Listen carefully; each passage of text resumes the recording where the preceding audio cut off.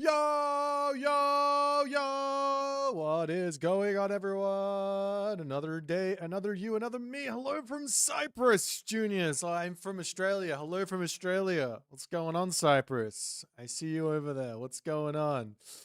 Dodd, Alex, what's happening? Lucas, Dracula, Nimonym, Coffee with Cotillion, Peter's Crocs.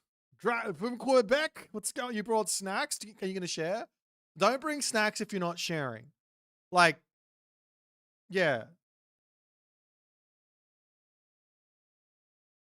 Who's sharing? Oh, what's going on? Slim Jalapeno in the YouTubes.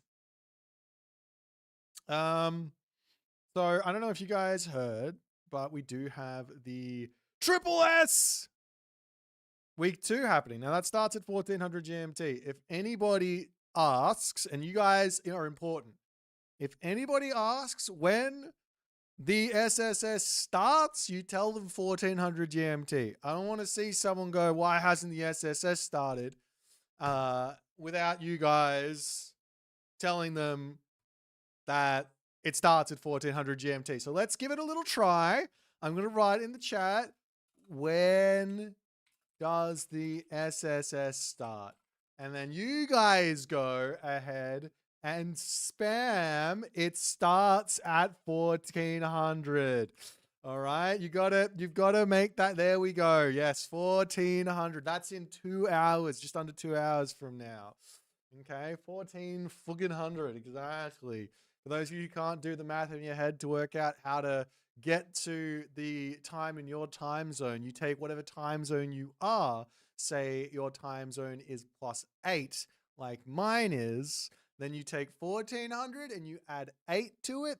That's going to be 2200. So in my time, it's 2200. There you go. That's the and it's even saying it over there. Look over there. It says it. Upcoming matches. Thanks, Stardust. Stardust is the true champion of the people in the YouTubers.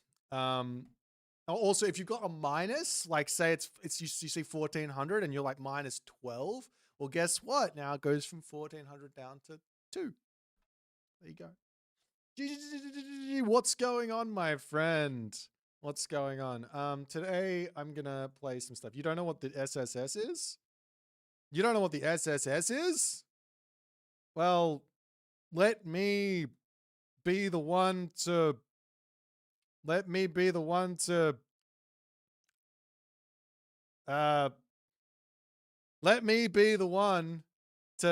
attempt the unattemptable and go smack. Oh, it's flipped.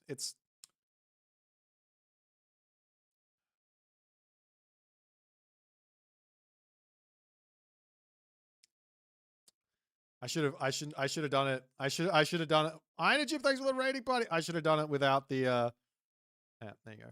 I should have done it without I should have done it on the. Yeah, I should have. Look, I should have done it differently, but I didn't. So that's the SSS there. It's a bunch of show matches and things like that. If I was to then go over onto this thing, and then show you this. Wait, it's not working. Why doesn't it work? It should just work. I don't understand. It should just work. There you go. It's now it's working. So the smack. So that's the thing here. So you can see that the show match was supposed to be Matador versus Keto, but they couldn't play. I believe Mosca couldn't play either. Divine couldn't play. So it ends up being a couple other people like Recon. He gets in. Tunison gets in. Soup gets in. Mildly Rusty Magic was almost there. He had a grand total of 8 wins and 2 losses. Meanwhile, there's been some people out there grinding. The grinders do. If you grind and you win, then you win. You know what I mean? That's the story. Anyways, thanks guys for paying attention to my story there. Let's just click this ranked button and see what happens. This stream is for lovers of age and mythology. That's what it's for. Also, we have an absolutely ginormous announcement. It will be happening after the first series is over. So if for whatever reason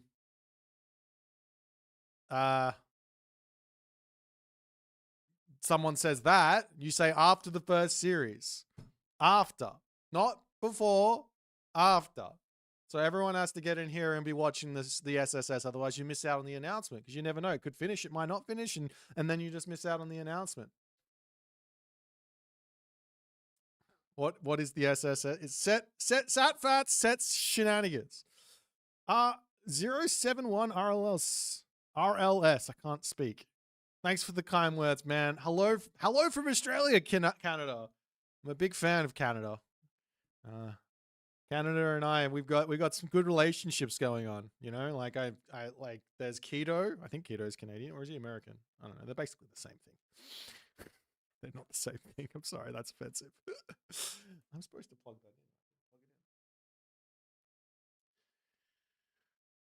in. So who's for game 1? Kvoth and Recon. Absolutely, an absolute cracker of a game 1.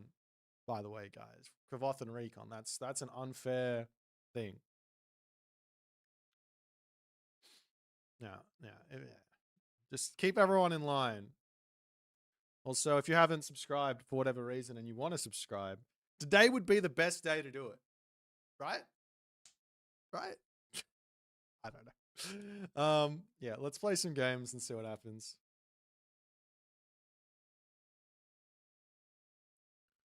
Well, Stardust is also from Canada. Or are you Australian? I've got no idea. I don't know what's happening. My brain hurts. Yeah.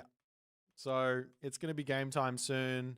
I just want to play some games. I haven't been getting as many games in as I'd like to recently. Like, we do a lot of casts, a lot of hanging out, but just need to get some more games. And I'm actually feeling like I've lost some of the like ability I had once upon a time. So I think I have to actually start playing something. Magic is Canadian, yes. Magic and I, we get along like a house on fire. See? We both we got to buff the Egyptians, you know? Buff. Nerf. Except when he clicks rain, 60 favor rain instead of... Anyways. How do you know what upgrades are optimal to take? Like some damage upgrades or are like just an increase of 2 or 3 damage? Generally, I stick to the fundamentals. And then if there's an upgrade, so I stick to the fundamentals. So I stick to economic upgrades are better than armory upgrades. Line upgrades. So like your hoplites, your medium infantry, medium archers, medium cav, right? Depending on what I'm building, obviously. So we go economic upgrades, line upgrades, and then armory upgrades.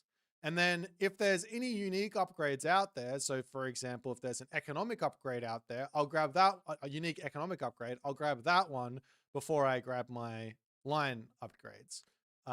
And if there's a unique upgrade for a unit, I will grab that either before my armory upgrades, depending on how powerful it is. So you just compare it to what actual armory upgrade is.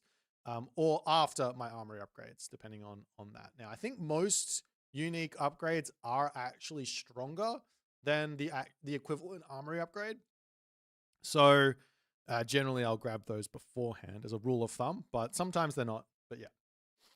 But yeah, if you're playing, if you do play Frere like Young Oath, then you just go ahead and just pre-queue everything. That's the right way to play.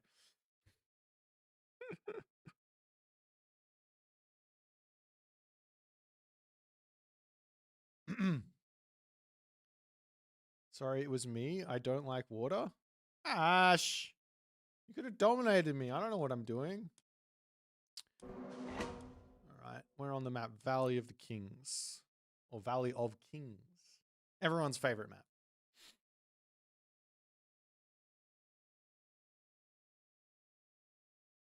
Is this covered in your? Okay, we're not playing ranked. Someone play me. I'm serious. I'm fed up. I just want to play a game. I don't want to sit in the queue simulator and have people dodging me 24/7. So if someone actually wants to play me, let's do that. There we go. I would rather wait here for 5 minutes and play one of you guys than play some random on the ladder who only wants to play on a specific map set. Anyways, someone come join me. Yep, Ash, come join me. I don't care. Is this covered in your gallery? Yes. So fundamentals is in my guides. And he said he doesn't like water either, so we'll go quick match maps. I don't care. I genuinely do not care. I just want to play a bloody game. We're up against Poseidon. Let's go.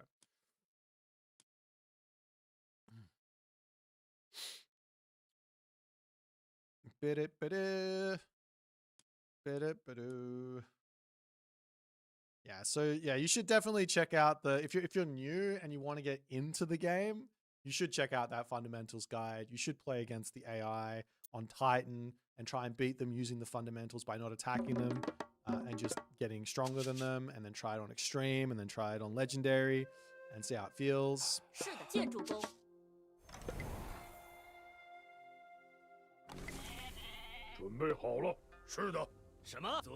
Whoa, what's going on?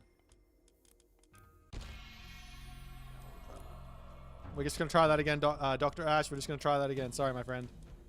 Some reason I had that on slow settings. I don't know how that happened. I don't know why that happened, but apparently it happened. Very, very, very, very, very sorry.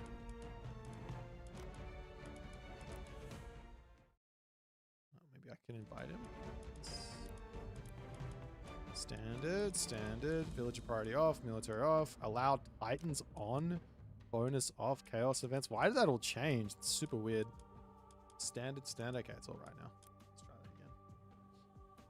Why am I playing on the USA region? It's just because I probably should have actually played on a different one, because I think Ash is from Pakistan, but most people are playing at this time from America or Europe, so I play that.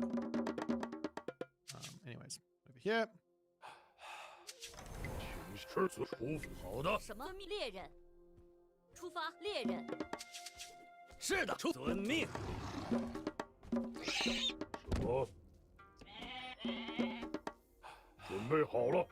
Let's come over onto this.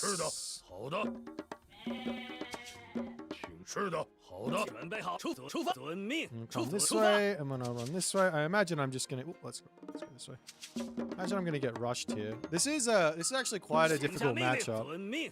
If you have this specific setup here, I don't have a good plan around surviving the early game.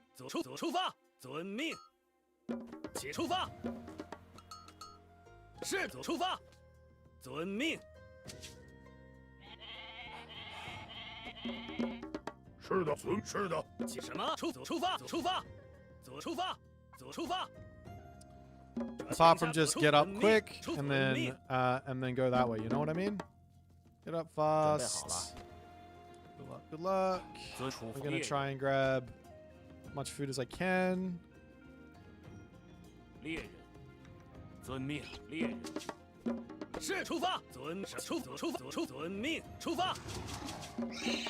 It's fine. We put out by the temple.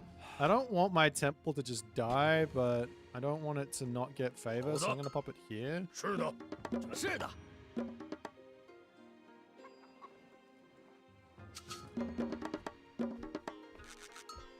这什么？准备好了。好的。I'm gonna pop over onto wood to get myself the back 准备好了，出发。 positioning 出 here. 发，出发。准备好了，请下命令，遵命，猎人。 I should have been my hero then. Whoops. 出发，猎人。是的。什么？建筑工猎人。 I could throw walls down.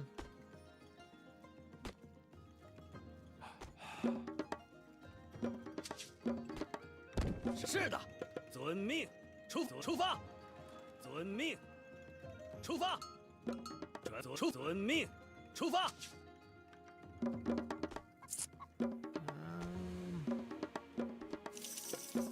I definitely need the heroes to defend myself.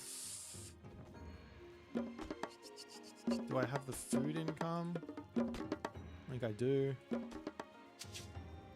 Okay, I'm gonna move this guy over to here. 好的。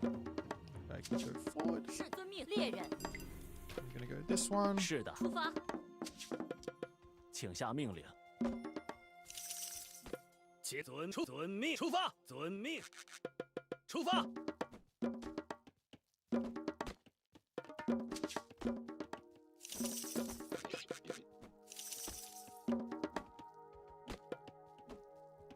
准备好了。是的。请下命令，出发，遵命，出发，遵命，出发，遵命。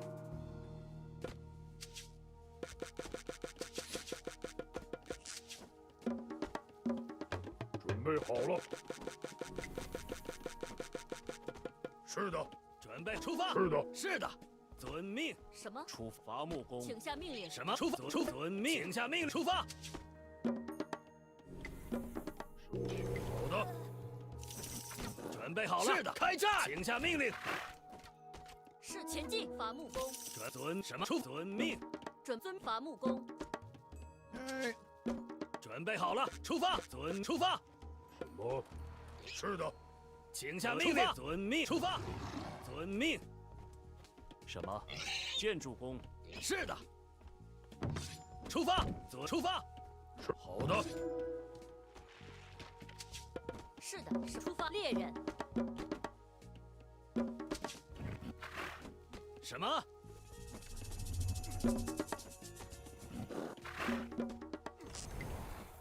准出发，是好的。遵命，出发。是的。准出发。请下命令。遵命，是的。遵命。 准备遵命，出发，猎人。Okay. 什么？出发？是的，是的，好的。遵命，出发，遵命。是的，是的。请下命令。 He's got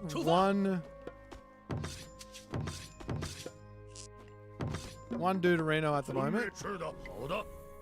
出发。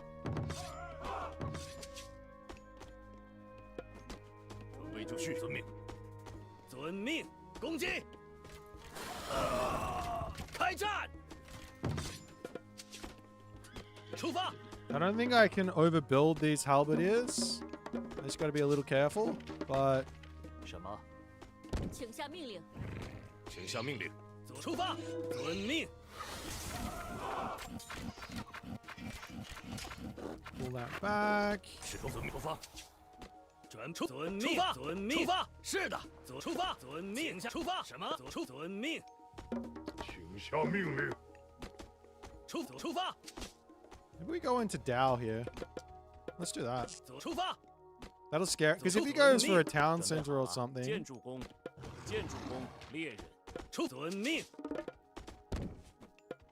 出发。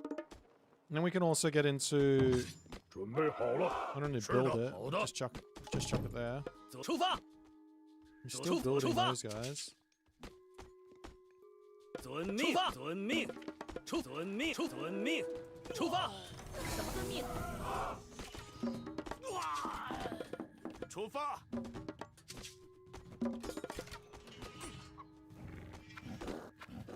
请遵命。 Should have had that 建 wall. 筑遵命。 遵 Bit 命。 of a mistake, 准 unfortunately. 备好了，遵命，出发。遵命，准备好了，出发！猎人，请是的，遵命，遵命。什么？请遵命。准备遵命。是的，遵命，出发，遵命。 One 请 forward. 下命令。出发。是的。是遵命，出发！建筑工，遵命，出发，遵命，出发，遵命。是的，建筑工。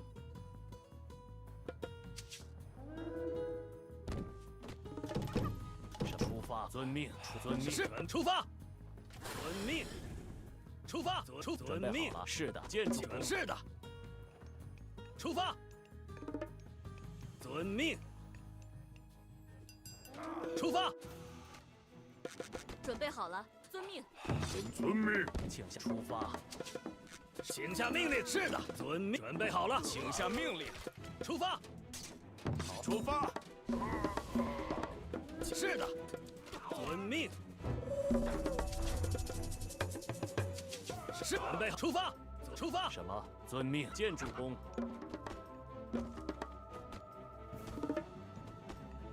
准备出发。 下命令。遵命。好的。是的，出发，出发。是的，请下命令。是的，什么？遵命。出猎人。遵命。出发。请下命令。准备好了。遵命。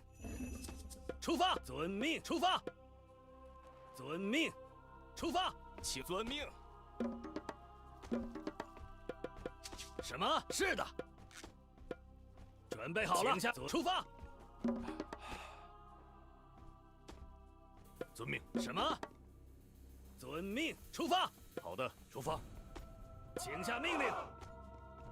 遵命。遵命。是的，出发。请下出发。遵命。准备好了，遵命，出发。准备就绪。遵命。出发。遵命。出发。遵命。出发。遵命。出发。遵命。出发。什么？遵命。遵命，出发。遵命。请下命令。准备好了，猎人。 请出发，遵命，出发，出发。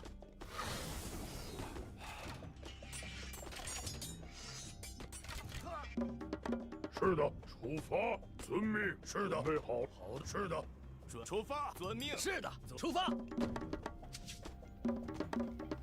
是的，出发！猎人，准备什么？出发，是出发，遵命，出发，遵命。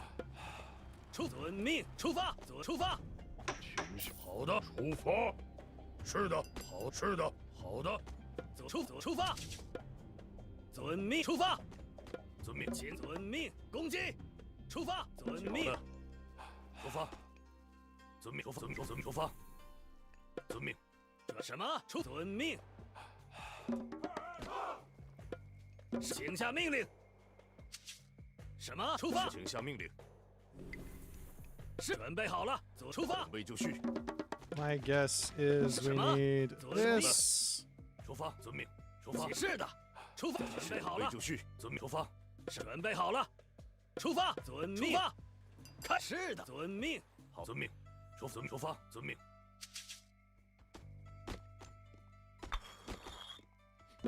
什么？是的，好的。请下命令。 是遵命，出发，遵命。 I think he's just hiding in his base for next age and for halberdier, not halberdier for whatchamabuckets. So we just pull back. We go next 什么遵 age. 命？出发！准备好了，遵命。是的，是的。出发。什么？是的。什么？遵命。 请下命令。什么？准备好了，出发。遵命。是的，遵命。准备遵。好的。什么？出发。遵命。出发。请下命。是的，好的。遵命，遵命，出发，左出发，左出发，左出发，左出遵命，起出左出发。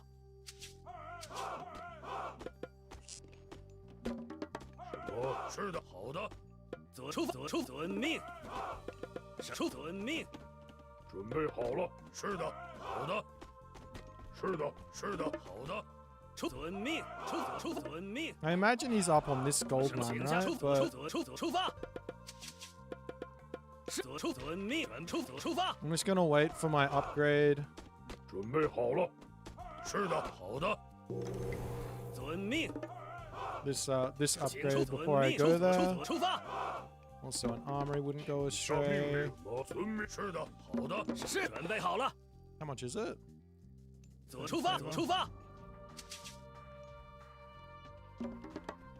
是的，出发。是的，准备遵命。好的。启示什么？转左出发，遵命，出遵命。 We can do this as well. 请下建筑工准备好了猎人。什么猎人？请下命令。左出发，左出发。遵命。请下命。是的，好的。出遵命。 How much is it? What is it? It's costing wood and gold. Okay, 出 fantastic. 左出发，左 grab 出 that. 发。 准备好了。是的，好的。遵命。 准备好了。是的，遵命。猎人。出发。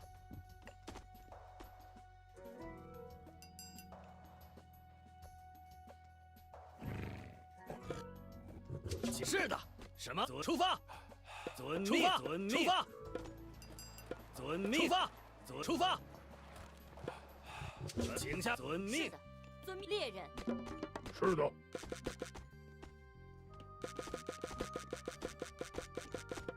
是的，好的。转出发。遵命。准备好了，出发。建筑工。请下建筑工。是的，建筑工。是的。准备好，出发。遵命。起什么？出发。遵命。出发。准备好了。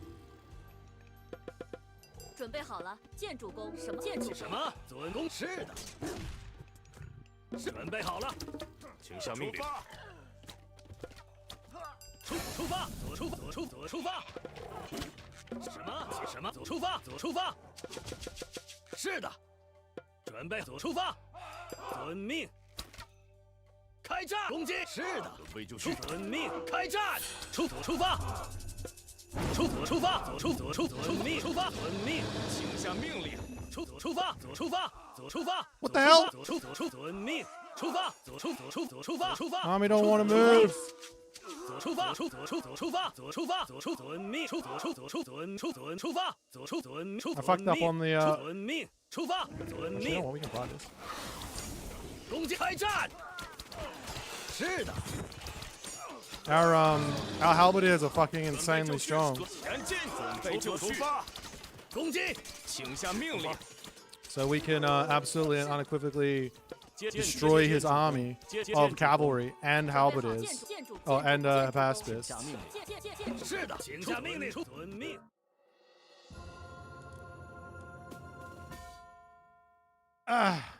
GG! Halberdier strike again. Absolutely and unequivocally annihilated. Without needing to go to the Mythic Age. Simply by building a halberdier. The Dao was amazing. The Dao were amazing. The halberdier were amazing. The Civ is unequivocally insane. The only problem is I can't build any fucking myth units because I got 0 favor.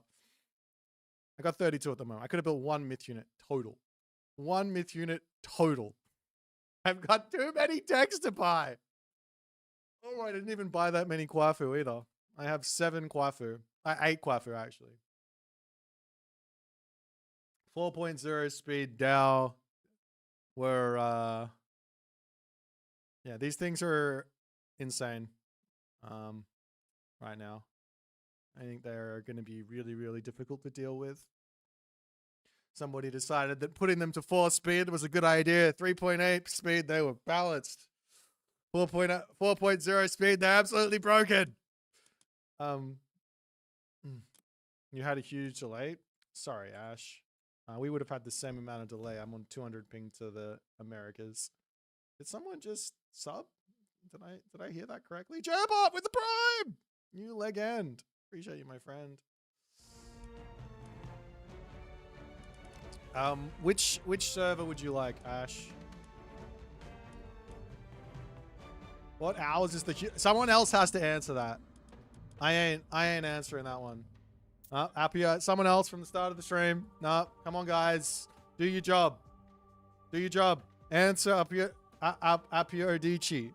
Answer him. After SSS isn't quite right. After the first. There we go. Tunison. Tunison was listening. Thank you, Tunison. Thank you for listening. What matches are we getting today? We've got Kvoth, Recon, Tunison, Soup, and Eisomarto, Punkstar.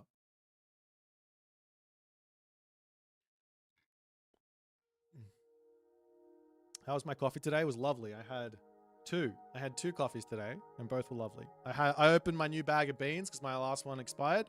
Not expired, finished. I finished them. I used them all. So I opened my new bag of beans, and we're in a good spot now. And it's on this map as well. Not gonna lie. This one I don't like. I don't like this matchup. Actually, no! No, I love this matchup now. I love this matchup now. Our HUSKSUPPE are gonna be insanely fun. I'm gonna play 4 city. Good luck, have fun. I'm playing 4 city. This is gonna be fantastic. They buff Loki. Loki should be OP here. 5.5 speed HUSKSUPPE versus 7,000 billion speed Centaur. Yeah. Can't wait. It's gonna be fantastic.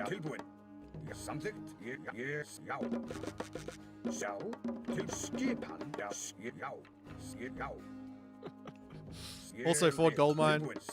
Great. We could go early walls. Better play should be to get to the classical age as fast as possible. And then get HUSKSUPPE out to defend the early game. That would be the better play, because that also works us towards some other stuff. So what I'm going to do here is I'm going to skip this dwarf. I'm going to try and get my temple up faster. I'm going to try and get a slightly faster advance than I would normally get, with like 1 less gatherer or something. Or maybe 1 less dwarf. So we're not going to build this next dwarf. We're just going to go straight onto the gold mine. This actually does net you gold quicker than building the dwarf, because you don't have to invest the 50 gold. So I'm just going to get one little run around here. The other thing to remember here is that we're going to have to look for a spy onto either his Hippias or his Atalanta or his Centaur. Generally, the Centaur is the one that I like to go for, but yeah, we're going to put our houses in safe spots and our temple in safe spots. I'm going to try and lock off this backside so I don't have to worry about it. And then we'll put our temple next to it.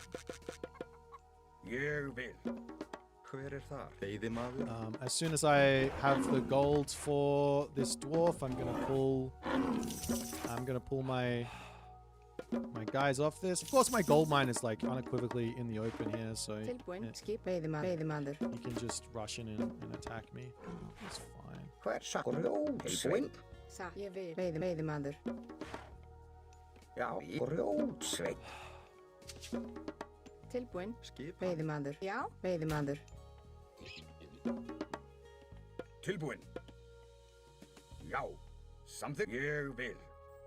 just wall that off the back. That allows our, hopefully, that is going to allow us what we want. Last villager will come onto here. I am late to the class. I wanted to be advancing here. I thought I did it in a nice way, but I absolutely did not. God damn it.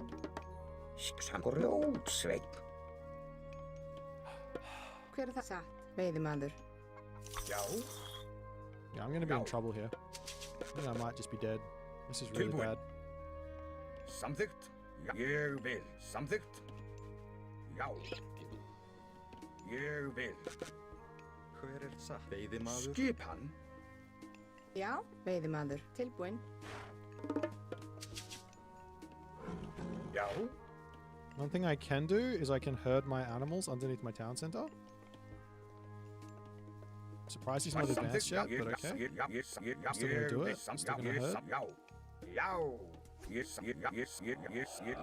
Tilbúið. Samþykkt. Atrás. Já. Yeah, he's been really nice to me here. Til orrustuslag. Já. Ég vil. Sækið fram. Já. Ég samþykkt. Atrás. Já. Sækið fram. Tilbúinn. Ég samþykkt. Samþykkt. Skipa satt. Já. Já, ég vil. Satt. Já. Samþykkt. Skipan til veiðimaður. Hver þar? Ég vil. Satt. Oh, he's got Tail of Cerberus, so his Já. centaur is stronger. Já. Samþykkt. But that's okay. Til já. Ég vil. Samþykkt. Já, satt. Ég vil. Atrás. Atrás. Hver já. Til samþykkt. Til orrustuslag. Ég vil. Samþykkt. Já. Samþykkt. Já. Já, satt. Tilbúinn. Veiðimaður. Já, satt. Já, samþykkt. Tilbúinn. Ég vil. Skipan. Hver þar? Just gonna make this Já. nice and defensive Tilbúinn. over Ég vil. here. Já. Skipan. Samþykkt. Still confused about what I'm playing versus. Já. Já, ég vil. Veiðimaður. Já. Ég veiðimaður. Til ég vil. Já. Satt. Samþykkt. Ég vil. Hver þar? Já. Ég vil. Til satt. Já. Já. Samþykkt. Já. Já, veiðimaður. Skipan. Já. Ég vil. Já. Já. Samþykkt. Hver þar? Tilbúinn. Atrás. Hver þar? Já. Samþykkt. Já. Til orrustuslag. Hver það? Timbursveit. Já. Samþykkt. Já. Já. Tilbúinn. Satt. Já. Atrás. Ég vil. Tilbúinn. Satt. Já. Ég vil. Samþykkt. Já. Satt.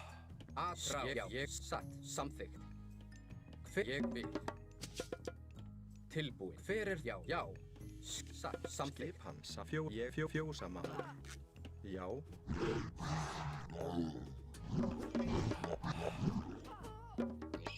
Oh, that's frustrating, wasn't it? Tilbúinn. Satt. Fjósamaður. Ég samþykkt. I was too busy sorting everything else out. He just walks in and attacks me where I'm not. Very rude. Skipan.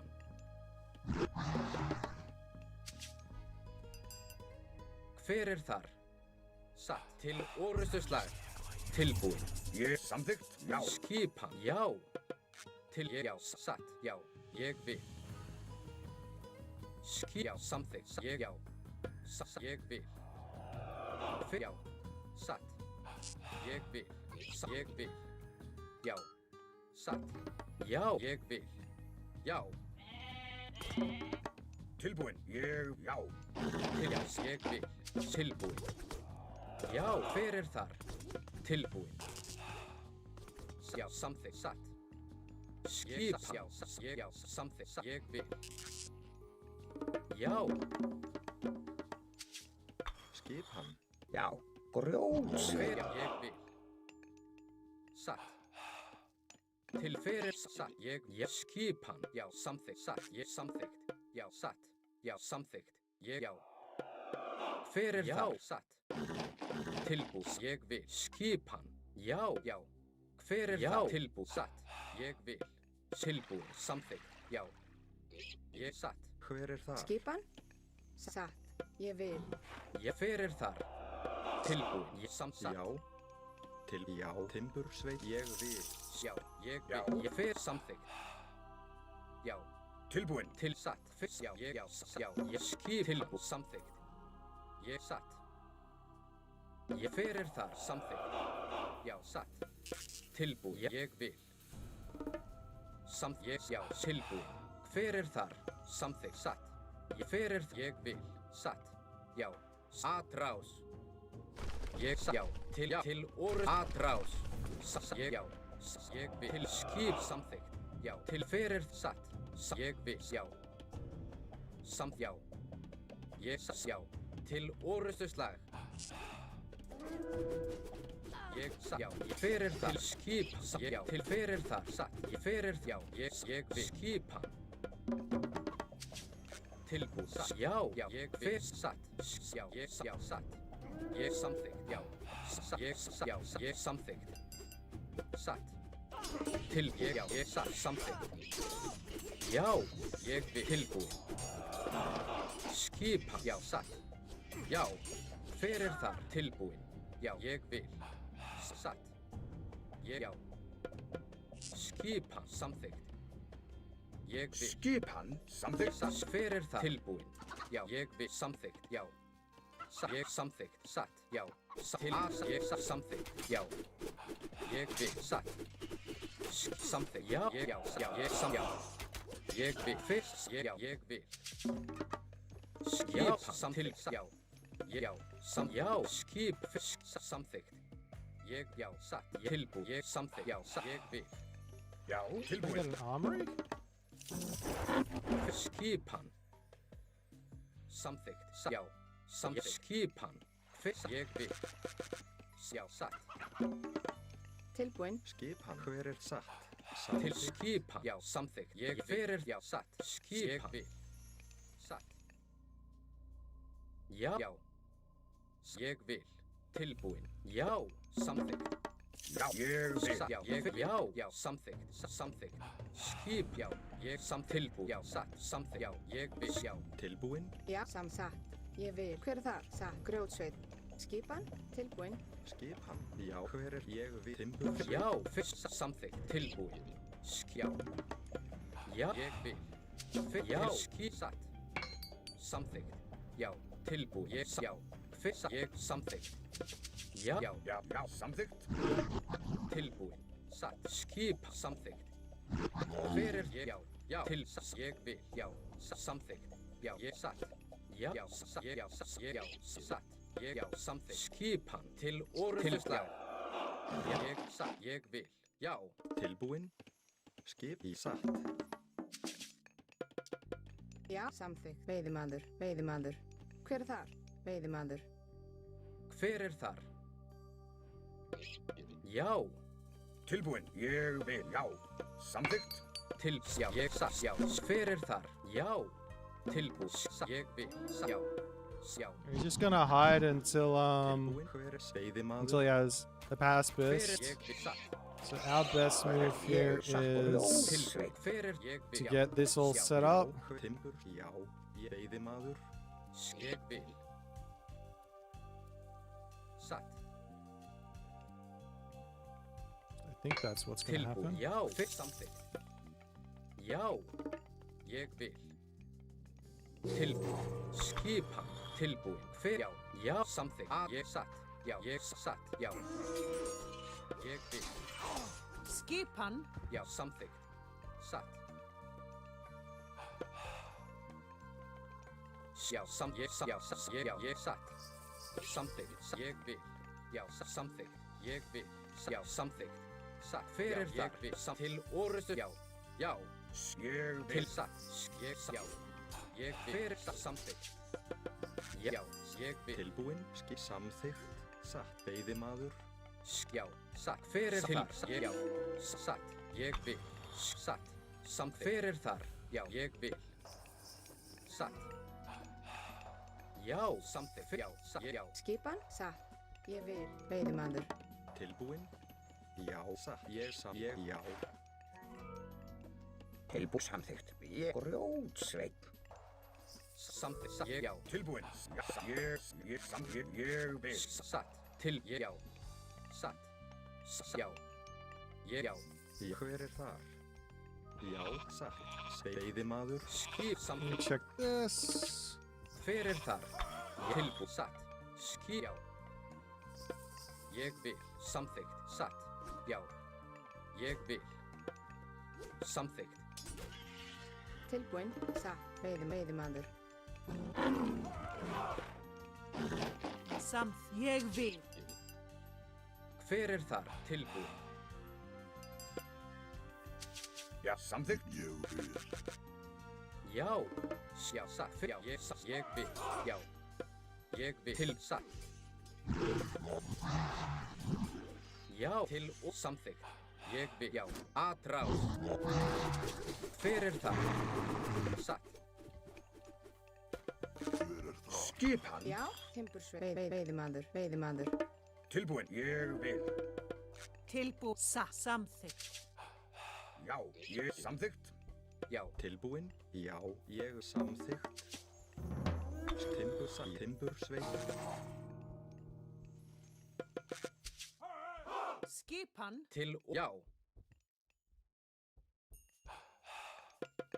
Ég vil. Já, ég vil. Hver það? Hver ég Tilbúin. Já.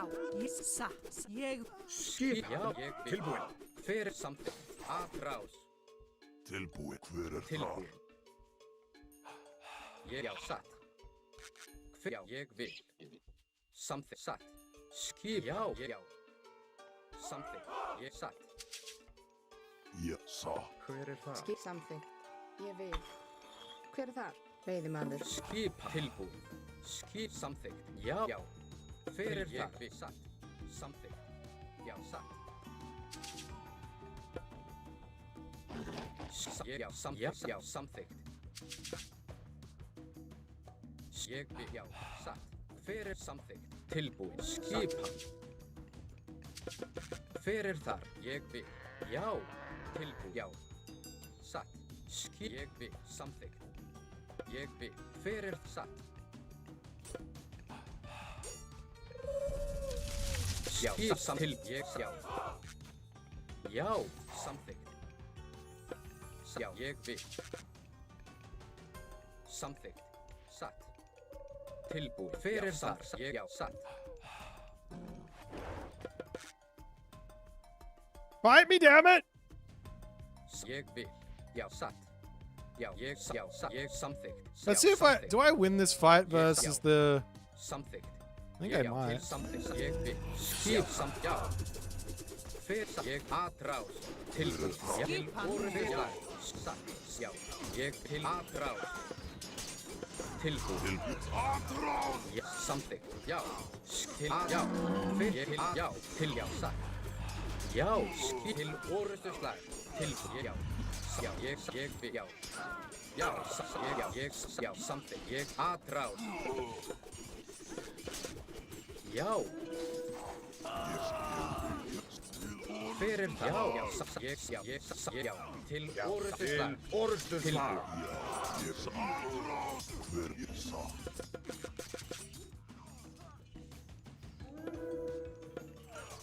Skipan. Skip, já. Til já, ég já. Já, ég vil. Tilbúin. Hver það? Já. Já. GG.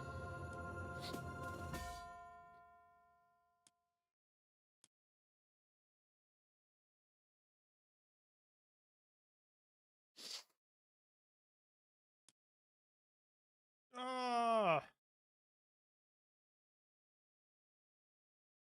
Look, he broke it in hands of you. True. I spent my favor. It's broken.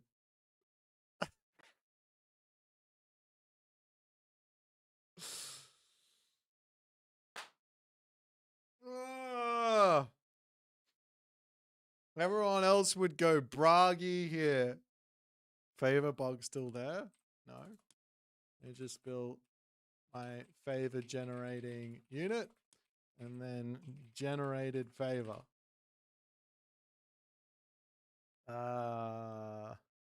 Kvoth, what's going on, man? You had no way to do damage? No. Well, apart from my lapse at the start.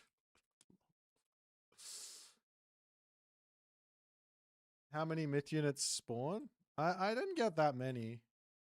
In the fight, to be honest. Unless I got a mountain giant. I might have gotten a mountain giant, but I had one Valk. Didn't get anything else.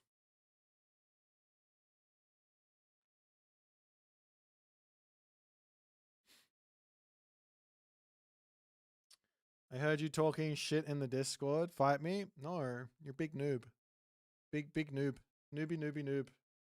Kvoth the noob. Hey Kvoth, I'm glad you're still alive. Let's just say that much.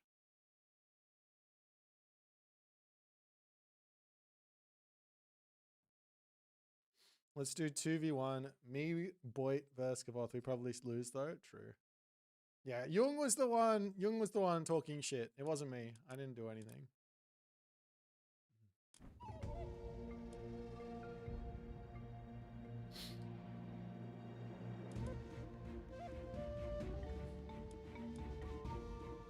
I didn't gang up on no one. Play some more games. We've got another 55 minutes or something. No Kvoth's allowed. He has to go play someone good to warm up for his game against Recon. We'll see if we can play someone else, Mr. Ash. I think I've played against enough Poseidon for at least another 3 hours.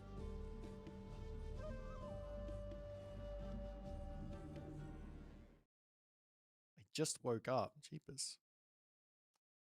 Ivy Etoile. Sorry, my friend. You are not 1500 plus.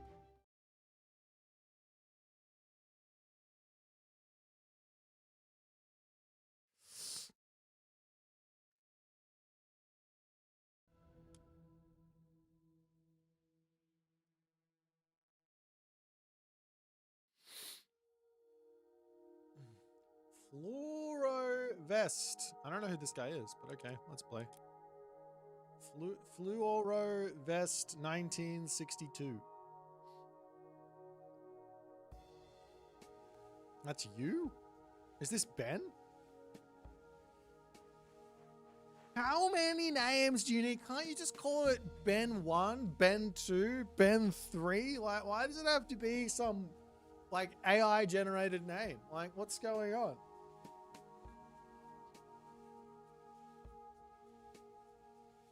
Ben 10? Exactly. This is my full Ben name. It's AI generated.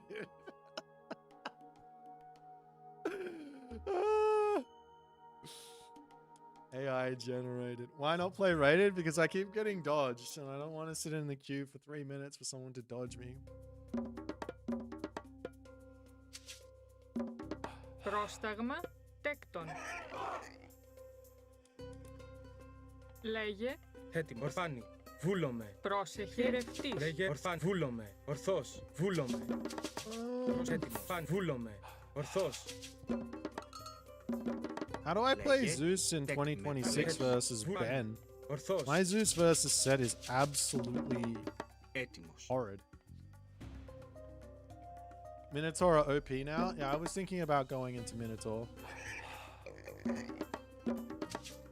I wouldn't call them OP. Definitely very good though. But they were very good before, so I guess if they were very good before and now they're OP, then there's that. Let's go on to wood. Anonymous abusers. I see. Πρόσταγμα. Παν. Βούλομαι. Ορθός. Έτοιμη. Πρόσταγμα. Λέει μάλιστα. Been one day since I've played the Έτοιμος. Πρόσταγμα. Λέει βούλομαι. That's funny. Έτοιμος. Πάνι. Ορθός. Ορθός. Πάνι.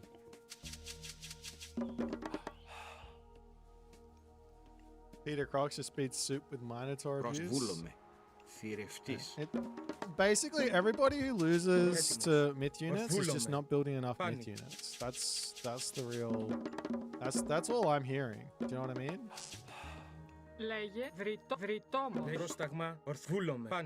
Like if you like lose a game and your comment is, "Oh, that myth unit's broken," It means you didn't build enough myth units. That's all it means. Πρόσταγμα, λέγε.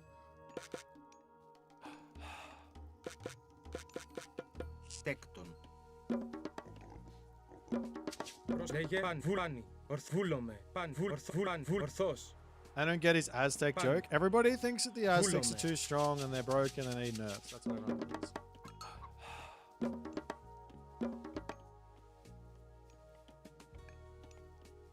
Έτοιμος. Τέκτον. Μεταλλεύς. Έτοιμος. Λέγε. Έτοιμος. Ορθός. Πάνι.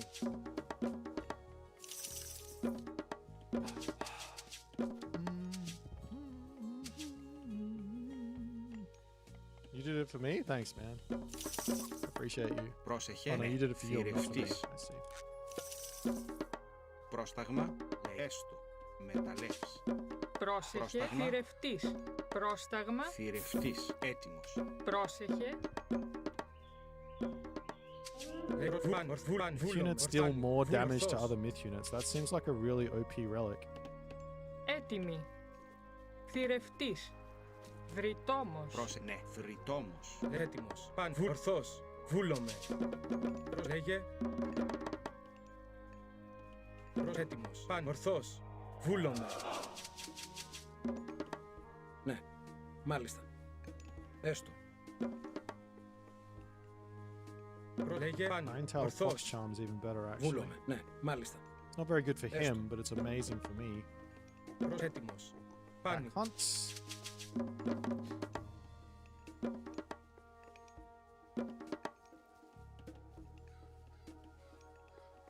Λέγε. Βούλομαι. Έτοιμος. Λέγε. Πρόσταγμα. Έτοιμος. Μάλ. Βούλομαι. Τέκτον. Έτοιμος. Παν ορθός. Βάνι.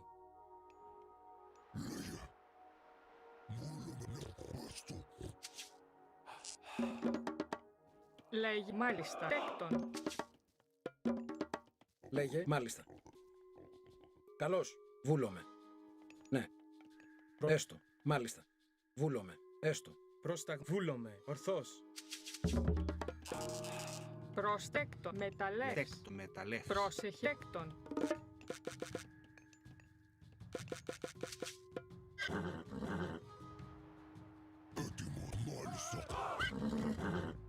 Πρόσεχε. Μάλιστα. Ναι.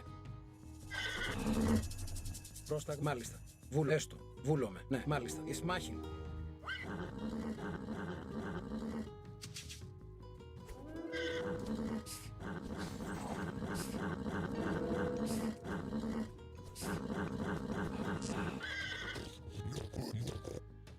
Ετοίμου. Έστω. Βούλομαι. Έτοιμη. Λέγε ναι. Ναι. Έστω. Μάλιστα. Έστω. Ναι. Πάνι. Βάνι. Λέγε πάνι. Προστέκτον. Ετέκτον. Μεταλλεύς. Λέγε. Τέκτον. Προσαπεινός. Προσβούλομαι. Έτοιμο. Ορφάνι. Βούλομαι. Ορθός. Λέγε. Πρόσταγμα. Λέγε. Πάνι. Πρόσταγμα. Ετοίμος. Βούλες. Μάλιστα. Λέγε. Πρόσταγμα. Προσές. Ναι. Βούλομαι. Πρόσταγμα. Ναι. Ετοίμος. Έστω. Μα βούλομαι. Προσές ταπεινός. Ναι. Ετοίμος. Πρόσταγμα. Προσές. Βούλ. Μάλιστα. Πρόσε. Βούλομαι. Τέκτον. Ναι. Λέγε. Ετοίμος. Πρόσεχε. Βούλ. Μάλιστα. Έστω. He's going fast heroic, right? Πρόσταγμα. So- Λέγε. Ναι. Ορθός. Ετοίμος. Πρόσεχε. Μάλιστα. Πρόσταγμα. Πάνι. Βούλομαι. Πρόσταγμα. Λέγε. Μάλιστα. Πρόσταγμα. Λέγε. Βούλομαι. Ναι. Βούλομαι. Έστω.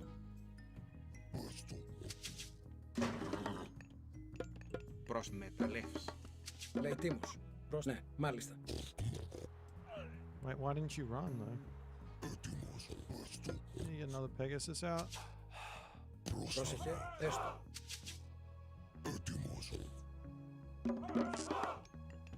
Λέει. Έστεκτον. Ορθός. Πάνι. Βούλομαι.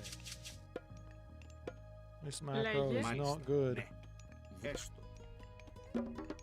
Έτοιμη. Έτοιμος. Πρόσεχε. Λέει τίμους. Πρόσταγμα. Βούλομαι. Λέγε. Πρόσεχε. Τίμους. Εισβολή. Λέγε. Ναι. Ισμάχιν. Ετοίμος. Έστω. Έτοιμος. Πάνι. Πρόσεχε. Μάλιστα. Καλώς. Ισμάχιν. Εισβολή. Πρόσταγμα βουλτέκτον. Λέγε. Ετοίμος. Πρόσεχε. Πρόσταγμα. Ορθό. Βούλομαι. Ισμάχιν. Έτοιμος. Καλώς. Λέγε. Εισβολή. Ετοίμος. Πρόσεχε. Λέει πάνι. Βούλομαι. Λέγε. Βούλο. Ετοίμος. Έστω. Λέγε ναι. Τέκτον. Προς πάνι. Πρόσταγμα. Μάλιστα. He's going for a fast mythic or something. Έτοιμος. Ορθός. Πάνι. Βούλομαι. Πάνι. Ορθός. Πρόσεχε. Μάλιστα. Λέγε πάνι. Έτοιμο. Πάνι. Ορθός. Τι βουλές βούλομαι. Προς πάνι. Λέγε. Μάλιστα. Ναι. Βούλ. Μάλιστα. Μάλιστα. Ναι. Πρόσταγμα μάλτέκτον. Πρόσταγμα. Ετοίμο. Πρόσεχε. Βούλομαι. Μάλιστα. Ισμάχιν.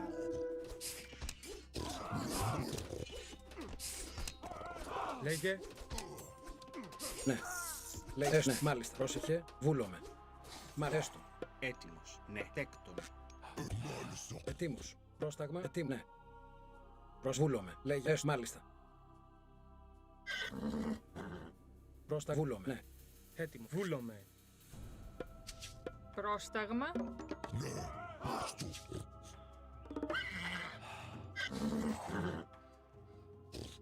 Πρόσεχε. Βούλομαι.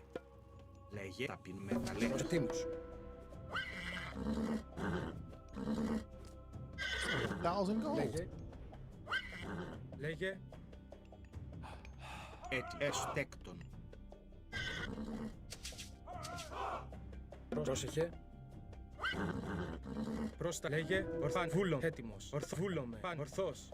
Βούλομαι. Μάλιστα. Πρόσταγμα. Βάνι. Ορθός. Λέγε. Βούλομαι. Όρο. Παν. Ορθάν. Βούλ. Ορθαλάν. Βούλ. Ορθάν. Βούλ. Ορθάν. Βούλαν. Ορθβούλαν. Ορθβούλαν.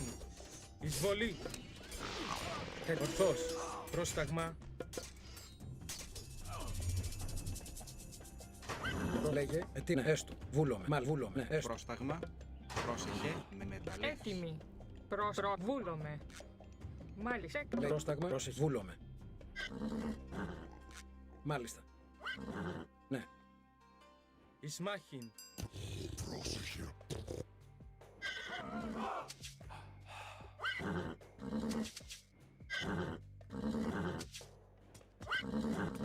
Λέγε. Βαν. Ορθάν. Ορθάν. Βούλαν. Ορθάνι. Βούλομαι. Καλό. Ορθός. Εισβολή. Έτοιμος. Παν. Βαν. Ορθός. Πρόσταγμα. Παν. Βούλομαι. Μ' αρέστο. Βούλομαι. Λέγε. Λέει ναι. Έστω. Τέκτον. Τι έστω. Ναι. Ορθός. Πάνι. Προσέκτον. Πρόσεχε. Έτοιμη. Μεταλλεύμα. Βούλομαι. Μάλιστα. Λέγε. Ναι. Λέει ναι. Τέκτον. Έστω. Βούλομαι. Έστω. Ναι. Μάλιστα. Έστω. Ναι. Βούλομαι. Καλώς. Χώρο. Ορθαλός. Ισμάχιν. Πρόσταγμα. Έτοιμος. Εισβολή. Πρόσταγμα. Λέγε. Έτοιμος. Πρόσταγμα. Βούλομαι. Έτοιμος. Λέγε.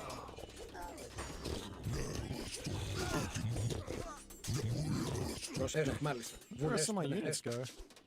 Λέγε. Μάλιστα. Προσβουνέ. Μάλιστα. Τέκτον. Λέγε έτοιμος. Ναι. Προσετήμου. Λέγε. Μ' αρέστο. That fight didn't go well. Ναι. Βούλες. Μάλιστα. Έστω. Πρόσεχε. Βούλε. Resources. Προσέστο. Τέκτον. Πρόσεχε. Μ' αρέστο. Βούλομαι. Μα ναι. Εισβολή. Έστω. Μάλιστα. Έστω. Βούλομαι. Ναι. Βούλεστο. Μ' αρέστο. Ναι. Προμαλέκτον. Βούλες με Λέει. Πρόσεχε. Βούλεστο. Ναι. Μάλιστα. Πρόσεχε. Βούλε. Βούλομαι. Ναι. Βούλομαι. Μάλιστα. Ναι. Βούλομαι. Μ' αρέστο. Ναι. Ισμάχιν. Καλώς. Εισβολή. Ισμάχιν. Καλώς.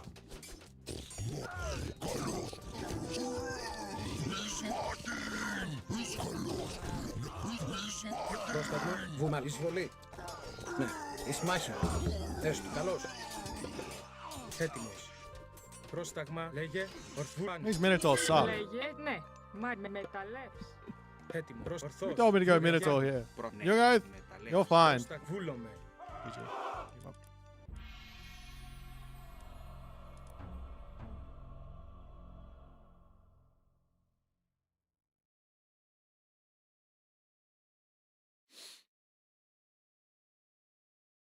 I think I wasted my restoration, I think, maybe. I should have waited. Full pop or something, and then I was good.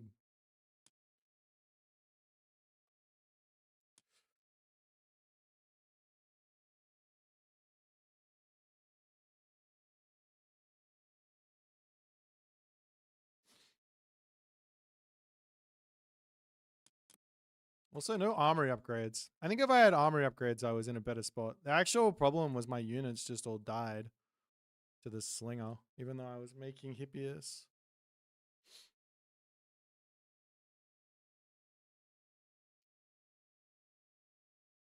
Yeah, I didn't have to go for the fight super early.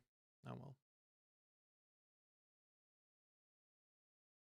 I think after I got the Shifting Sands, I could have just backed up as well and then gone Mythic Age, Heroic Age. Probably would have been a better call. Because you can't do anything if he's going to mass Slingers. That should have, my brain should have been Slingers are really good to defend with, or like going Archers. It's really good to defend with, but they can't do anything. So just give him the position and then just play the longer game.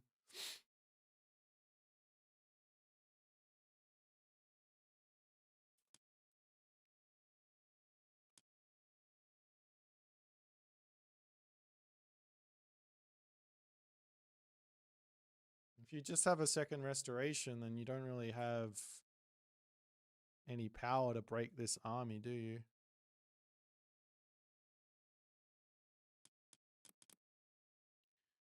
Unless you have an insane amount of units, which I did not have.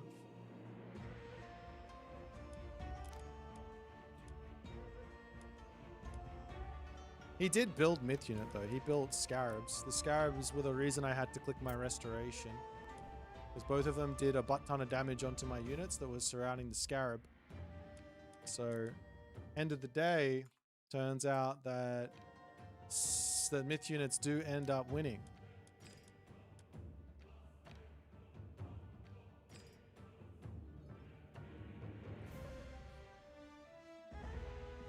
Scarab's viable now? Well, I tried to micro it, but I couldn't select all my army and then click out of my heroes fast enough. And I went to click on the portraits and I couldn't do it. I'm old, slow, and not very good at this game. Oops. I missed State's message? Oh no! Where's State's message? State! No way, it's Boit! This guy, Boit, is one of the best gamers around. I feel like that's a straight from AI, but I appreciate the effort, State. You silly sausage. Is it worth to bolt the Pharaoh? Yeah, I probably could have focused down the Pharaoh faster, because the Pharaoh is the one that really kills off the Minotaurs. The priests are a little bit like meh, but yeah, the Pharaoh is kind of strong.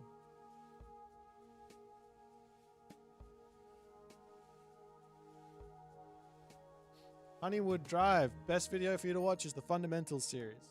Watch the entirety of that series. By the end of that, if you do the concepts and you understand them, then you are good to go. A set mirror, eh?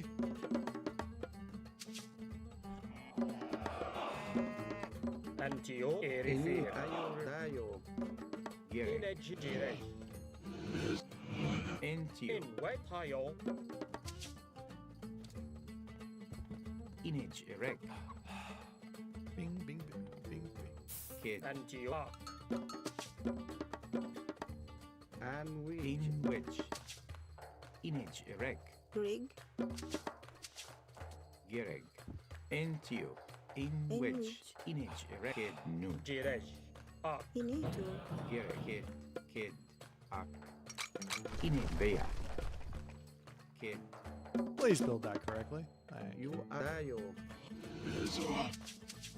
Greek UIR. In I Kid Bea. In a gira. In wedge. Enito UIR. One count for me. And we If I could find my deer, that'd be nice, but might be tricky. Hello there. Entio. In you nu. Gerek. Really? You weren't in range. You didn't have the attack symbol on it. That's why I clicked on it. Ger nu. Enito UIO.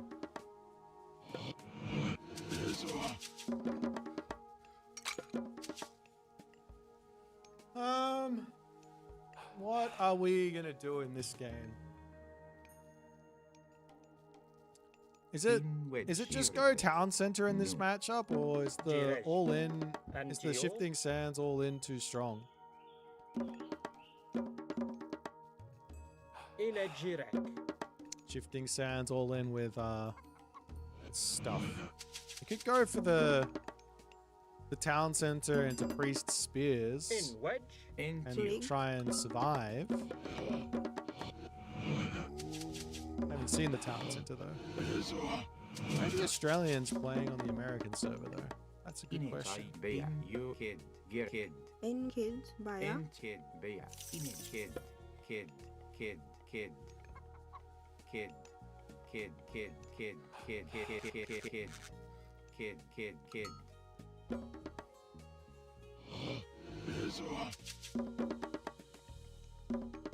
Rig. Ini UI Baya. In wedge.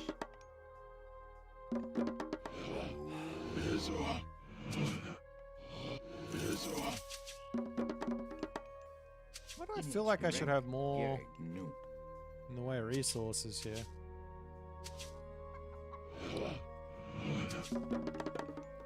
Rig. EU no. Okay. We go one more villager then.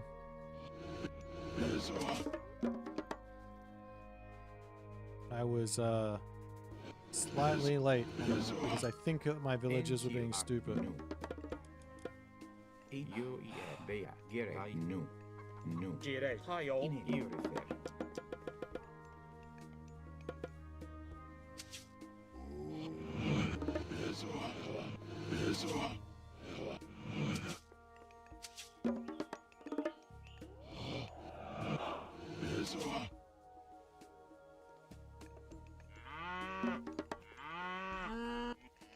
And which are you refer?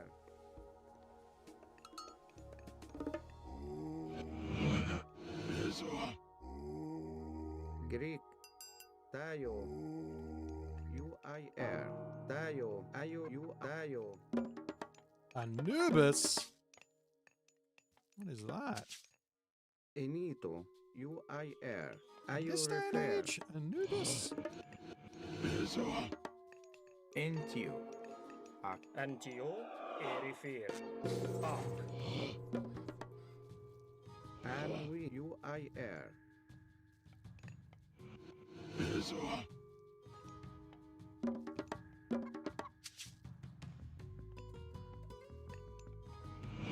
Wedge UER. UI refer. Tayo UIR. That's definitely a town center. That's that one. Tayo refer. UIR. In tayo. And which you refer.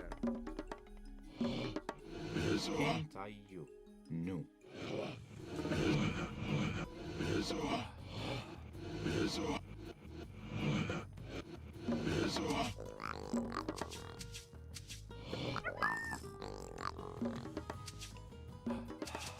In which In ak tai baya. Greek UI in tayo You refer you I air Dayo you Greek you I air Rig, kids, no.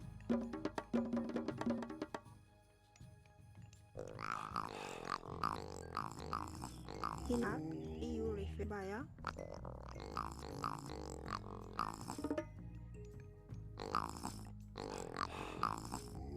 Dayo you refer Greek you I air and we any Dayo you refer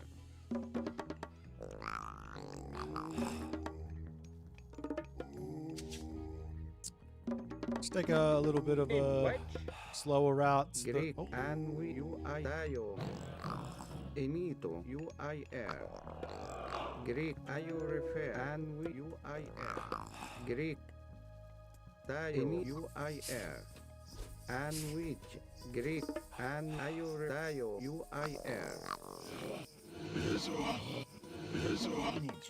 You air Kid Inegirek. Enito and you refer Greek Enito Dayo That's the you case. refer you I Dayo Enito Greek Enito you I Dayo and you refer you I air Dayo you refer you I Dayo in you refer you I and Dayo En with rig, en with you I air. Antio. Rig, en with tayo. You refer. Girej. Erifir. In wedge. Ini kids, rig kids. In a hio. En which. In a you I kid Get new Antio. Ah. Ini no. you ref you I air Honeywood Drive, thanks, my friend. Thanks for the €5. You legend. Appreciate you. React, no. In which, inito, no. You refer, kids. Dayo Enito and you refer Greek I air Rig, into you kid Dayo and which inito. Girej. In which, tayo. Ro iya tawit. Enito you refer you I air Rig,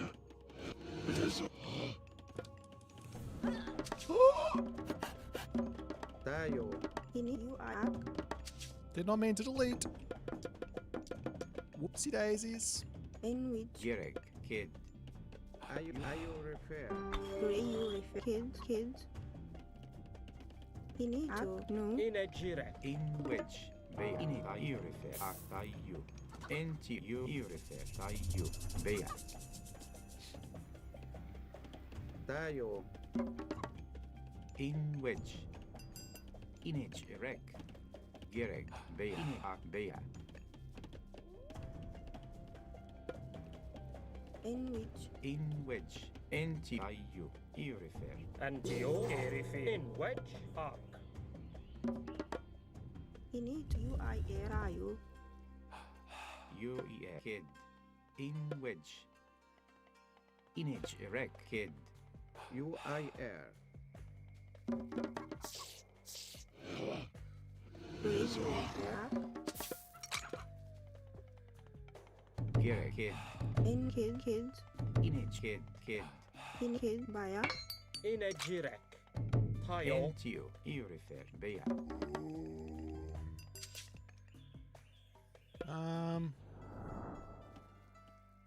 He is making dudes. He's got a Migdol. He's empowering it. What do I build you I in air this case? Camels? in which You I no. Another Migdol? you I air Dayo inage rek bear you kid and nine shred you Just I go air Mythic Age? Girek Ayo refer. Dayo. Greek. Ayo refer. Ayo refer. Inito. In which I Inito Baya. This is sort of risky, but we're gonna do it this way. Inich erek. Entiurifer. Nayen dishre. Gere. Nayen dishre. Inich urifer. You. Inich urifer.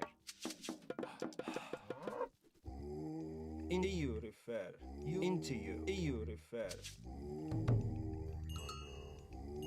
You into you. Ayo refer.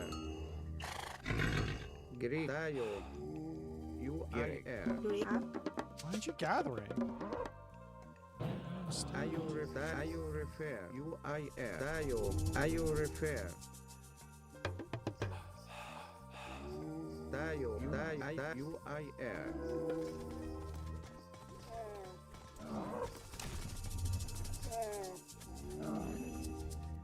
Ayo refer.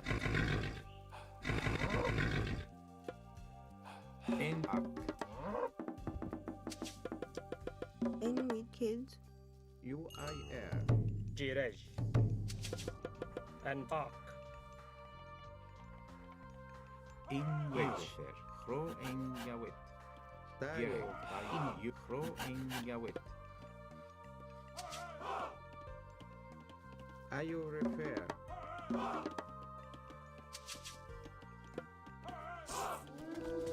Dayo. UIR. Into you. Dayo. In kid. Into you. Inito. In with kids. Ayo refer. Ayo UIR. Ia at you. Into you. Anyway. Gary. Into you refer. And into you. Dayo. Into Gary. You refer. And you And we Inito. into Why are you coming this way? you Gary. Anyway. Ayo refer. Ia at you. In a refer.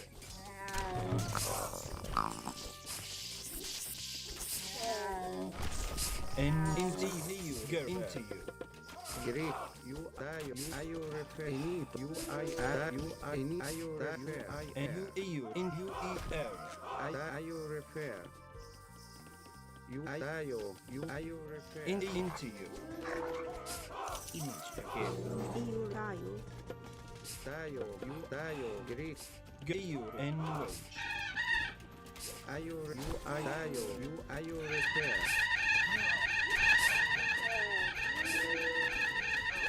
Gary. Ia at UIR. Inito. And you. Greek. Aya Iatu.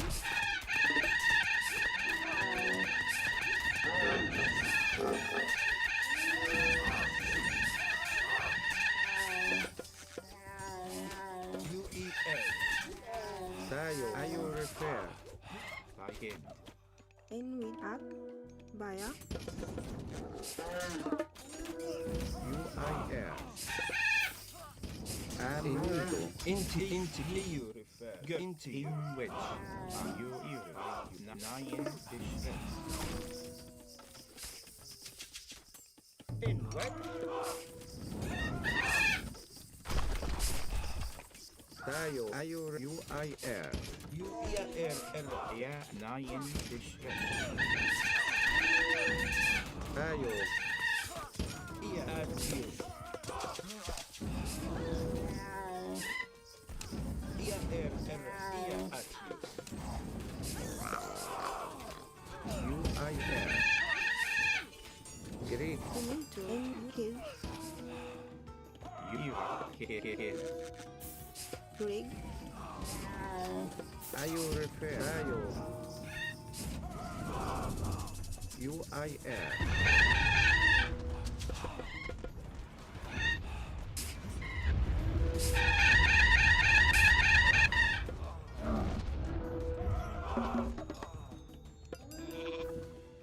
EU refer. Into you. And EU into you. Ia at you. Gary. Gerek. Are you refer? Image. NTU. Kid. In which in Can I get my bills to work, please?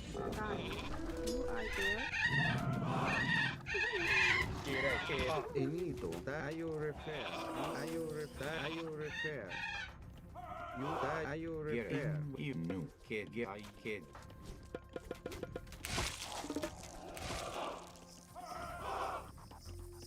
You dio. You I Are you refer? NTU. Image. Kid. Agree. Enito. You are you refer? You I In which. Into you.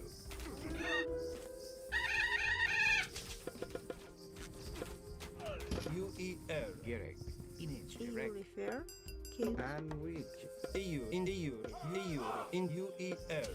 In UER. Into you. UER. EU. In UER. Into you. You. Bea. Bea. In UER. EU. Refer. Enito. Dio.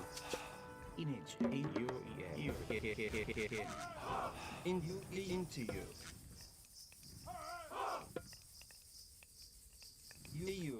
In UER. Into you. You are you. Baya. EUER. Into you. You into you. EU in the UE in the U refer. You into you. EUER into you. EU into you. EU in the U into you. At you. Are you refer? Into you. Kid. EU in EU in you into you. UER. UIR. EU into you. EU refer. UER. In EU. UER. In the EU refer. ER into you. Are you refer? UE into you. UER. EU refer. Dio. In the EU refer. Inito. EU in EU refer. In Bea. In we are. Kid. Get Bea. Inito. Baya. Enito. You into you. UER.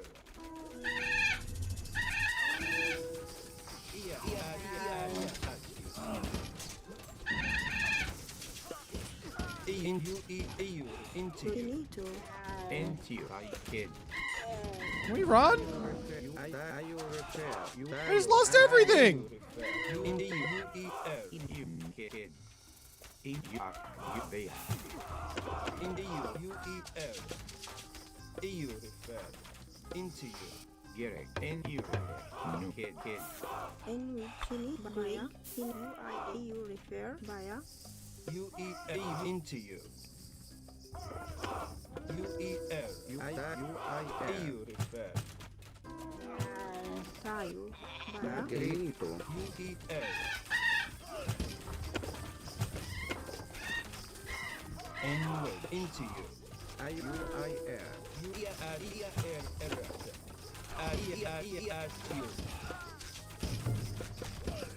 Into you.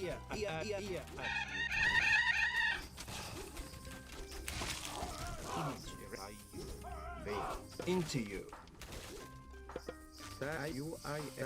Dio. Okay. Are you refer?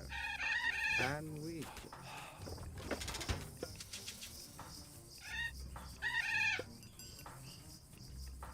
Into you. If only had more gold And here, we which? would be in a better Into spot. you. Are you refer? UER. Into you. EU refer. UER. Dio. Into you.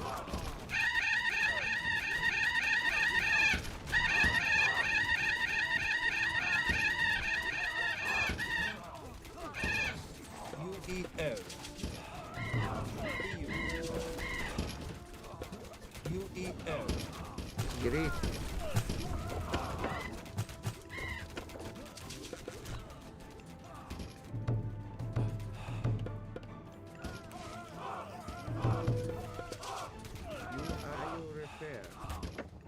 Image. Haha. Into you. In Greek and we You. Into you. In which. You refer. Greek In which. Gerek. in and Greek UEL. in UI tayo UIR In which. At you. Image. Rec. Kid.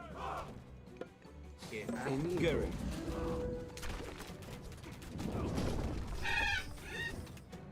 Into you. Gerek. You. Kid. Into you. In which. In you. In you. At you. Get you.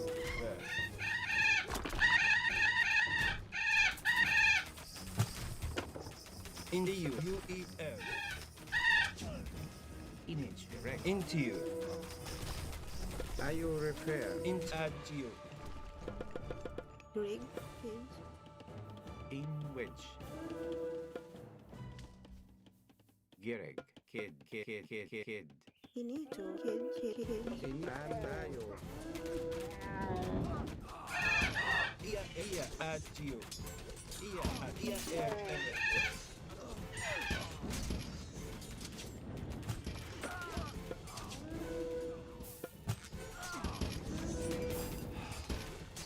Man, these Phoenix seem pretty bloody good. GG. Oh. Let's go. Myth unit greater than no myth unit. That's it. I finally proved it in a mirror matchup. Hot wings. Nobody can tell me this unit, the bird, is absolute fuse. Look at this guy. Look at him. He's so cool. Oh, I couldn't be more happier. I could not be more happier with this. Where did my damage dealt go? Did I lose that somehow? Oh, there it is.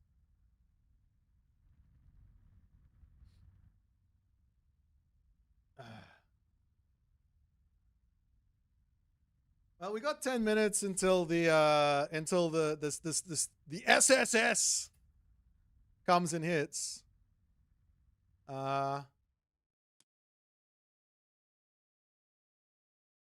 If it's in the air, it's fair. Phoenix stats not accurate since they respawned. They would have had even more damage. Well, realistically, they're just there to make my opponent waste gold on Priest. Because they can't really do much when the Priests are out. But they can juke forever.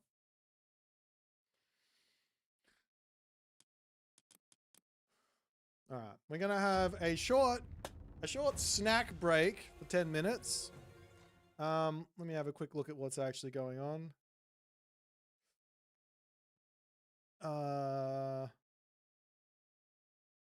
My guys should have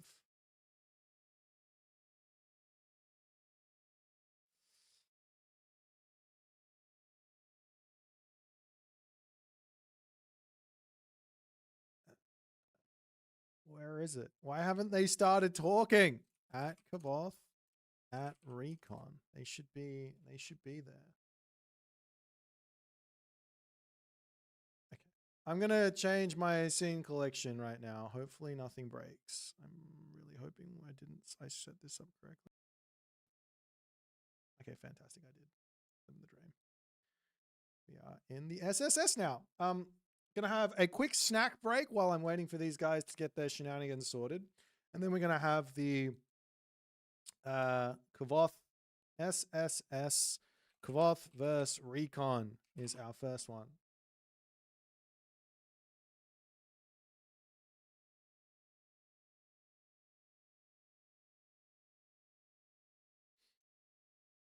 All right. Give me a second while I wait. Let's do draft blocks. I'll be right back.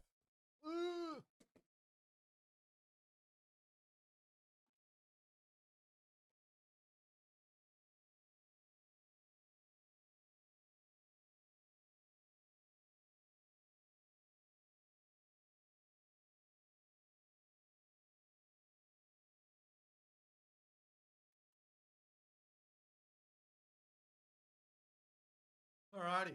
We're going to have a little cheeky snack. A little cheeky snacky.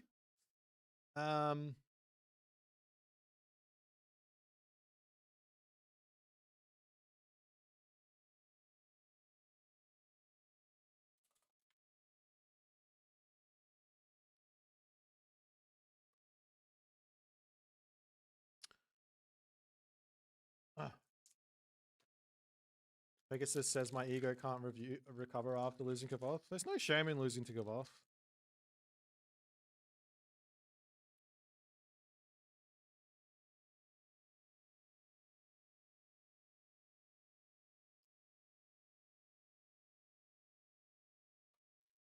I said at the start of the stream, announcement is after the first round. So after Kvoth Recon announcement.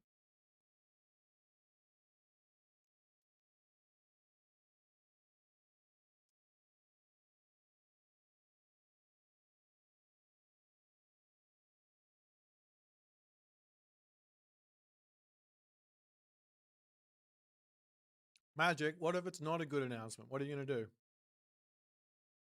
Oh, Sip, thanks for the rating party, my friend. I totally missed it. I was too busy abusing Phoenix to respond. I don't want to know. I think I do want to know. I could pretend. I might change the announcement based on whether or not it's something. What? Wait, you know.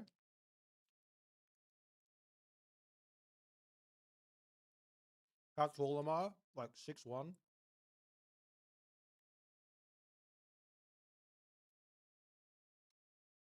Where's Kvoth? Is he in the middle of a game?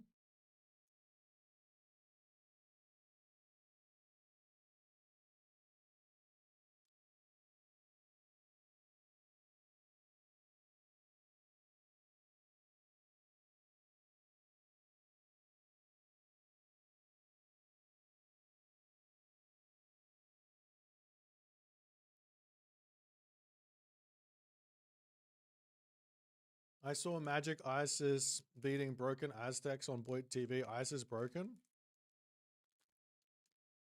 No, me and Magic both agree. We got to buff Egyptians.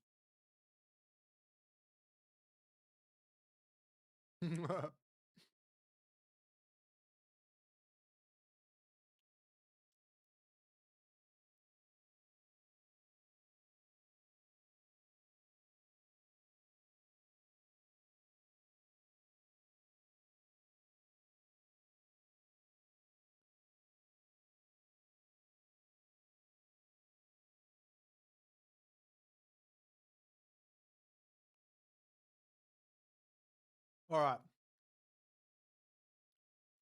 I'll tell you what we're going to do. We're going to jump over to this screen, and then we're going to get the draft happening.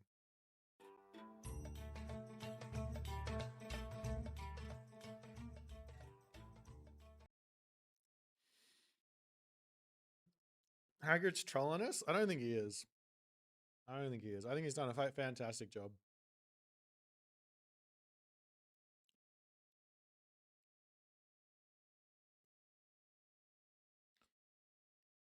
The only problem right now with the balance patch, the only problem is that Hades hasn't been nerfed into the ground yet, and Uranus still has got sky passages. So we got to do something about that, but until that happens, you know, it's all good.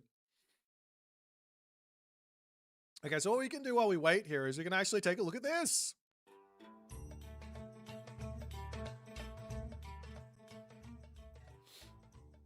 So we have Kvoth and Recon. These guys have got a very exciting history together.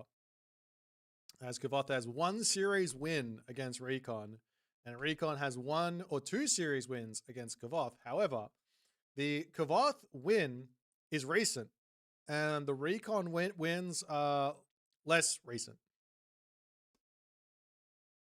Is this about the Thylox statue? Oh dear. Let's have a little fun with this as well while we wait. Let's see what I Am Magic. Wait, is he going to show up? Let's see if this works. I Am Magic's record versus Recon is in tournament. Is it going to work? Oh my god, it does work. I am Magic with a game score of 2. But no series wins, as Recon has taken him out in the only time they met. Embarrassing, really. Someone with Magic stature.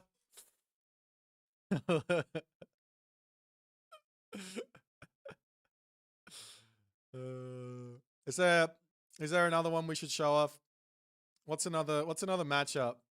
Tunison and Recon. I imagine it's like 0 wins for Tunison and 17 wins for Recon. Oh, it's 1-1. Impressive.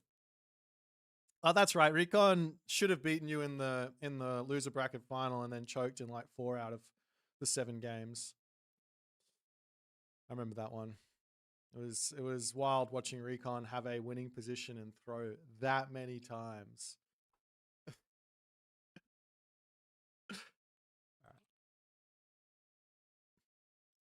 Any other Rappel versus Recon? All right, the Rappel and the Recon.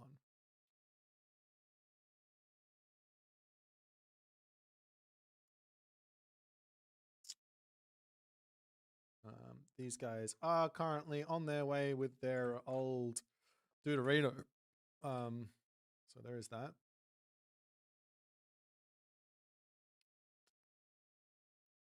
This is 4 wins for Recon, 1 wins for Rappel. That's pretty dominant right there. The only time the Rappel managed to get one on Recon was in his Champions League run. Absolutely dominated him in the losers bracket semifinals though. Wild. Every other matchup wasn't like super. Every other match wasn't like super high pressure. Quarterfinals, round of 8. That's the quarterfinals. The Wrath of the Gods winners match. I don't even know what that means. Group stage. So yeah, Rappel's got the win where it counts on Recon. Let's go Kvoth and the Rappel. How are these guys looking?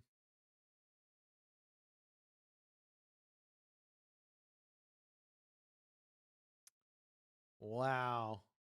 That is absolutely and unequivocally dominating. Rappel, you got to pick those numbers up. Those are some rookie numbers right there. Oh my. Oh my. And they're both in the high pressure situations as well. Mythic Wars, winners bracket finals, Mythic Wars grand finals. Just couldn't get by him. Semifinals as well. That's unfortunate. What can you do? All right, we're going to go back to the draft now, and these guys, how far are they? Oh, they haven't even started their draft. No, they've done the maps one. Okay.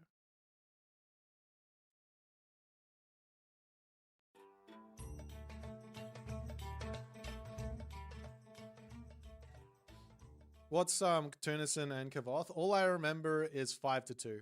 That's all I remember. All I remember is 5-2. Someone cast 3x raid on me. Well, now you could start fishing and then we can cast rain and the fish will go faster, mister.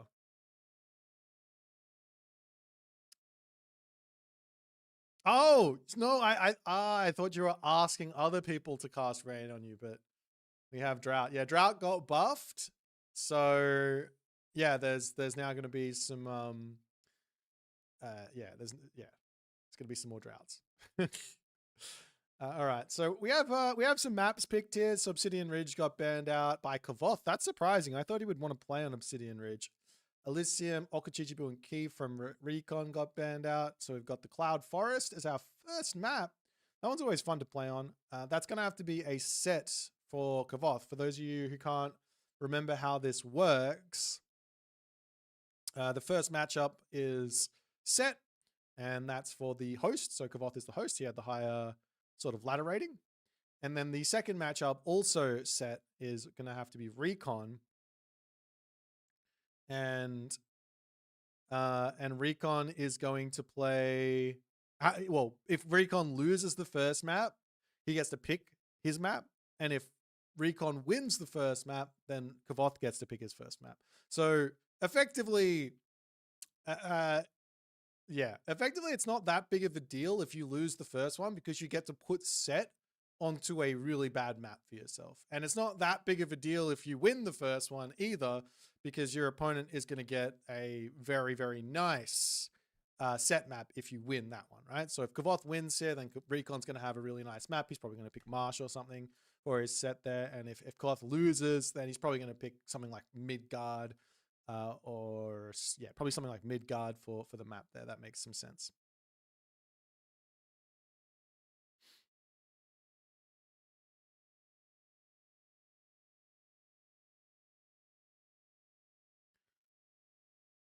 How's everyone going? It's been a hot minute since the old set shenanigans from last week. So we've had a whole another week. Actually, we should talk about I don't think I have it set up. I don't. We should talk about the ladder at the moment, the SSS ladder. We've got people who ended up coming in first with Matador and Keto. They actually ended up with the exact same rating, only Matador had slightly better win percent, so he stays on top, but neither of them could actually play today. Mosca came in third for this week with 45 games played, and then Kvoth came in fourth with 41 games played, but the win rate for Kvoth was significantly higher than pretty much everyone else. The only player who had a higher win rate than Kvoth in the top 10 was actually mildly rusty Magic. He had a 72.73% win rate with 8 wins, 3 losses. Very, very impressive indeed. I don't think... Oh, I player also had an insane win rate at 83%, but he only played 6 games. So, yeah, you have to play... I would say to get into... If you have an 80% win rate, you'd probably have to get to something like 20 games at 80% win rate to get into the sort of top echelon here. But yeah, if you're at 80% win rate for that long. But nonetheless. Let me see if these guys have done their draft just yet. No, they're still going.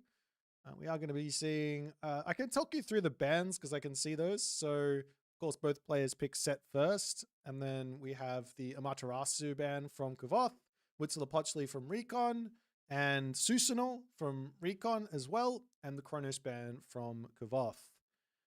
Kvoth actually goes for something interesting here. He first picks Uranus.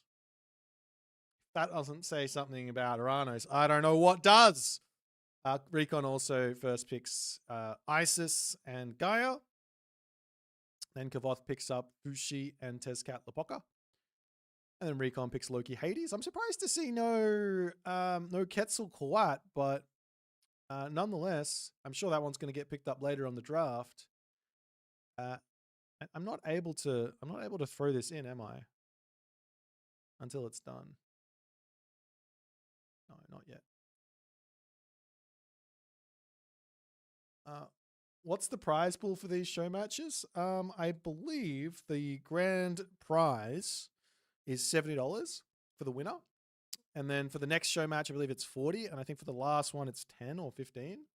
I can't remember off the top of my head. I did not make the rule book.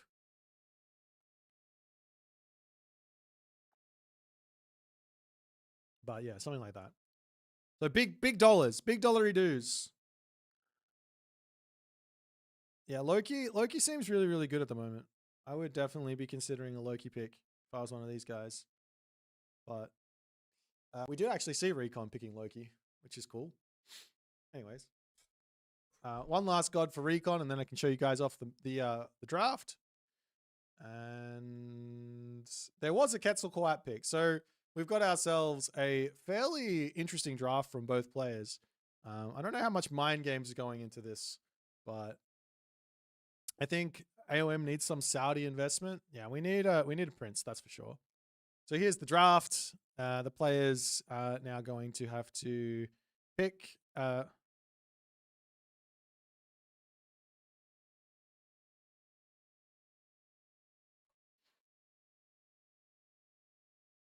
Okay, so yeah, set for Kvoth versus for the first one. So it's going to be set versus something, and then Recon will pick set for the next one versus something. I imagine Kvoth might even be thinking to go Oranos versus set, or you can't pick Chronos, but there's probably some other sort of counter set picks like Tezcat Lapoca seems great versus set as well.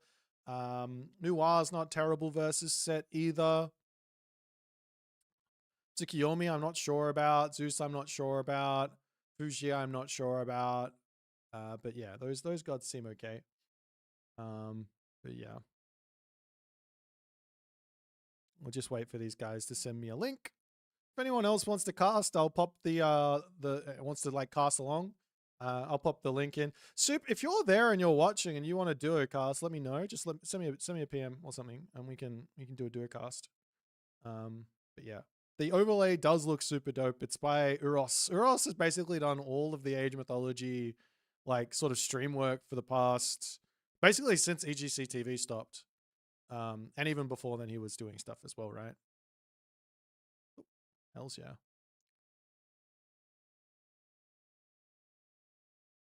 Hello, hello. Can you hear me? Hello, I hear ya. Wonderful. Yay. Actually, let me put you into this. Oh, you're already in it, so you can see. You'll be able to see the stuff. Wait, what did you say? Oh, what did you say? I said you're going to be able to see the stuff. You're going to be able to see the things, the URLs. Oh, nice. What did you do? Because I don't see anything. Oh, you should be in the room, the week 2 SSS week 2 room, so you can get in there and get all the stuff. Ah, yes. Can I get a? Yeah. Soup's mic is too loud. That's fixable. All right. If it's too loud, just let me know.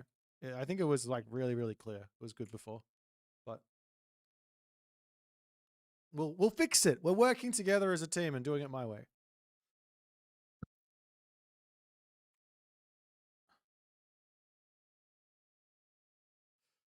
I gotta stay high all the time. I'm like 95% sure that Recon didn't realize what he was doing.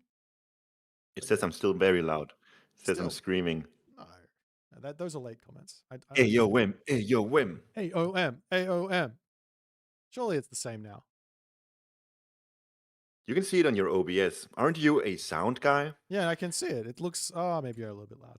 Okay, fine. Try again. Okay, AOM. Yeah, it looks good now. Okay, we're good. Oh wait, we're about equal now. Oh, this is better. Okay, perfect. we have a song request in chat. Do you mind if I just sing for 10 minutes? 10 minutes is a long time to sing. Are you sure you got that in you? For this song, I can do it. No, let's not do it. I'm not a good singer. I'll play an instrument or sing. All right. So it's going to be a Quetzalcoatl versus set game for our first one on the map. Cloud Forest? Cloud Forest, yeah. I'm surprised that is a Quetzalcoatl map, but maybe it's because Recon wants to Tzitzimitl abuse. I think he didn't really plan this out. I don't think he understood what the objective was for the draft. That's I'm looking at his god picks. I'm looking at what Kvoth's got. He's got Oranos can be decent into set. He's got Tezcat Lapoca can be decent into set. He's got Fuji, which Fuji can be decent into set. Kvoth's Noir can be decent. He's got a lot of different options there. Of course, the stronger ones being Oranos and Tez. Recon, I look at his thing. Right, I forgot. So game 1, Kvoth is always set. Yeah. And game 2, Recon is always set. Yeah. Yeah, okay, so Quetzalcoatl, that's such a weird pick into set. Honestly, I don't know. It feels to me like Egyptian isn't so good against Aztecs in general, but I still have I'm still going around this circle of I don't actually understand this game at all at the moment. Eventually, I'm going to start working it out. I think with Aztecs in particular, just because such a new civilization and they have such some things that are just so amazing about the Civ, and then others that are so underwhelming. Uh, I think a lot of it comes down to how well you execute all the OP stuff and yeah, what the map allows. Yeah. We will see though. The map is incredibly big, right? Cloud Forest is one of the like larger of the maps in the set, which should give things like the Titsamiddle, the Eagle Warrior, Jaguar Rider, and if it goes late, a lot more value, right? Or is there like an advantage for Set for movement speed because he's got this faster spearman or something? I do think we're gonna see Spearman running around early game for sure. Then it's just gonna be an issue for Kvoth trying to sort of cement his position on this map. The cliffs and the forest can be a bit wacky, Yeah. and he doesn't want to have exposed villagers anywhere because the more I think about it, the more it has to be Recon wanting to just run around with those skeleton ladies or whatever they are. What about just like a straight fast heroic from Recon? Like this map sometimes spawns with a gold mine behind the second town center and sometimes spawns with it opposite the town center, right? Like on the other side of the map. So sometimes you have like a really good one, sometimes you don't. And it's definitely not like I have a safe gold mine and you have one. It's like it could be I have a safe one, you don't, or I don't have a safe one, you do type nonsense. And obviously if there is a safe gold mine, then that one town center all in is a little bit less strong. Yes, true. So I think what Recon would prefer is just go straight fast heroic. And then if you can save your agave bloom for heroic, then you get 1500 food. It's low key OP, but it does require you to get heroic without using it, and that can be quite difficult. So Kvoth wants to put on the early pressure, at least force Recon to use it early on, and definitely strangle him off of outside resources. Yeah, it sort of makes sense. If he doesn't have, like, what? Yeah, I mean, what I've been seeing from players like Matador is they'll just like turtle in their base. They'll go for a later advance time, even get watchtowers, and then get going with the Eagle Warriors as fast as they possibly can. Which does seem like it would be an answer to early spearman type ideas. I guess. My game is broken. I have to restart it.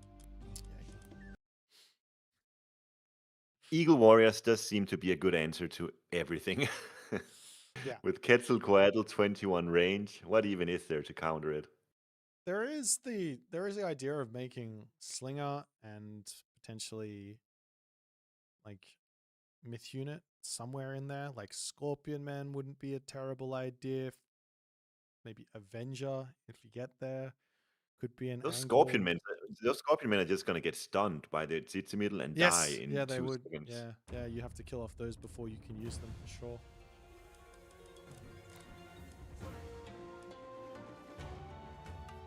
I guess you just go Mythic Age and just put Meteor on top of it. Yeah. I think the best thing you can do is have a nice defensible position because, you know, Tsitsimiddle, Eagle Warriors, they cannot siege very effectively at all. And so that's going to force Recon to get a great temple, then get those Antonin smashers out, and all of a sudden that's going to be a long setup before that's going to work. So if Kvoth can manage to secure a position, we know Kvoth is very good at that. If he can do so, I can see him getting ahead in this game for sure. Yes, okay, we finally have the game. We finally have it. I was having issues. I thought it was on my end, but they actually had to restart for some reason.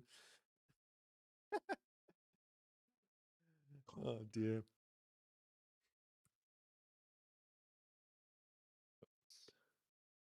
All right. 2 minutes. Yes. 2 minutes. 2 minutes of filler. Let's go.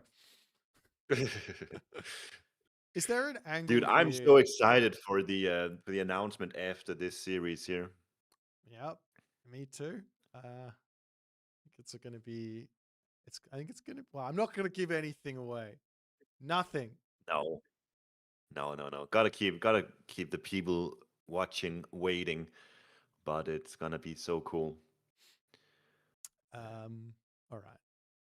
So What do you okay? Look, Recon with that Loki pick, is that purely for Mirage? It's gotta be. I cannot see any other reason why he would ever pick Loki this early. Loki on Mirage seems okay. Midgard seems playable if that's what he wants to go for. Is there anything there in Kvoth's sort of? I think okay. Here's what I reckon. I think Recon sees Mirage, thinks of what's that map called? Budapest from Pandora's Yeah. Box 2. And what he did on Budapest in Pandora's Box 2 with Loki versus Tunison, I believe it was incredibly strong. And I think he just wants to do that again. Yeah, I think so too. But it's just I'm looking at his draft and it's so what is it called? Yeah, whatever it is. Like so obvious he's gonna pick Loki on Mirage for me, and that gives Kvoth I think a lot of free space to really come up with a good counter to it. So I'm worried for this Loki pick from Recon. Well, we'll have to. Well, I guess we wait and see. I mean, yeah, I think the Midgard one is there as well, and he can definitely do that strat on Midgard as well. Like, I don't want to give it away if people haven't seen what he does or forgotten.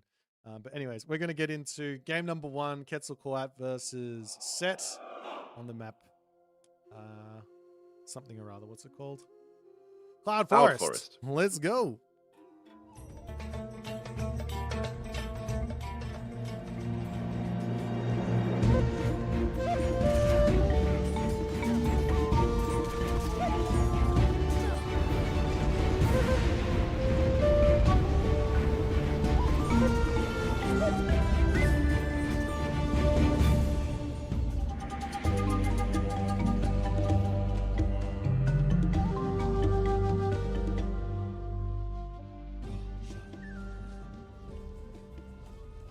Alrighty, ladies and gentlemen, boys and girls, sort of members of the jury, it is Sat Fat Set Shenanigans. It's too hard to say. And our first Set player to bring it in on this auspicious of occasions will be Kvoth in the left-hand corner of the map. I've got HUSKSUPPE. Did I say that half right with me? You said it worse for sure, so kudos on that. Let's go. Let's go. Take it away. Yeah, so I'm looking at Recon's side right now, and he's already got his livestock pen. He's already got his lumber outpost too, and for now he's actually sharing gold on the lumber outpost. I think he wants to build a craft workshop here.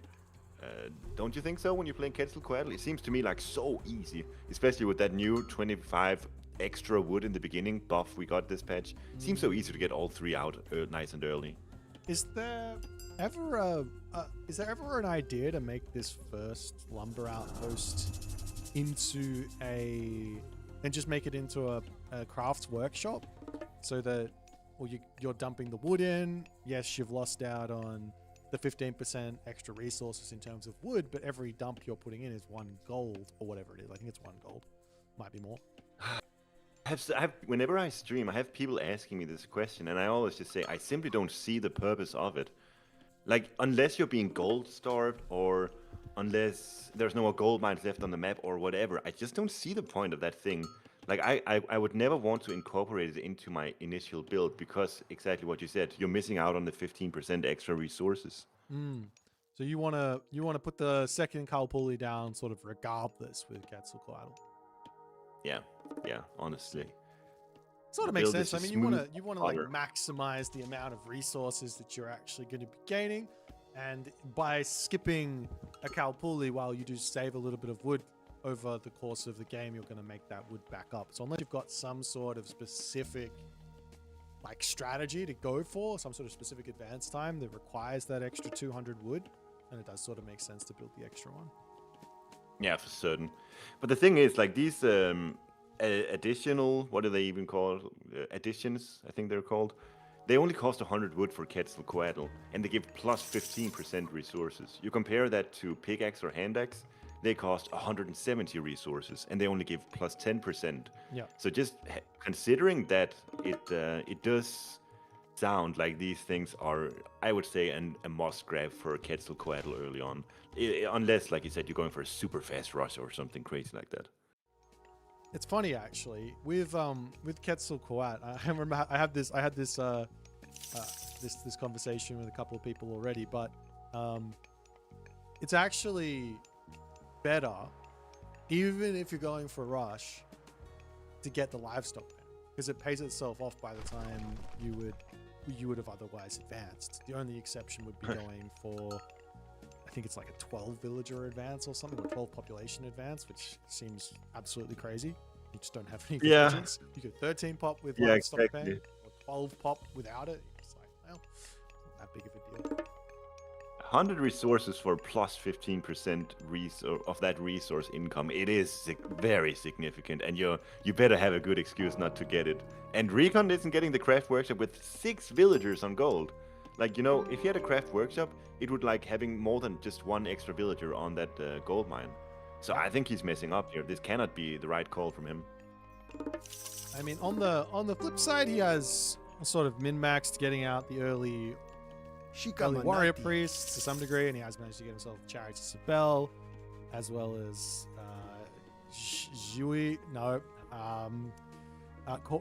myth units deal additional damage to other myth units. Relic. Help me. Oh really? You're not gonna say that word? I can't. I don't know how to. I got no idea what that sound is. Jui Coatl. Yeah, the X is an SH sound. That much I understood. No.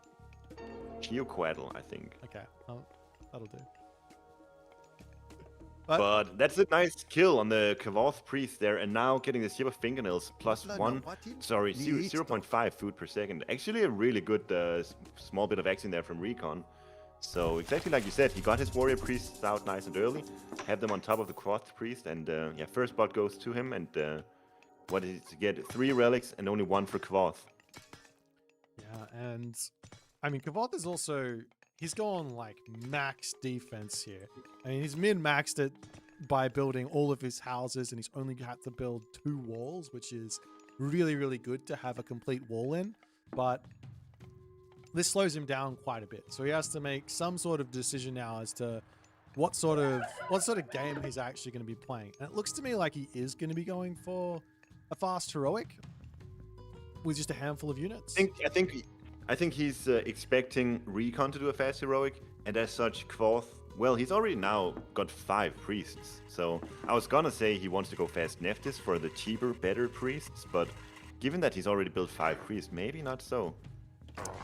Well, what's interesting here is we was pretty certain that we were going to be seeing the Tsitsa middles, but we are actually going to be seeing Recon going the other direction, which might make a little bit more sense when you account for the map size and the tendency for this sort of a game to go longer.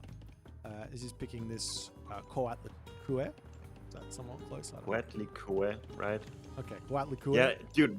Yeah. I cannot look at what Recon is doing without commenting on it. He's placing his agave bloom next to the TC, so he's not getting that livestock 10 plus 15% from that agave bloom at all.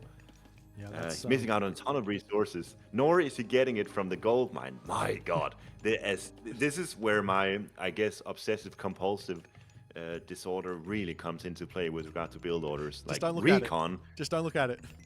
Yeah, I need to go look at. I need to look at Kvoth. This, yeah. Look at Kvoth's base. He's got the most. He's got his pharaoh on the 12 villages on the gold mine. He doesn't have. That's the most efficient place for it. It's great. Pour it into my veins.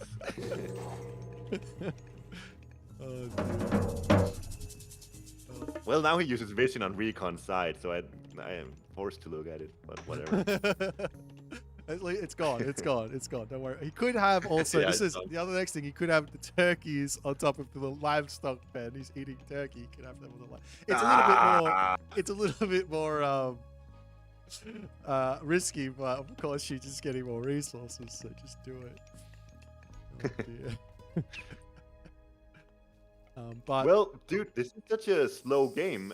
Both players are just quite content with nothing much happening early on. And both players are playing it super safe. They're not outside hunting either.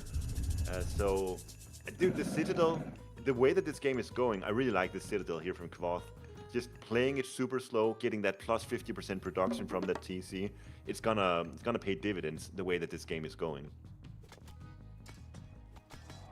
the only difficulty here, right, for Kvoth is that he's gonna have to get out on a gold mine. He does have Plague of Serpents to help him out, but he hasn't got those walls up. And the Eagle Warriors are going to have free reign to kind of just take everything out. Plus, he's also got the Ayatochli to potentially deny a Migdol if he's close enough. And these gold mines, the ones in the middle of the map, the ones over onto the right side, they're really far away from Kvoth's base. He's going to want to go onto this left gold mine. And I'm pretty sure Recon knows that, as he's already got the majority of his units floating over here. The question is, can Kvoth actually build an army to basically force Recon to not take a fight? Recon doesn't have to take a fight, but Kvoth doesn't want to. Have you had experience with this yourself? Because I thought Kvoth would go pure Chariot Archers here to deal with the Eagle Warriors, or at least match the 21 range of the Eagle Warriors. But he's got himself 7 priests, 3 spearmen. He's got himself like 2 camels right now. Like it's. I think it's a bit unorthodox. Not what I expected from Kvoth here, at least. Do you have experience in this matchup? Well, my experience is that the Eagle Warriors beat the Bone Bow Chariot Archers. So, whether or not that's just my own skill or lack thereof, but yeah, the Chariot Archer has the speed to get away from the Eagle Warrior, especially without Wei Wei. But yeah, they don't do more damage. Yeah, it's tough. It's definitely tough. I'm not sure actually what unit to build versus the Eagle Warrior as Egyptian, which is part of my problem with it, with Egyptian versus Aztecs, and why I think they're quite good versus them. Yeah, and I honestly like the Ayatochli Eagle Warrior combination, because the crowd control that you get with that bowling strike is quite crazy. Yes. And dude, just look here, the damage that the Eagle Warriors are managing here. Gold mine is depleted now for Kvoth. What is he gonna do?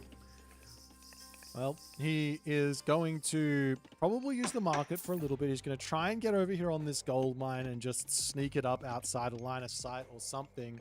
He does have 9 Chariot Archers in his Migdol stronghold. This is classic Kvoth. He's always going to be doing a little bit of hiding his actual unit comp. You don't want to give it away. But I don't think that Recon really has much to worry about here.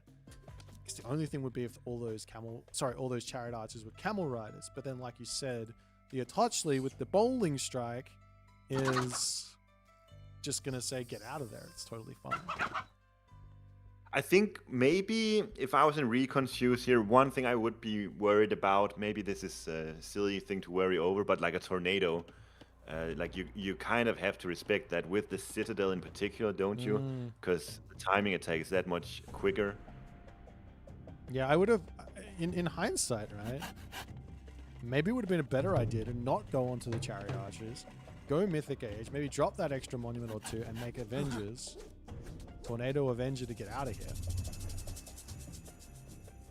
Considering there's no Citadels, right? Yeah, but it is in hindsight, like we said. Yes. But I think against this Eagle Warriors, they are quite expensive. Oh my god, they're not even that expensive. 120 resources, it's like a Hurser. It's not too bad at all. Yeah, it's a tiny bit cheaper than the Chariot Archer. Into you. Yeah. 15-20% fast, cheaper. And it also comes out of a building that's not a Migdol. But yeah, Kvoth has done his distraction action to get over to this gold mine. And he does have a Scarab, which can be a nice like front unit. One idea here for a Chariot Archer versus Eagle Warrior is to have siege towers out, and that way, at the very least, the Eagle Warriors need to point and click rather than just attack move. Yeah, that is significant. I'm almost certain Recon's got the abilities to do that, but still a very, very important thing to just have. So, what's Recon gonna do here now? Does he allow Kvoth to get away with this, or is he maybe gonna make a HUSKSUPPE here and go for the big earth monster, the big attack here? Well, my guess is he wants to force something out here. I think Recon is feeling very comfortable with these Eagle Warriors against the Egyptian army, and he wants to force out something. But the Migdal's gonna come up here for Kvoth, so that's really nice for him. I guess the other thing is, like, does he even have to worry? Like, does he have to finish the game here?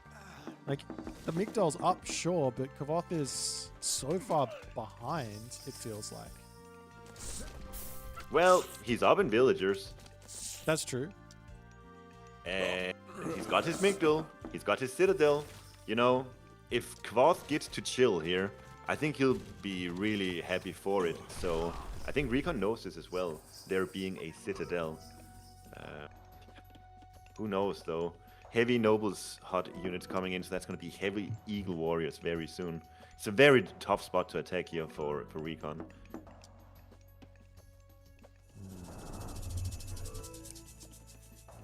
More visions just to see the army wandering around. There's not an easy way in to attack the Migdal just yet. I like that Kvoth is doing the garrison stuff. One, it makes the Migdals a bit stronger, so if the units want to get close, they will take a little bit of extra damage. It pops out, but there is the Pillar of Tlaloc angle for Recon here. Yeah. Given that it's a 1TC versus 1TC game, that minor god is going to be so effective. You can imagine a pillar on top of the Migdal, and then you get an additional 1,000 gold for free through that crazy technology you get access to, plus all the economic bonuses. That's, you know, if you can just hold his position, not get overrun, that could be a thing. But Kvoth is making a play on the right side, while Recon is on the left side. Something could go down here. this is a little dangerous. There's the HUSKSUPPE conversion. There's 2 Ayatochli, and, well, there's 6 priests, though, and a pharaoh on this spot. It might not be super easy for the Ayatochli to actually break this without some really good micro. Those String of Hearts is coming through, and that will turn those Eagle Warriors into a little bit of a beast when it comes to taking out the Migdal Stronghold. The HUSKSUPPE there just soaking all the Chariot Archer damage for a while the Eagle Warriors take care of the Chariot Archers. And there's the Earth Monster. 1 Ayatochli remaining. It's going to be able to take it, don't you think? Yes, but Kvoth is making a big move over onto the back gold mine of Recon. And, well, Kvoth's going to have to pull off his gold, but so too does Recon have to pull off his own, though. Recon is so smart, the way that he puts his Eagle Warriors right on top of where the Earth Monster spits out the unit, so Kvoth only survives with 2 very low HP chariots here. Yeah, the only thing going for Kvoth right now is that all of Recon's villages, well, not all of it, 20 of Recon's villages are sat in this Great Temple, and that Great Temple is going down, which means the village is going down. And I got a move here for you, Soup. Delete the Scarab. Yeah. Oh, you wanted to, I wanted to see the Scarab delete for the 70 Divine onto all those villages. I want to see like a double Scarab raid where all you do is basically delete them next to a gold mine or something like that. The villagers have moved into the middle of the map here, and Kvoth is about to get greeted by 31 Eagle Warriors. Recon is there. He sees them. And that is pain for sure. Meanwhile, the Chariot Archers for Kvoth going to try and catch out Recon's villagers. But Recon is incredibly smart. He's just pulling them up with his own Eagle Warriors. And Kvoth can't do anything where that's concerned. My god, this is looking brutal for the Egyptian player to deal with.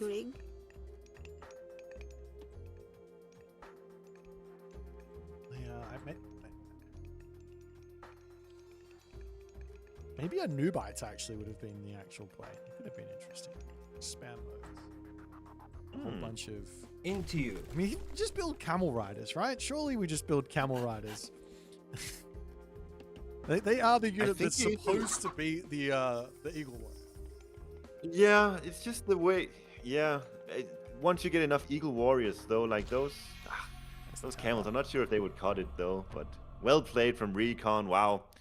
He knew exactly what was needed to win this matchup, didn't he? Yeah, there's there's a thing with what you should probably do when someone goes for a fast heroic, which is you should probably just move out and wall up early.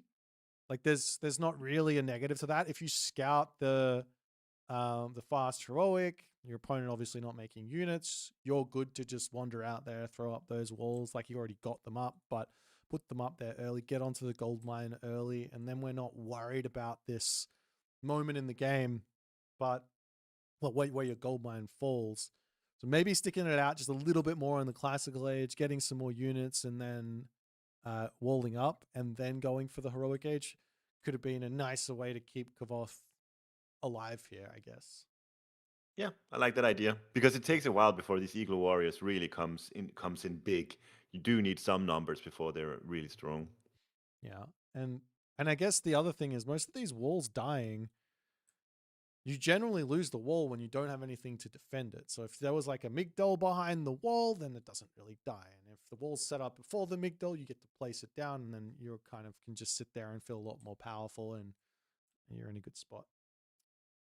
But yeah, first game for Recon. And now Kvoth gets to pick Recon's map for game 2, where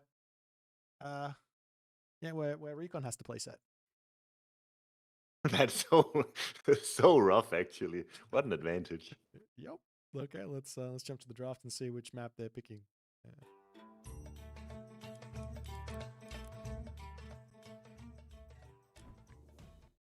Well, it's going to be an Uranus on Ghost Lake.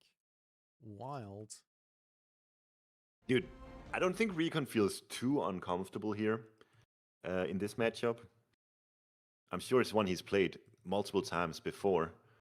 I'm surprised Kvoth didn't go for Mirage or Midgard or something here, where he could really get a nice matchup for himself. I don't know if this one is a huge Urano's favorite matchup again with these two players playing. I guess it ultimately depends on how this map spawns, right? Like if it ends up being a 1 gold mine map, it can get dicey for set pretty quickly with the satyrs and stuff like that, the chaos. But if it's 2 gold mine, then it starts going into that boomy style, and things get pretty tough for the Uranus. I'm sure Kvoth feels extremely comfortable here, but all I'm saying is I think Recon feels fairly comfortable as well. Certainly comfortable enough that he knows the matchup really well, and he's got a good idea of what he wants to achieve here. But dude, going against Kvoth Uranus, no matter the matchup, no matter the map, is never funny. It's never funny. Yeah, it's Never never fun, but it can be funny. Like he's done some hilarious stuff. That's true. He just sometimes play a bit unorthodox. I don't think he's going to do that here. I think we're going to see some cookie cutter Uranus domination from Kvoth. Yeah. Okay, so what do you like more here? Do you like the Prometheus angle or the Oceanus angle versus Set? Always Oceanus. Always Oceanus. You cannot say no to those Mermillos. Unless you have something specific in mind on a 2 gold mine map where you do like a Theft of Fire Boom into Contari or something. Unless you have something really specific that you want to achieve right there, it's gotta always be Oceanus. There's too many good things to pass up on. I think I like the idea of a fake Theft of Fire Boom. You know what I mean? So you go Prometheus, you've gotta make sure your opponent doesn't see Prometheans coming in, and they think you're going for the Theft of Fire Boom. You have to like, I don't know, fake. I mean, you're playing versus Set though, they have vision, so you don't really have a fake around. But if against Ra, for example, you can get your Prometheans and you can hit their second town center with all those bad boys and make Ra's life a bit of a living hell. But it's like you got your Sky Passage. You can hide units in there. So you use Valor immediately just to think, all right, that's Valor and Citizen. And then you use it on cooldown, but every subsequent one is on military, not on citizens. and then you're spamming Prometheans into the Sky Passage. I see where you're going. I like it.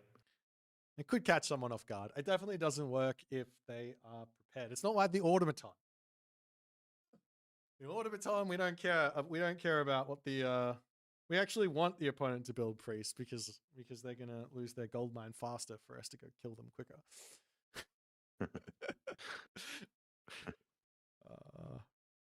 Oh well. All right. We got ourselves a 2-minute timer here into game number 2. Recon obviously feeling very, very good about his abusive Quetzalcoatl for the first game. Yeah, that was disgusting. That's even a 6th pick Quetzalcoatl that Recon did there. But yeah, my God, did that look strong. I'm actually surprised the Aztecs are that low. Like if this is me and I'm Kvoth, I would have gone Aranos, Ketz, Tez. Like I don't think that these Aztecs right now are weak at all. I think, and there's plenty of good maps to pick them on here. You like Steppe is a good map for them. Cloud Forest is a good map, apparently, sometimes. Ghost Lake's fine for them. Giza's fine. Yeah. I think Tezcatlipoca is so matchup reliant due to that Arcade Gauge God power. If I find myself on Tundra against Ra, I'm just cursing my opponent for picking Ra. I don't want your stupid rain. Get out of here. Again, the Ra doesn't want their stupid rain either.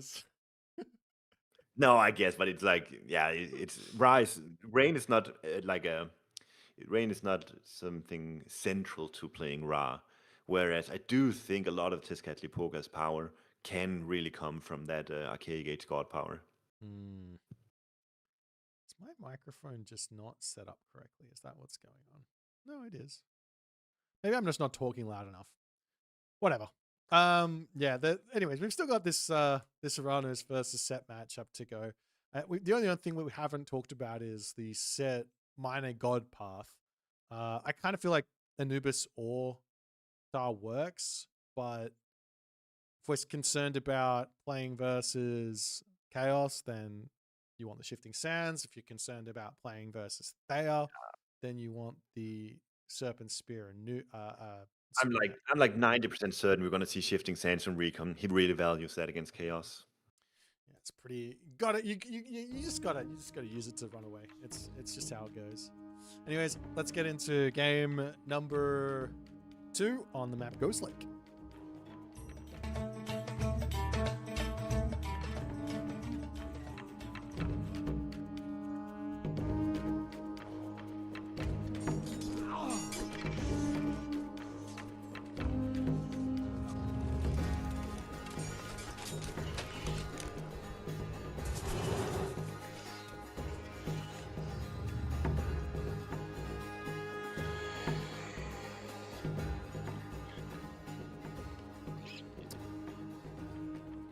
We are back with game number 2. As Kvoth going to take on the Set with his Aranos, or should I say Boit Aranos. Yo, Kvoth is building an economic guild. I saw him doing this on ladder, and people asked him, why are you doing that? And he says, I'm just messing around. But he's versus Recon in a more important than anything show match. Everyone wants to win this one, and he's building the economic guild, so he believes in it. Yeah, I've somewhat rated this. It just depends on the matchup. Like for example, versus say a Norse god, I probably wouldn't go for the economic guild straight away. You've got to get to the classical age fast to make sure you're not going to get hit with any early Hursa shenanigans, and you have to get your Caladria out to make sure that that's all sorted out. But versus something like Set, there's not really a whole lot of early game pressure outside of, say, sending the Pharaoh forward that the Set player can really do. So just getting the economic upgrades in and taking a slightly later advance time, especially if you're planning to play one town center, does make some sense. You know, if I was the Uranus, I would value an additional Oracle and an Oracle Hero over these economic upgrades. Because so often when you're playing Uranus, you're just spamming Murmillos anyways, right? Yeah. Do you really need Hand Axe and Pickaxe to make Murmillos? I don't think you do. Yeah, I think you're absolutely right. Like the more favor, the better. More chaos, more satyr, more Caladria. Those can die pretty quickly against an Egyptian player, so you need to be ready to build those again. Of course, Carnivora as well. And also, the interesting one is that if you do decide to go for the Prometheus angle and you do decide to go for economy, the extra oracles allow you to have the favor for like emergency heroes that you may or may not need. Yeah, true. You can also do the old heroization of villagers in arcade gauge strategy. Kind of died out really quickly after I showed in tournament that this is ass. Don't do this. But it's a great idea. It works. I guarantee you. We just haven't worked it out far enough. We just get more games. Let's get the 100 games of opening with 7 hero citizens. There was actually some success, just done in a bit of a different way. What was it? Was it Tunison or was it Moscow? I feel like it was Moscow. He did it. He went for like a 330 advance, and then he heroized after the fact. Yeah. But he didn't win that game either. It's like it sounds good in theory, but you are missing. I remember you get the 330 advance in, but then you don't get the pressure. He threw so that game it's soon. kind of. I'm gonna leave it. I'm gonna leave the strat on the table. One day I'll use it. It's gonna be great. All right. But it is a 1 gold mine Ghost Lake, right? Oh yeah. Yeah. So actually, let's take a look at the gold mines because you're gonna have some really scuffed gold mine setups on Ghost Lake. I don't think this is one of those. You have gold mines pretty far away, but they are on both sides, and just sitting on a second gold mine, winning the game like that is not going to happen here, especially with Uranus in the picture, of course. Already now, Kvoth establishing a really nice second sky passage here. Well, yeah, this is one of those like hashtag frustrating things about the Uranus, which is like they can be enjoying that second gold mine at minute 4 if they want to, and they can save the one in the main base for way later. So you can take max greed approach where you just go, well, hey, come and push me off this whenever you feel like it, and then I'll just be back in my main base, but I've gained like 1,000 gold, 2,000 gold or whatever from that second gold mine to give me even more time to sit in my base turtling up for my death ball of satyrs or whatever you want to go for. Kvoth just got the Pelt of Argus plus 6 line of sight for all units, and that's on top of the already boosted line of sight of Uranus units. So that's gonna be some. If he ever goes raiding, if he ever sends army out into the darkness, he's gonna be able to see very far with those upgrades. Yeah.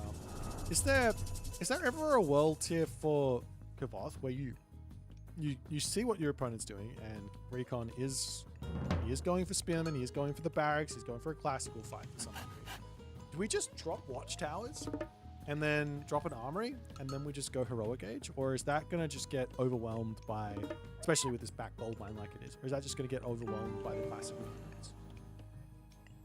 I think they'll fare very, very, very well against the classical age units, but I think the difficulty in doing so is that Recon will just pull back, and then he'll get his own heroic age at a slightly later time, and then Recon will have the better economy as a result. And then those satyrs that you got nice and early, you're gonna have a very hard time utilizing those with a fast heroic if you're not playing defense. We do have a bit of a shanky business going on as the hero citizen decides to idle out on top of the obelisk instead of finishing off the priest. That's unfortunate.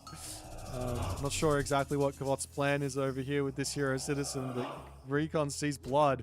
He's going to be snaring the citizen, the spearman coming through. I don't think there's any units out at the moment. Oh, there is a Caraballister coming out.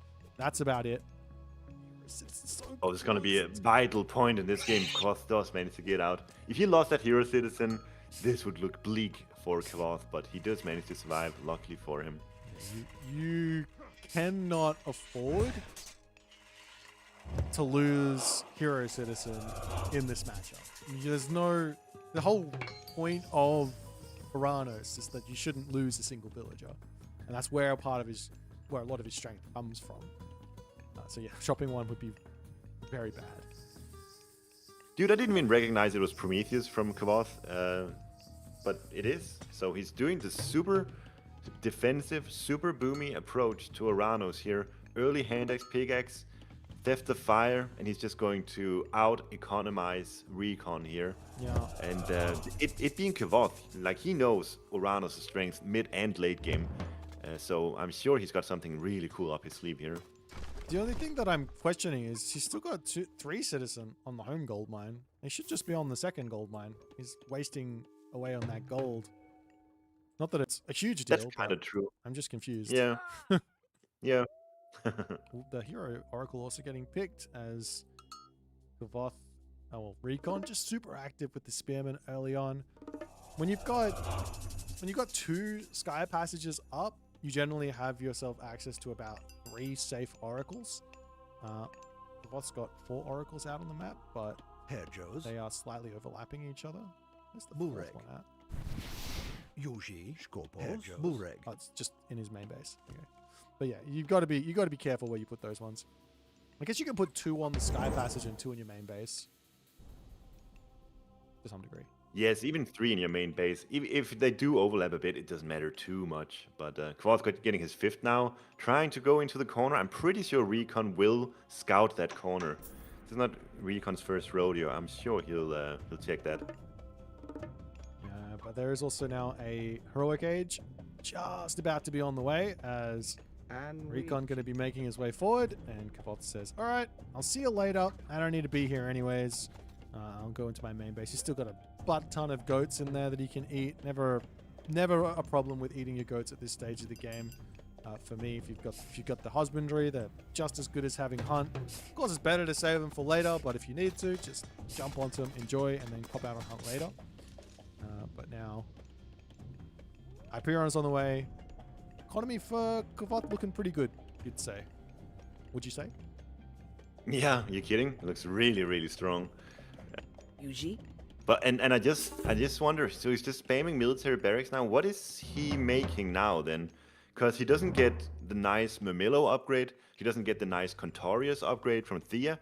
So it's kind of like he's playing Kronos here. Kronos could do what he's doing right here. You know, Prometheus, Hyperion, and a lot of people like to say Kronos got the worst units in the game because he doesn't have those unique minor god technologies. But Kvoth has sort of put himself into that position willingly here. He's going to get a couple of Mamillos out. I guess the idea would be with the ultimate idea for Kvoth here would be to get like just more Satyr potentially than what Kronos would have. He does drop a second temple as well, so this is clearly what he wants. But yeah, his favor generation isn't as much as he would have liked. Most people like six well-placed oracles when they hit the heroic age, and Kvoth has like 5 not well-placed oracles. 2 temples is crazy, by the way. 300 resources to establish that second temple, and even now one of them, well, he's making satyrs now, but he's like, this is something you do when you're going for a giga timing attack. Like, he wants those satyrs out as soon as possible, and he wants that upgrade in as soon as possible. So, like, that's the idea of getting 2 temples here. But I don't see Kvoth really making any big moves. I think he's gotta really consider doing something very soon in order to get the value out of the second temple. He could also go in for oracles, I guess, if he wants to get those out and just start sending them around the map and making Recon have to be very, very, very, very active. But yeah, I'm not sure in this position double temple makes a huge amount of sense. I'm a big fan of the double temple for Atlantean in general, but in this position, not so much. Well, it's a dangerous spot that Recon finds himself in now, because Kvoth can cast Chaos. We saw like 29 spearmen running around there. If Kvoth has got satyrs nearby, he can cast Chaos, and then he can get those satyr specials right at the exact location, and they're gonna be dealing some serious damage to those spearmen. So Recon's really gotta watch out now for that to not happen to him. The good thing here for Kvoth as well is now he's got a little bit more map presence. He can go around the map, clean up these obelisks, take the position with his oracles. I mean, he's already sort of done it to some degree. They're literally just out of line of sight. Look at Recon on top side. Oop, that's Recon. Really good raid. It is exactly like you said. He's so active with the spearmen. He knows that's what you got to do with those 8 spearmen with the ridiculous 5.3 speed that they have. That's how you utilize those units. And even now, he's looking for oracles, and he's sure to get one up here. Yeah, Kvoth just kind of like leaves it there. Actually, he misses it. He misses it. Classic. No A move. Oh, there's a trick, right? And I don't know if this works or not, but I'm pretty sure it works. Where you hold Alt, Shift, and that's like an attack move, like an advanced attack move type of thing. If that makes any sense. Like you can go attack move, normal move, attack move, normal move with Alt and Shift, as opposed to using the attack, just the A key or whatever you use. Does that work? Yeah, I think you can do it. It's a bit of a workaround to do it, but it's definitely doable. Yeah. So Recon right now getting a bit punished for his rage. We saw him losing units over on the left side, and now inside of Kvoth's base also losing a ton of spearmen. So that's actually really good for Kvoth. I think he really needed that. Yeah. Get some value in. Yeah, he's finished up his home gold mine. He's got himself his pallets coming up. He's got his gold mine coming through. He can also look to grab his economic upgrades as well. But I mean, both players have got their second gold mine. Both players are in arguably a pretty decent spot. I don't think Recon's going to be unhappy playing the game from this position. Dude, this is so... Whenever I play, if it's like 14 minutes and nothing much of significance has happened, I always feel like I gotta do something, man. But these two players are so complacent. I noticed that in the other game too. Like, they have their game plan, they know what units to make, and they just wait it out. Very, very patient gameplay from these two. Yeah, a lot of it comes down to them backing themselves. I mean, they've got so much experience playing the long game. Recon especially. I mean, Kvoth loves the long game more than anyone else, but Recon's played Age of Empires 4 in the era of every game goes late, and he knows it. He knows how to play it, and he's just got the ability to do that. So he's fine with taking it, even with a weaker Civ late game. Not that this is one of them, but yeah. So Recon is full population, 175. Kvoth just got his last manor, so he'll right now get to full population, but he's not quite there yet. So we do have like some seconds here with Recon with the superior army, but I think with the palace and the nice bit of movement here from Kvoth, Recon cannot reliably go in here. Yeah, if he moves in with the priest first and he positions his army like literally perfectly, he might be able to get in without taking a face full of satyr. But he's grabbing a second town center behind this, so he doesn't really need to do anything apart from just say, "Yo, Kvoth, I see you stuck in this corner. Please stay in there while I take every part of the map I possibly can." So crazy seeing this. I need to be better at this when I play. Just sort of know which unit comp you're going for, sit on full population for a bit, and then be happy with that. Right now, Recon is on 2 town centers, so Recon definitely feeling comfortable, and he stopped military production as well, just to have room for his villagers. Ooh, might be a chaos into shifting sands here. Although Shockwave makes it difficult. An interesting one. Like now the chaos is going to come in afterwards, after half the army's already dead, and Recon no shifting sands. He feels comfortable with this fight. Really, he clicks ancestors, but this can't be good for him. But Kvoth is pulling back. I don't know if he's just pulling back to allow his satyrs to get more damage. Scorpion Man. I think that's so smart from Kvoth. He uses Shockwave first to not have all the units in one spot. And then when the chaos came in, you cannot shifting sands out of it because the units were so spread. I really liked what Kvoth did there. Yeah, that's just a gigantic win. So it was a long fight. Like, that was a long fight. It wasn't like everyone's dead immediately, but an incredibly long fight. And Kvoth just ends up with all the units in the world. He can have it heroized them all now, so he's got the heroic renewal tech, heroize them all, and they can just get their HP back. Crazy. Dude, so patient gameplay here from Kvoth, as well as Recon, but from Kvoth, and then he just goes in, casts Shockwave, casts Chaos, and he wins that fight with total domination, if we're being real. He's ahead by 4,000 military resource value right now. He's in a dominant position after this fight. Yes, but on the flip side here, Kvoth now needs to make something happen because Recon is forcing a little bit of greed. Normally, players' tendencies are, I win a fight, let me take a small advantage like a town center and we'll sit on that.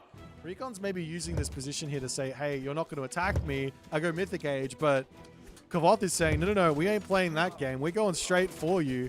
If you don't come and defend this, I'm going to kill your town center with my destroyers. 5 hero destroyers with, what is it called, heroic renewal up. And they're whacking at that town center now.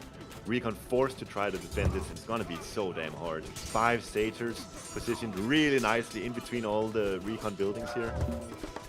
He's had to cancel the Horus and move it to the other town center. Gives Kvoth a little bit more time here. And realistically, what Kvoth, the like perfect answer to what Recon's doing right now would be to get Helios in. And you can just Vortex away from the Tornado and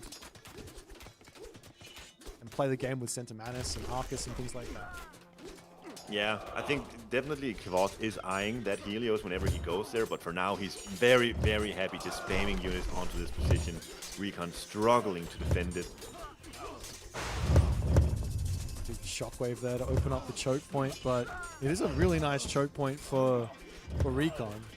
He is set. He has the fast units to come out of his barracks. He's got himself only 4 barracks at the moment after losing a bunch though. He has to spam those. It's a choke point for Kvoth as well. There's so many archers and priests on the side of Recon. It looks like he should benefit from it the most, but Kvoth has got 4 big satyrs there. Well, they're small, but they deal a lot of damage. What have they done? So I know we've lost them for a bunch of them, but he's got 4 satyrs total and they've done 4,500 damage. That's a lot of damage. Hell yeah.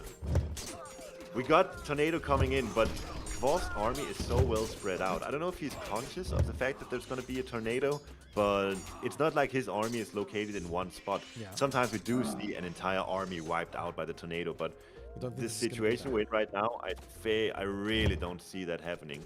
Normally that army is also an archer-based army, right? Like the Contarius are quick, they'll get away. The destroyers, they've got a huge amount of HP, they'll be fine. The satyrs obviously also a huge amount of HP, they'll be fine. So he will just be able to wander away from this. See it. I mean, Recon, he's looking at Kvoth's units and he's thinking, where do I cast it? He cannot cast it right now because it doesn't make any sense. He needs more value than what he can get right now.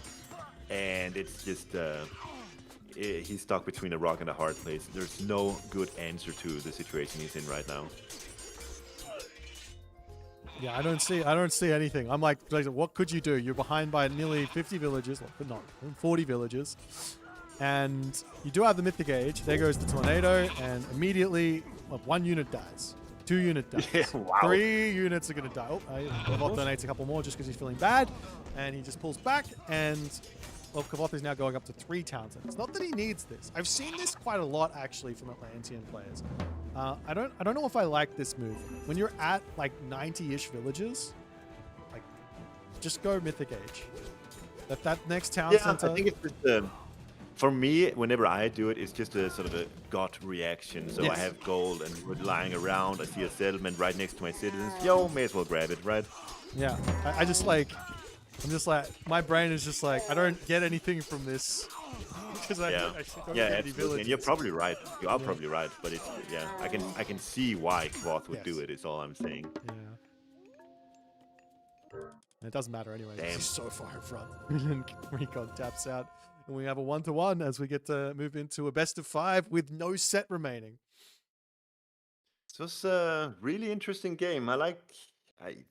Dude, the Prometheus and the instant hand axe, pickaxe, theft of fire seems to be super strong here. Recon not really ever able to punish Kvoth, even though he was booming so hard. And then when the big fight finally came, it was just better for Uranus with the chaos with the shockwave. You know, I'm looking at the resource graph, and it's really not that big of a difference.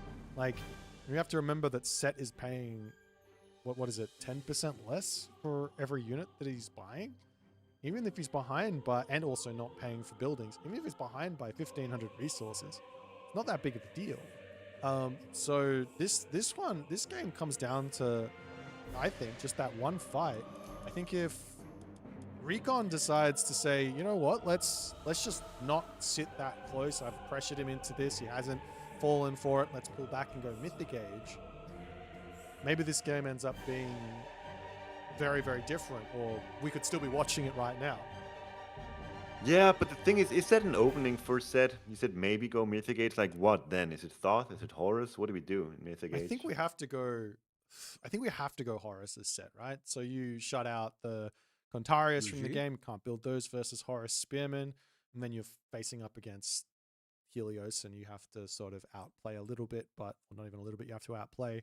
But that has to be the better angle for Recon, right? Like just taking the fight and losing your army doesn't seem like it can work.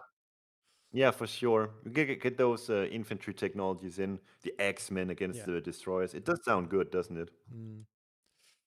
Anyways, we've still got 5 more potential games to go, so let's jump back over to the draft and see what we're going to see for game number 3.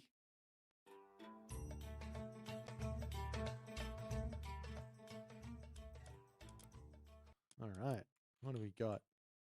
Already hosted. It's on the map. Midgard. Now, nice. Is this going to be the fabled? Is this going to be the No. Yeah, I'm. All right, you tell me. You tell me what the matchup's going to be. On Midgard, is it? I don't think it's going to be Loki. I think it's going to be Zeus Hades. Ah, this guy's got the big brain. How many times do we have to see this matchup? To be fair, you need to have an IQ above 80 to predict that. True.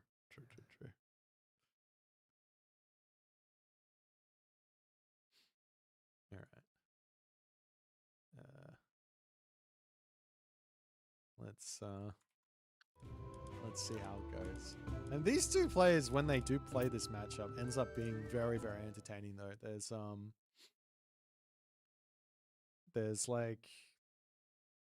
there's a lot of problems for both sides to have to like check off.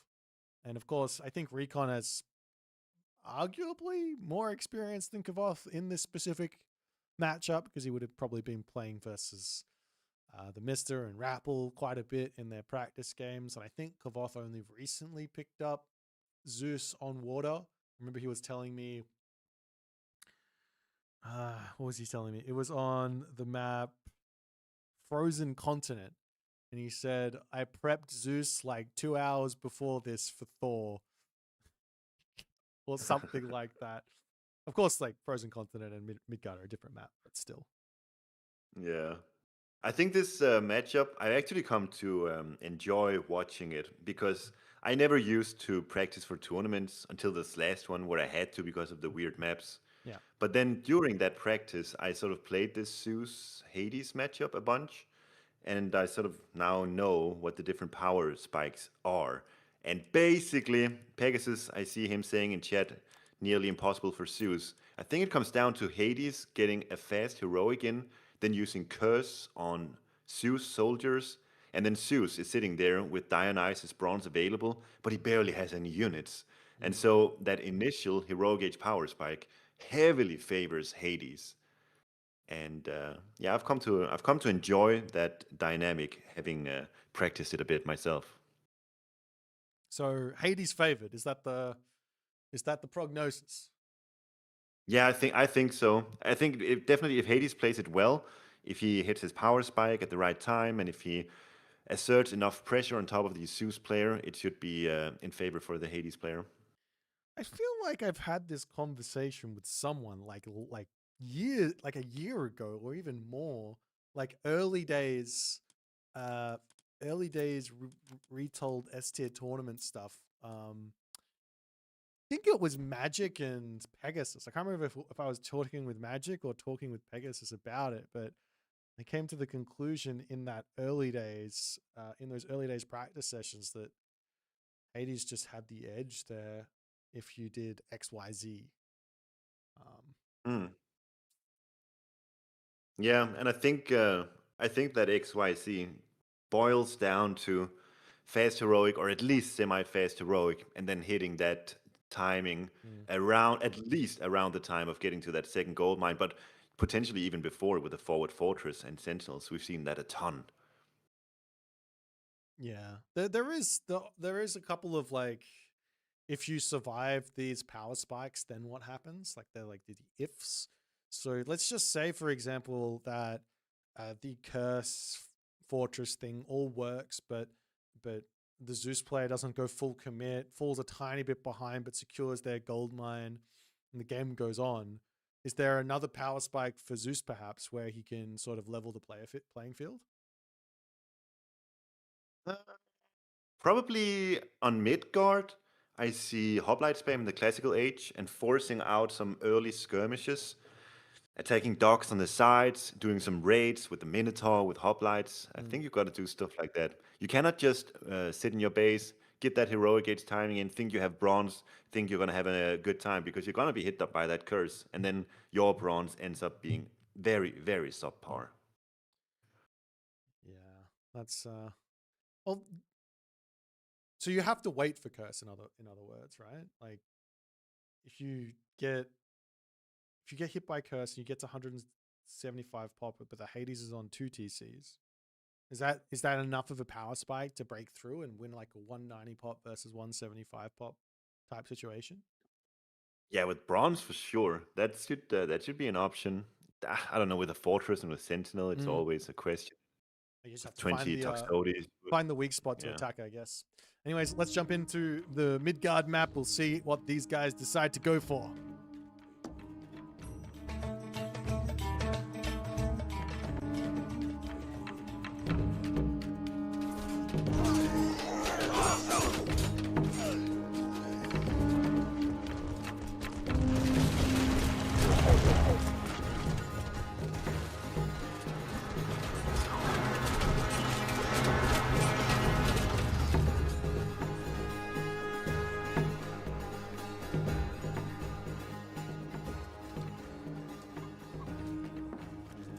Off we go for game number 3.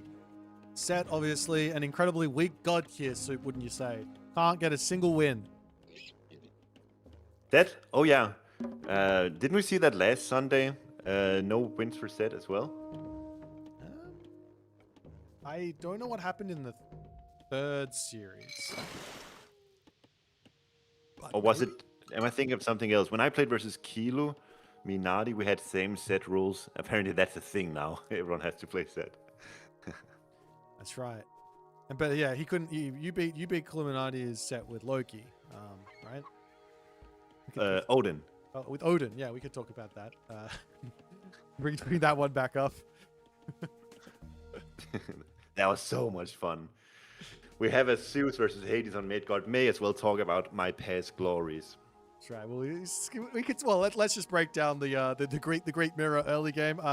Both players are going to open a dock. It's very, very rare to see anyone go for a dockless strat or like a 2-fish fast advance or something like that on this map with Zeus or Hades. So it's going to be a fish boom, and the efficiencies here, there's really not that much that you can do to edge out an advantage here.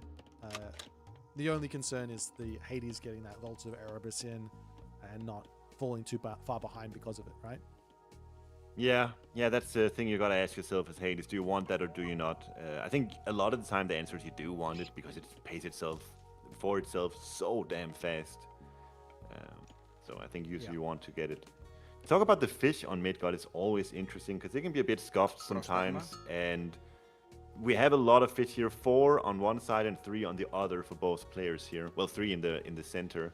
So there could potentially be some fighting over either side if they go for the same. And like I said, I think for Kvoth, that's what he wants to look for. He wants to look for classical age skirmishes. Yeah. So just sort of analyze the map. How can I get a skirmish going? to my advantage, and yeah, see if you can do that.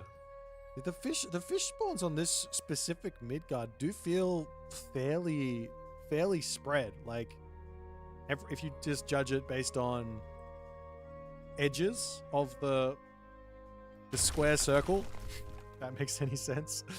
Yeah, sure. It's kind of like there's 9 fish, there's 9 fish-ish. Maybe there's like 12 fish, I don't know. And there's 9 fish, and there's... Yeah, like if you want all your fish, you definitely have to spread out very, very far. And even going to the sides, it's a long way for both players here. Well, also it being a Greek mirror, you know, when they get to heroic age, the Scylla will come into play, and Bolt is available for Zeus, so that could definitely be a point of advantage for the Zeus player if he manages to get something done on water. There is also the Hades. Hades was recently changed, and also there was a slight buff inside of Hades, which I haven't really talked about. It might not show up here, but Hades was nerfed on his HP for his myth units. Normally, well, before in the last patch, he was at 15% flat. Now it's 4% in the Archaic Age, 8% in the Classical Age, 12% in the Heroic Age, 16% in the Mythic Age. So that Heroic Age Skylar is a little bit weaker. The actual buff that Hades got, it's not just Hades, but also Poseidon got, was that the Chimera is, I think, a lot more powerful. So that's a really interesting unit to be playing into for this specific matchup. Though the Medusa is a scary unit if that ends up happening. Yeah, but yeah, you're right. A fast mythic, get that earthquake on the hometown center, and then spread chaos with those Chimera on the side gold mines. That's a tried and true strategy. Mostly in the old game, but you know, could always be a time for revival. It just depends on it depends on what happens with the players and how they want to approach it. You know, if it's both going to be we're not going to do anything, then all right, well we just go Mythic Age, right? But if you do something, you go, well I can't go Mythic Age. It's like kind of sort of gentleman's agreement on how they want to approach it. Yo, you mentioned that the fish was spread out. Look, Kvoth, he would build the dock on the right side. He's taking a long trek with a villager to get some docks nice and far. So he's actually managed to secure himself a ton of fish here, and he can attack on the left side as well. I'm actually surprised he didn't leave the villager over there.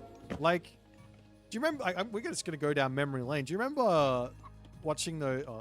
it's just like the play that I watched to learn the game. I watched AOM King play like every single game, and one of his Zeus strategies was to drop, like, to get the early dock up on the side of the map, and the villager was already over there. So then he'd just drop his military academies down, and he'd be going into both hoplites and going into like triremes in that situation. Yeah. So you just overwhelm the water and kill off the docks, obviously. Maybe that would have been... Honestly, I don't dislike that play. Get a good timing in so the dock is finished about the time when you hit classical 8, and then you establish 2 military barracks. Dude, I like it. Would have been a sick play. Well, we'll see. We'll see what Kvoth is going to make happen. We do have walls popping up here for Recon already. On the one hand, very expensive because he's losing out on that villager gather time as well as having to pay for the walls. But on the other hand, he's grabbing Vaults of Erebus, which will basically pay for this. As long as he doesn't take any damage, it's well worth it to do this. A quick fish count here. We've got 17 for Recon, and we have 22 for Kvoth. 22 is so much fish, by the way. When you get Heroic Age and you get Salt Amphora, you're gonna be floating in food. And that's gonna be more than enough to spam Hydras, Hoplites, and get all the necessary upgrades as well. Do you like the Hydra spam? Is that something that's kind of worked against Hades before, or are the heroes enough to kind of say... With 22 fishing boats, you gotta spend the food on something, so may as well spend it on dinosaurs. If the dinosaurs get their heads, they become ridiculously strong, right? I think I'll start calling them somewhat. If they're at 8, if they get full HP and they're at 3 heads, they're like one of the best myth units in the game, right? Like, or at least in the Heroic Age. in terms. Yeah, of and you just can get that DPS. chthonic rights. I think the upgrade is called. Yeah. Where you upgrade those and Scylla. So obviously that's going to be good on the Scylla too.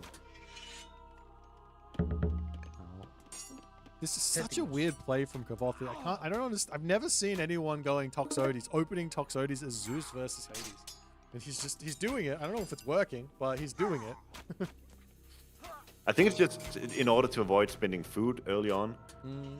And now he's transitioning over into military academy now that he is heroic age. Or he needs those archer ranges anyways for Peltasts, so I don't know. Your opponent is going to be going to pacifists here, right? And he's obviously going to be making Peltast as well.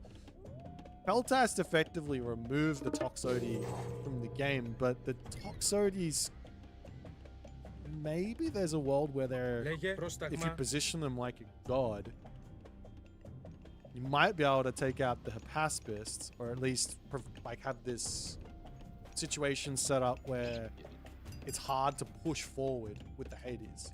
If that makes any sense. I think there's just too much range on the Peltast though. If you can garrison in and out of a fortress nearby, makes sense. Definitely get value. But yo, we're both in heroic now. Both players getting Salt Amphora. Well, Kvoth has pre-queued it, but not quite getting it yet. Kvoth really needs to get that, I think. With that many fishing boats out, if he's got 22. Yeah, why is he so? He's just still on the left side. He's just spamming units, so yeah, he's like not too concerned about it. It seems. Recon is getting the Argo, so that's obviously huge in this matchup. Another reason why a lot of people prefer Hades over Zeus is you get access to that hero boat that just shuts down the Scylla really, really hard.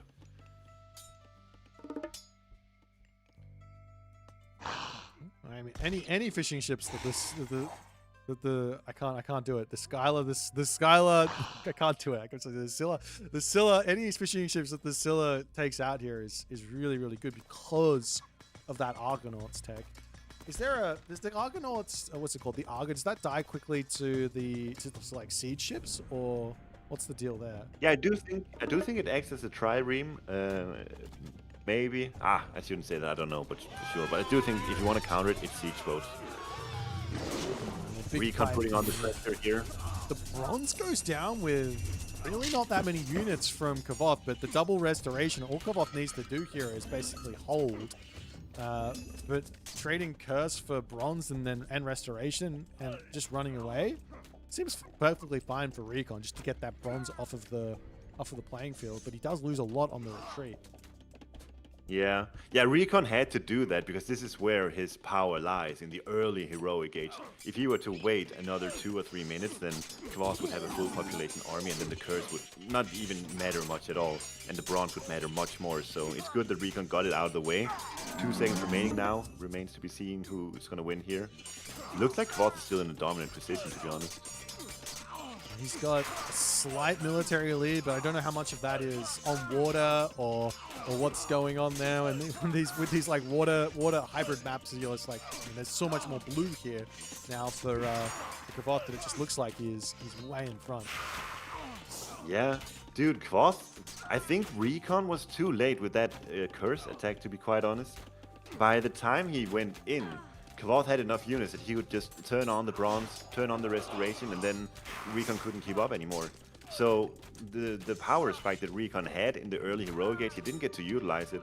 And this is why we see Kvoth now in I would say a pretty comfortable position. He is up against Hades, and I do think Hades probably scales better from this moment onwards. But nevertheless, the early heroic game here has gone in the favor of Kvoth, I would say.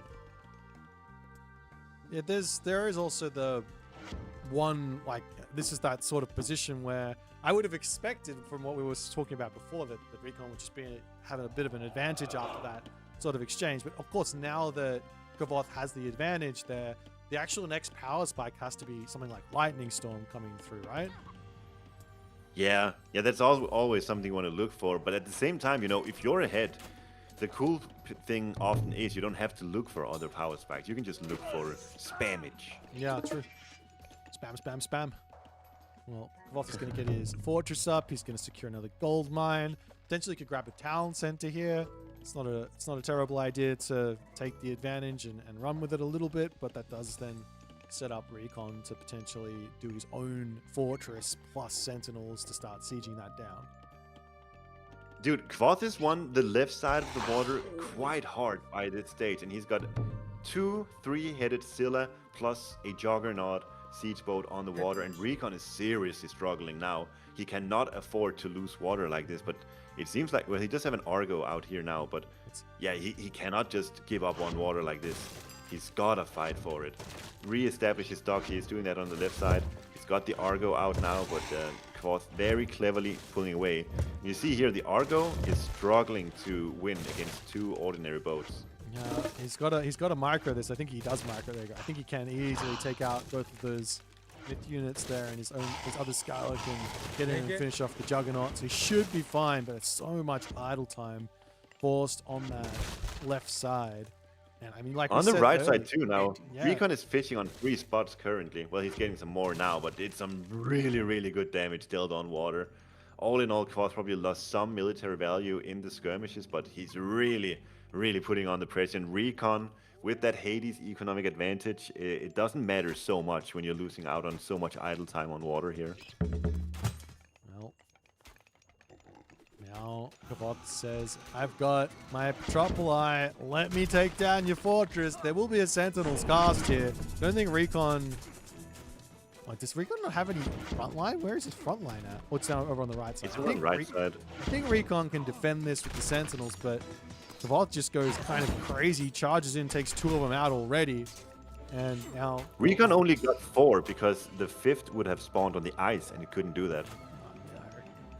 Surely there was a configuration there for him. Yeah, surely there must have been, but I guess he panicked. Yeah, unlucky. But it looks to me like Kvoth is looking for his mythic age here. He's got 1,200 food, 800 gold. Actually, never mind. He goes for the bronze weapons. Maybe he wants to stay in the classical, heroic age.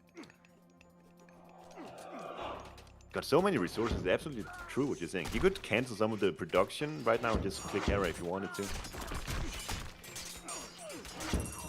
But why go Hera? You got restoration, yeah. Let's just get all this value. This is where restoration is at its strongest, when you've basically got full population. You drop it down and it's 50 units getting affected by that. It's 50 HP a second or something. Exactly. It's so brutal. Yeah. I think Recon's just lost his fortress and he doesn't have much army. He's still got 4 cave resources. I don't know. It looks like he's got plenty of military resources, but his army just doesn't look like it exists here. Where is his army? Because you're right. On the stats, it looks similar.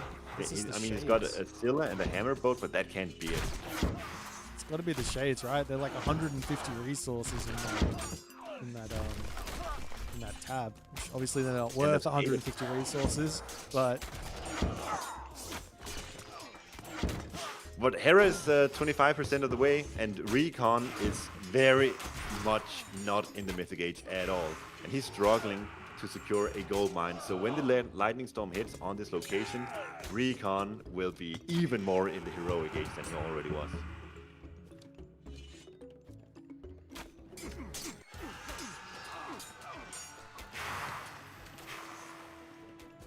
I was thinking, do you think that there is any...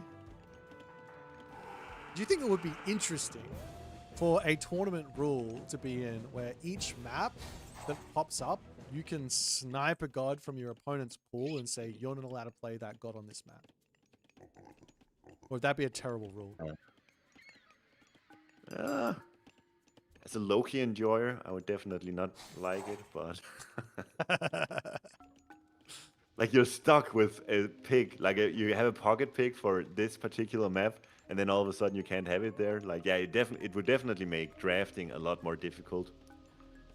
And, like, gods that are good on every map, Ranos, Isis, those types of gods, they would be even more valuable. I'll keep it in my back pocket for something else, maybe. It's always cool with different drafts, so... Hera is in now. Are we gonna see? Not. Don't think it's gonna be an instant. Is it gonna be? There's no need to. You just run in. You try and get the lightning storm, basically to hit the villages, the army, the everything, and all of that military is going to be getting obliterated. A couple of units are going to actually survive a couple of lightning strikes, but now Kvoth gets himself Bellerophon, champion.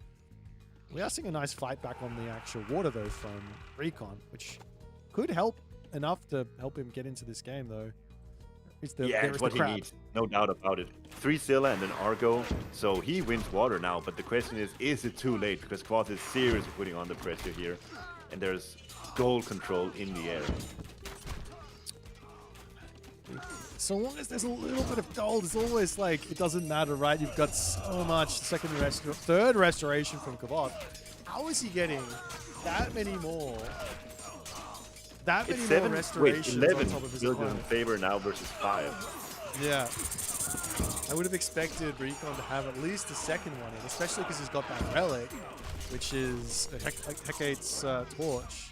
But that's the game, and the Zeus gets the dub.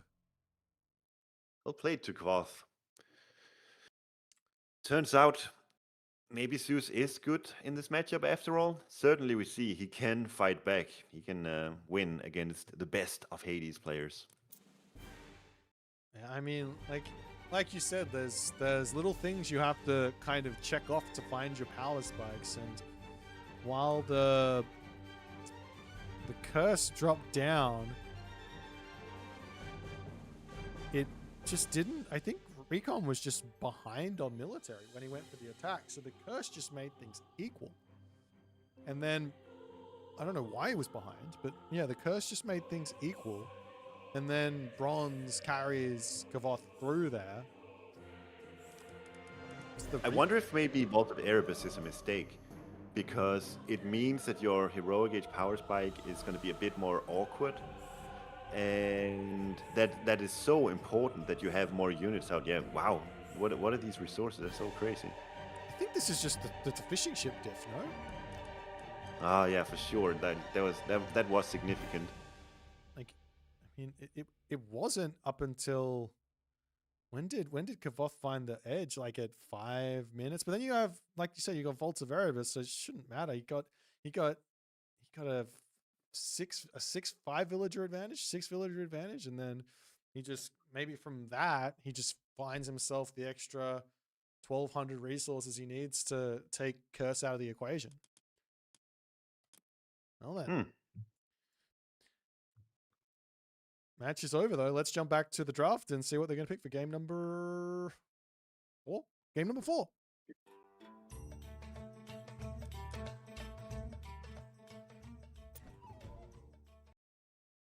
All right.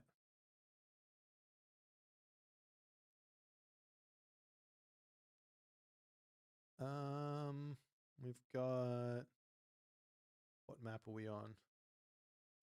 Marsh.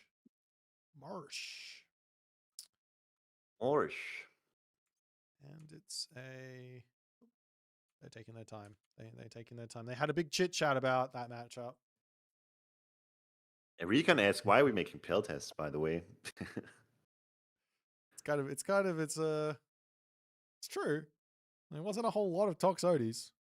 Probably the problem is you'd have to move your villagers off of wood and chuck them over onto food to produce the extra amount of units. You have to put more infrastructure down to get more infantry out. So while that I think would be better to have your macro set up like that and only make infantry units in that specific situation, it's not simple. You know, it's also a bit of back and forth, because if one player goes pure infantry, then the other is going to go Toxotes, and then the other is going to go Pell test, and then the other is going to go, I don't know, full infantry again. Like, there's a lot of action and reaction going on, I think, in this matchup. Yeah, for sure. And the other question I have you tried, and hear me out on this, you tried going for Apollo there, or do you need the power spike too much to survive? Well, with Apollo, then what do you do? Because you gotta respect, the best god power combination in this game is Bronze Restoration, especially on these water maps when you're against Zeus, because they get so many hoplites out and they get the upgrades in very easily. So that's always got to be in the back of your mind. What do I do against this? And so with Underworld Passage, you got to have something in mind. You got to have a plan how to escape the bronze, how to force it out, and then have the Underworld Passage nearby or something like that. Well, what happened here? Okay, well, we got a new game. We can move on from the Midgard theory. It's probably the most theoretical matchup, right? I mean, there's a bunch of theory in this game, but we got another matchup, Marsh, and we've got Kvoth on his tried and true Noir, and Recon on what a lot of people believe to be one of the best gods, if not the best god in the game, Isis. Isis. Haven't seen that in a while. Normally gets banned out, right? Yeah, that's true. Wait, Nuwa? You said, oh, yeah. I was thinking, okay, Nuwa Isis. Well, I haven't seen that in a while either. Why do you think Nuwa is a Marsh pick? I think the issue with March is often if you don't get control of the center, you're just gonna be left with no real resources.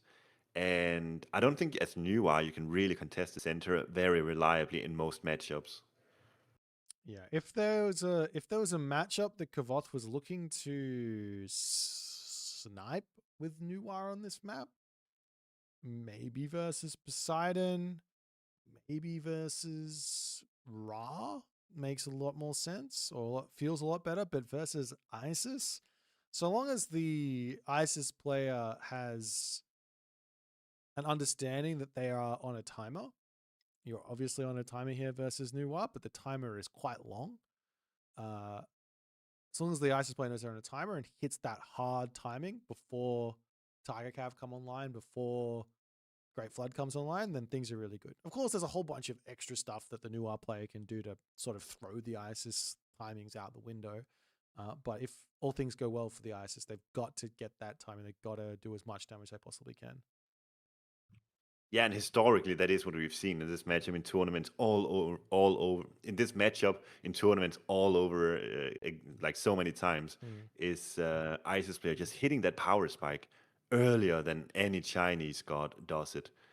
And that's one of the reasons why Isis is so dominant in tournaments, is because she just hits that power spike so well in so many key matchups. And I think historically, the newer matchup has been one of them. I didn't put the timer up. Yeah, it's a pretty silly dynamic in my opinion, but what can you do? Like, I want to see. I don't want this Noir god just goes, I can just build Tiger Cav and I can build a Water Dragon, and as soon as I get to that mass, now you're never going to be able to kill my army again. That's basically the dynamic. But on the flip side, it's like the Isis player goes, well, if you're going to rush that, there's no way you're going to rush to that. So you have to either sit there and play something else, or try and survive, min survive. Kvoth, if there's anyone who can min survive versus this type of stuff, it is Kvoth though. So we'll see how he goes as we jump in onto the map Marsh.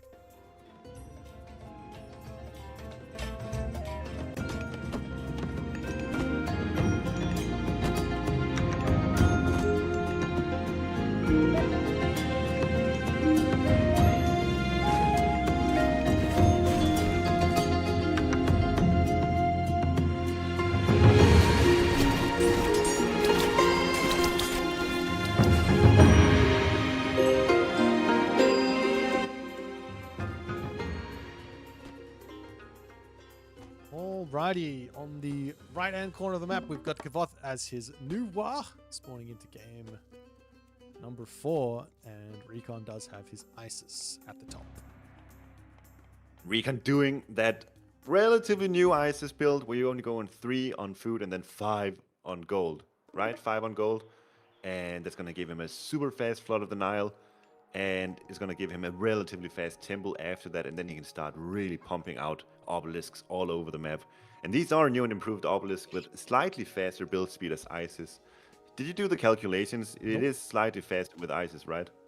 I've got no idea. It's 12 seconds apparently. What was it before? 16, but then you only get plus 40% faster compared to plus 60% faster. Well, hang on. We'll be able to see then. I haven't done the math. I'm not going to do the math. But that's an angry peasant. Yeah. Shank. And this Pioneer isn't. Oh, I was gonna say it's not great at blocking the path, but apparently it kind of is. Yeah, I don't know if I rate this play from. Pharaoh is coming. He's pulling the Pharaoh, so that's some value. But all in all, I do think, I do think Kvoth loses out on more than what Recon does. This is not good. This is like, you've got this villager that just gonna keep on charging for. He's like, you're not gonna get anything. This villager just got like a minute, 2 minutes of idle time to stop the scouting. I'm a big fan that didn't work because that's one of my. Of course, you shouldn't run into your opponent's base and drop an obelisk in their face like Recon did here. But you also shouldn't lose your priest. You shouldn't be losing your priest to a villager shanking like that. We're getting obelisks now. This peasant is an adventurous little girl or boy. I can't even say boy. I think definitely a boy.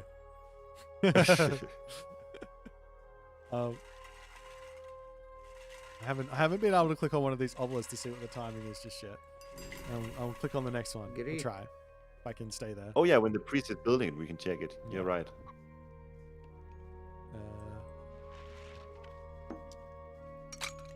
But you like this build over going for the early pickaxe? Are you getting to the Flood of the Nile faster? Yes, than with I do so. It's 9 seconds. And I think potentially temple faster as well. I do also think you can squeeze in pickaxe. Like we're getting pickaxe now. You know, when you only have like 2, 3, 4 villagers on that gold mine without it being empowered, having that extra 10% gather rate honestly doesn't matter too much. Like getting it a minute later is perfectly fine. Perfectly fine. I think for me, if I come over and I see this second town center, like nice and early, even if I don't see this second town center, to be honest, I'm almost thinking this is the actual better build. There's a build that gets you monument, pickaxe, and second town center and a delayed Flood of the Nile as you're advancing to the classical age at 4 minutes, and that allows you to get your town center up some minute faster than, or 30 seconds faster than the stock standard builds. It's very, very, very difficult on the micro, but very, very, very good. Yeah, so that build that you mentioned there is one that's going to scale better into the mid and late game because you get more villagers out early, but then it might suffer in having that early power because you are so clutch, so tight on resources. Yeah. There's lots of like little mini decisions. I think here potentially as well, like Recon, he wants the priest. He goes the early prosperity. He's not caring super hard about like a naked, the fastest second town center he possibly can get. But then again, he is playing versus Noir, who is literally just going to be dropping an earth wall and playing as defensively as she possibly can. Look at the gold mines for Kvoth. Kvoth has got all the time in the world. He's looking at his watch right now and saying, all right, Recon, 20 minutes from now, we'll play the game. Is that okay with you? Yeah, and Recon, I am a little surprised here. Recon's decided, he's got an amazing back town center, right? But he's decided, let's go for the forward town center at the moment. And while there are water buffaloes here, that's not going to be something simple to eat here, especially if Kvoth decides to actually build some units. Yeah, dude, it's the middle town centers are not great here at all. It's actually the back town centers that are amazing. It's got hippos nearby, boars nearby, aurochs, deer. There's so many animals in the back. But this town center that Recon is grabbing, I guess it's nice if you wanna just have everything forward, like your villages there. Easy to build a Migdal in next to the town center, and then you can go aggressive if that's what you want. But dude, yeah, that CC looks poor, to be honest. I guess the idea is that he just wants that launch pad. He's just like, okay, if I have all my villages already set up on the front, I do have a gold mine behind it as well. So just take all the villages off of gold, put everyone from the hometown center and home group onto food. Should be able to get a nice heroic age in without too many issues. But you do sacrifice something getting to the center. There's walking time, and there's the fact that the town center is going to come up later, so you're effectively missing out on a villager or two. And if all we're getting is what you call the launch pad, somewhere to start from when we're attacking, is that really worth it? I don't know. I think Kvoth will be happy with the way that the map layout is playing out here. I think it's only really worth it if the town center is nice. And like I said, you got the nice gold mine, but food is what you want for that situation, because you can eat the food and then you jump onto the wood. In this situation, you mine the gold, then you have to pull the villagers off of the gold, put them over onto the wood, take your villagers off the food, put them onto gold, and it's a bit of a mess where that's concerned. But the one thing that Recon is doing is he is getting some good damage done. He's taking this earth wall down slowly, and he's got it's good. Sobek pre-queued, forcing out fire archers as well. It's not a unit that Kvoth really wants to build in this matchup, but he has to. You see Recon got Hekate's torches again for the cheaper god power recast. I'm looking at 54 favor prosperity. Isn't that something you would want to consider maybe? Generally, yes. Lots of players like to use it. You know me, I'm not a fan because I would rather build Pretsiokos, or I'd rather build anything other than god powers. I'm playing my own version of Age Mythology without recasting the god powers. But yeah, it is really, really good. You drop that 60 favor, or in this case 54 favor prosperity. Each villager on gold is netting somewhere between 30 and 35-ish gold for the duration of that prosperity. And then also if Pharaoh is empowering it, that's also bonus on top. So you can convert that 54 favor into easily 600, 900 gold, which is really, really good. Yeah. But dude, Kvoth is doing a good job. You said Fire Arch is not a unit you want, and you're absolutely right. Once there's Chariot Archers and Camels involved, those units are going to suck. But right now, they're doing a great job. Yeah. Forcing Recon back, and at least doing something with them while he can. That's the important part, for sure. But both players now well and truly on their way to the heroic age. No surprises from Kvoth, though. There was recently the new bar buff, and I think Kvoth doesn't have new bar. Never mind, I take it a little back. There's no surprises here. Gormang is going to be the pick here every single time. This is, we haven't talked about this yet because it hasn't mattered, but it's a very open march, especially on Recon's left side. So if Kvoth gets some nice, some early White Horse cavalry out nice and early, he can do some serious damage over on the left side. There's Hunt, there's Wood, and pretty much every resource is almost in contest here, except for that back gold here for Recon behind that second TC. It is open, but wouldn't you say that the plan here for Kvoth would be, let's just go, considering how slow Recon's been to the Mythic Age, like normally the ISIS player is like a minute and a half faster than the Chinese player, in my experience. Maybe I'm wrong on that, but in this one, he's maybe like 15, 20 seconds faster than Kvoth. I feel like Kvoth can just go Mythic Age here, and he'll be fine, though Recon is going straight for a siege work, so maybe that wouldn't be a good idea. I know what Kvoth likes to do, and that is like at least 4 White Horse cavalry, have those running around, because you say 4, you literally choose 4 up. Yeah, like I know this guy better than his own mother. Like you do that, and then even though your Mythic Age is gonna get delayed by, let's say, 30 seconds, the time that you actually save for yourself is greater than those 30 seconds that you're slower. Just this pressure you can put on this. Like, you look at Recon's position, you already mentioned it, but there's just weaknesses everywhere. He's on the hunt on the bottom, he's on the hunt in the middle. Like, his main base, he can get hit on his wood line. Like, there's so much room for counter raiding and slowing Recon's push down. He doesn't even have a lot of obelisks. Like, right now, he could have easily established 8 obelisks on the bottom side of the map, but he hasn't done that. Yeah. Well, Recon now moving forward. He's got himself this forward monument. A forward Migdol here is going to be somewhat scary, but Recon, he has to be aware that Kvoth can literally build siege weapons out of his machine workshop that he forced out. And, well, Kvoth is already starting the siege crossbows, and he will be denying this Migdol stronghold very, very quickly. Yep. And the forest protection is up as well. And now the Terracotta Rider is out too. This is a great difference from Kvoth. He's got all the tools. He's using them really well.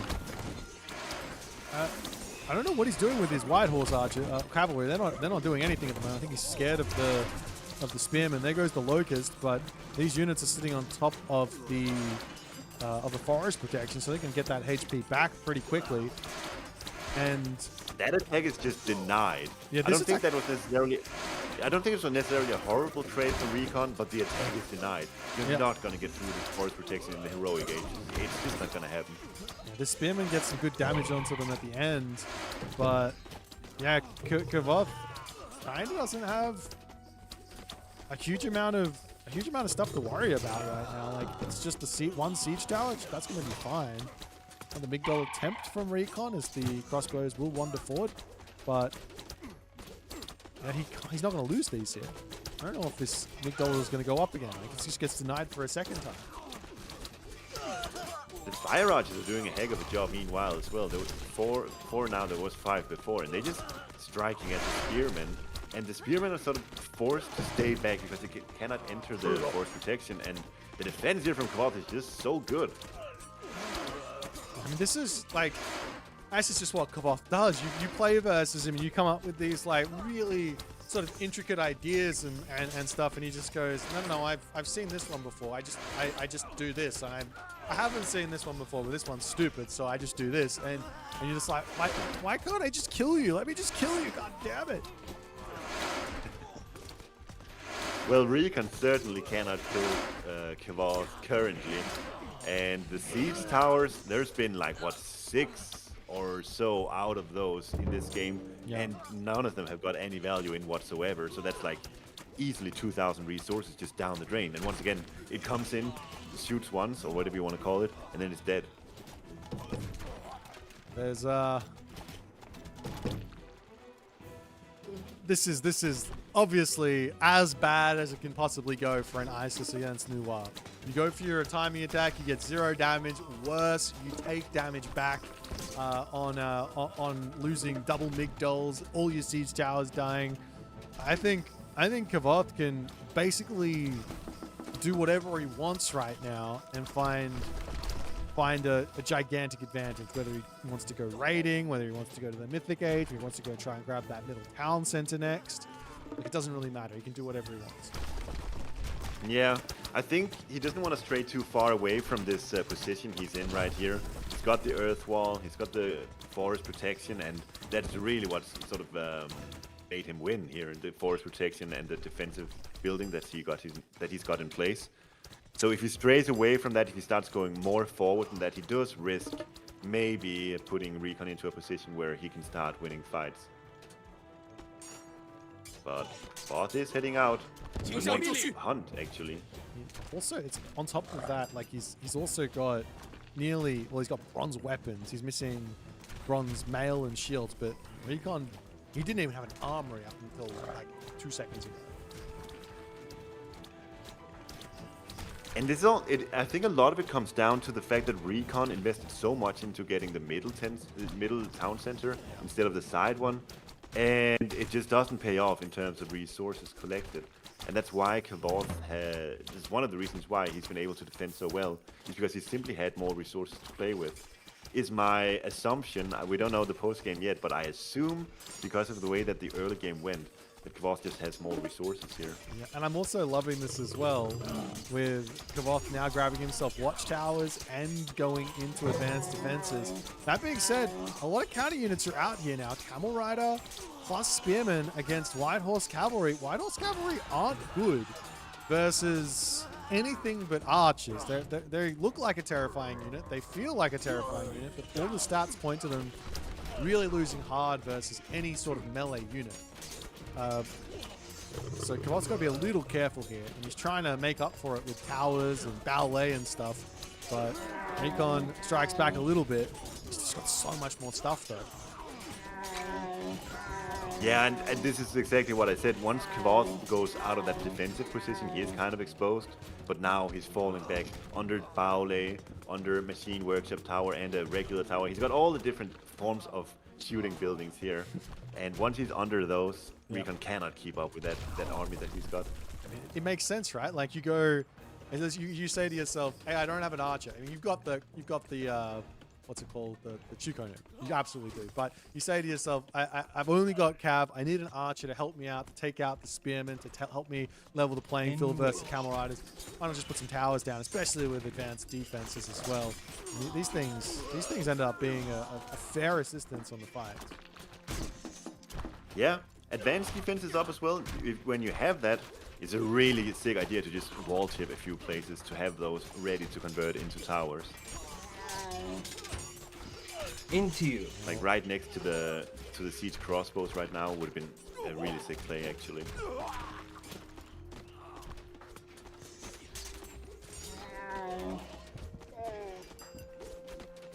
Recon's trying to make a game of it, but Kvoth's now going to take himself up to a fourth town center. This is another one of those town centers that I don't agree with.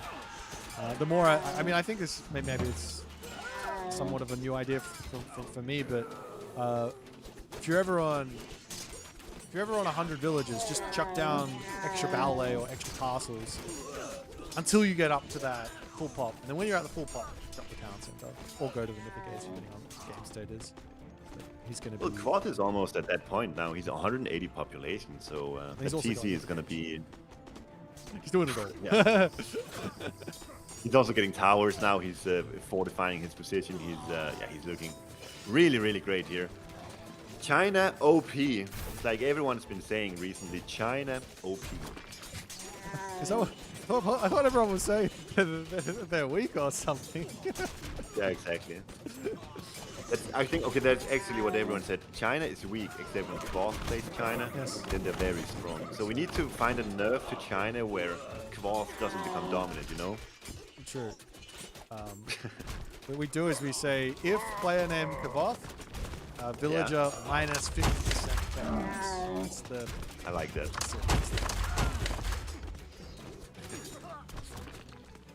And now with Gong Gong coming through, there's already favor in the bank.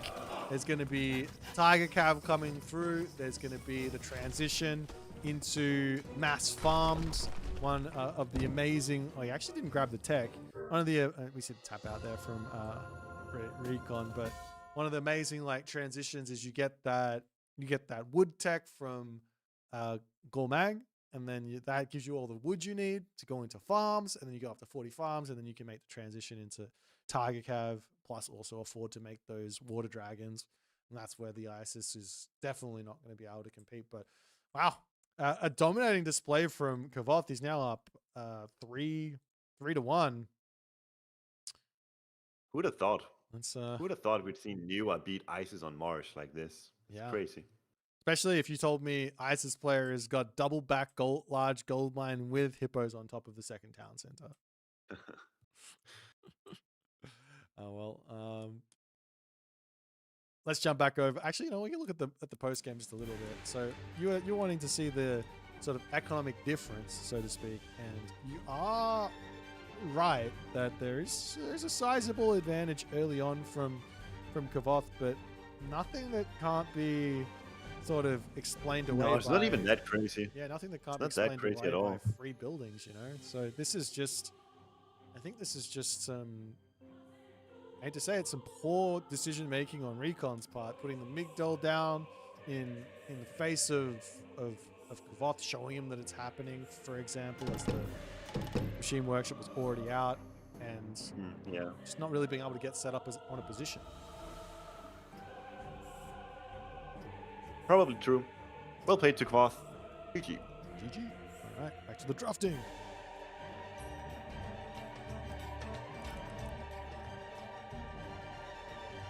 Oh, these guys are on the wrong side. Alrighty. What do we got? Should we do you can do your thing and then I can do my thing after. So if I just entertain the audience for a bit. Yeah. That'll be beautiful. Let me get this God Picker out first. So it's Mirage, and I'm hoping we see that Loki. Wait. Yes. Let me put the win for Noir.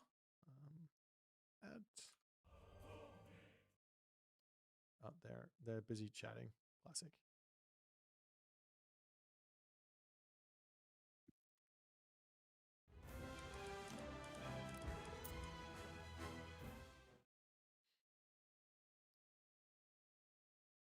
Okay, so picks coming in. Kvoth will select. Do you have a prediction for Kvoth's pick? If you think that Recon's picking Loki here, is there? Fuxi. Uh-huh. That's interesting one. I think that would fall victim to Recon's strat. And it is going to be exactly what you said. We'll see how it goes. Hey. I think Fuxi is quite good into this matchup. I think Kvoth is feeling confident here.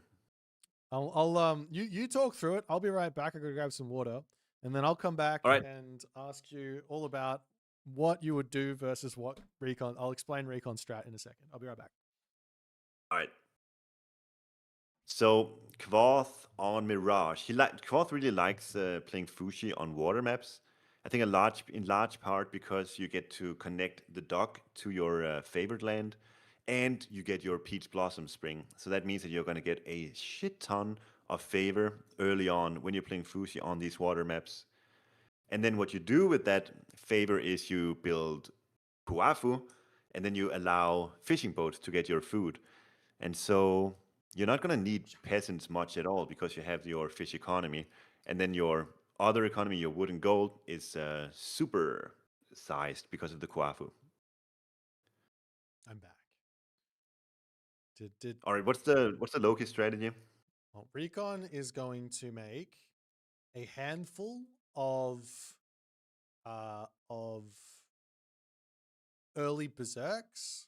He's going to convert villages into a handful of early berserks, and he is going to charge at the villages. He did it versus Tunison, and absolutely overwhelmed him early on. And I think it works here as well. Completely forgot about that. I think it's a long walk from base up there, maybe. Yeah, that's the only difference, right? From the Budapest. Budapest was probably like one screen length more than Mirage, I would guess, which is not a small amount. That's quite a big way for a 4.8 speed Berserk to walk, but maybe. It's a cool strategy, though. I think Recon is probably hesitant to do it again, but I would love seeing it. I think also an issue is China is amazing at countering Berserks with Kuafu. Kuafu is a great counter to Berserks. Interesting. True. I don't know if Young Goat is in chat, but he'll agree. That unit has some boulders to throw. That's for sure.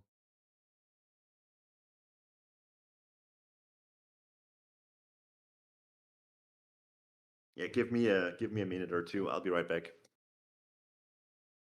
Oh, I need to get a URL in, and then I'll be right back. You need the URL? Okay. I got it. Oh, you got it. Sorry. Yes. Sorry. Haven't started yet. I'll be right back. Okay.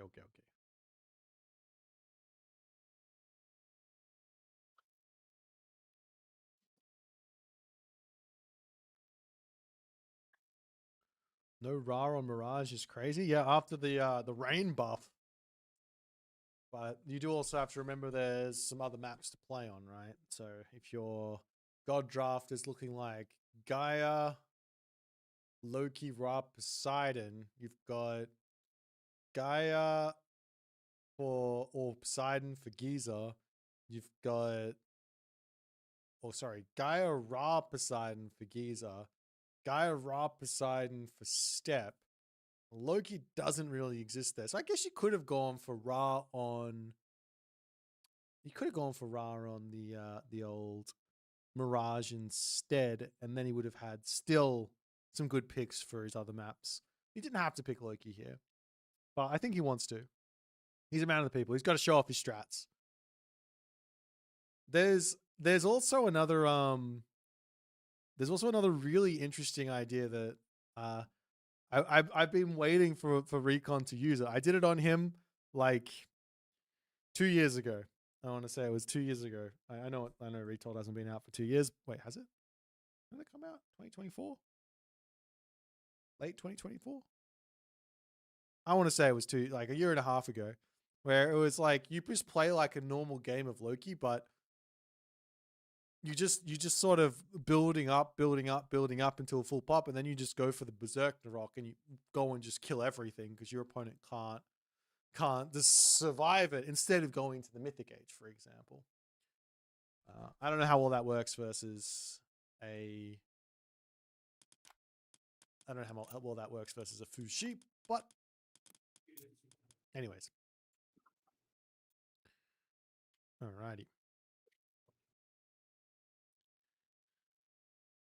On the other side, the most of what Fushi's advantages are on this sort of a map does come from like extra early favor from the early dock, extra food, which does mean he gets to go into chillin' earlier. They're normally a little bit inaccessible to the Chinese early on, but if you have that extra boosted food income, then you can actually build them quickly. But when you're playing versus Loki, maybe, though the Loki, even Heimdall Herso now move at 5 speed, and you get the Einherjar, you can chase those down and take them out. They're not that fast, right? 5.3 speed or something. So you can get if you go 4 steady on the other side, you can go Loki Herso, Loki Hall of Thanes plus Eyes in the Forest Herso. I'm back, Boit. Welcome back. Just talking about... Sorry for making that awkward for you. You had to sit by yourself for a few minutes. That must be unusual for you. It's tough. I don't like being by myself. Oh, dear. Alrighty. Well, we're going to be jumping into Mirage in like less than 5 seconds, which is exciting. And I was talking about how normally the Fushi plan here is very much chillin' related. So we will see if that ends up being the case. Let's jump into game number 5.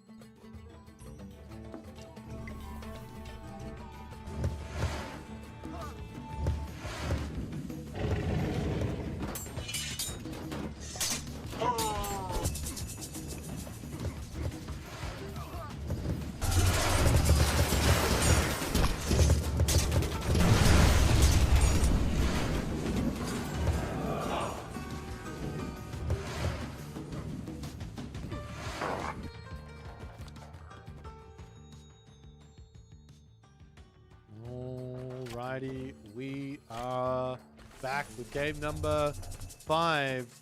Kvoth is continuing his dominating waves right now. He's up 3-1, and he is going to be picking another Chinese god with Fushi. Recon has the look. Yeah, and look at Kvoth now. He's already got his Peach Blossom String and his Dog down, which means he's getting a lot of favor.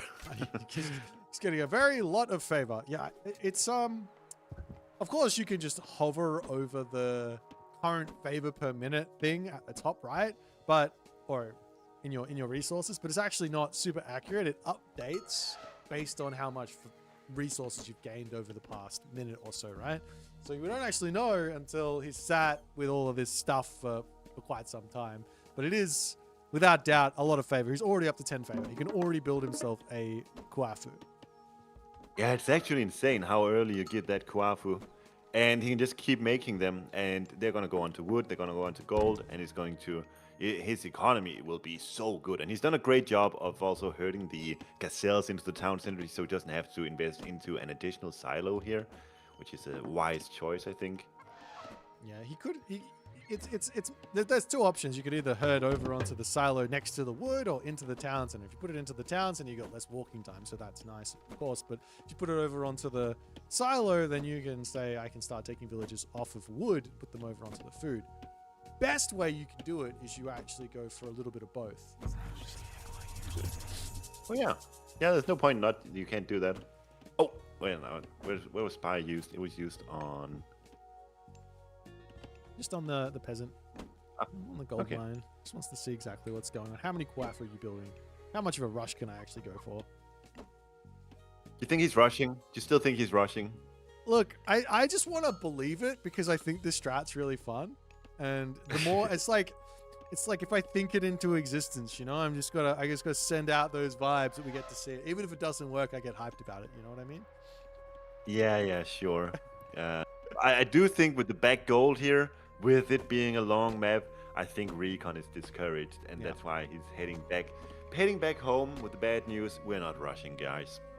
There is the angle of just hitting wood lines, but yeah, with that back gold mine, one less thing to be able to attack easily is going to be tough.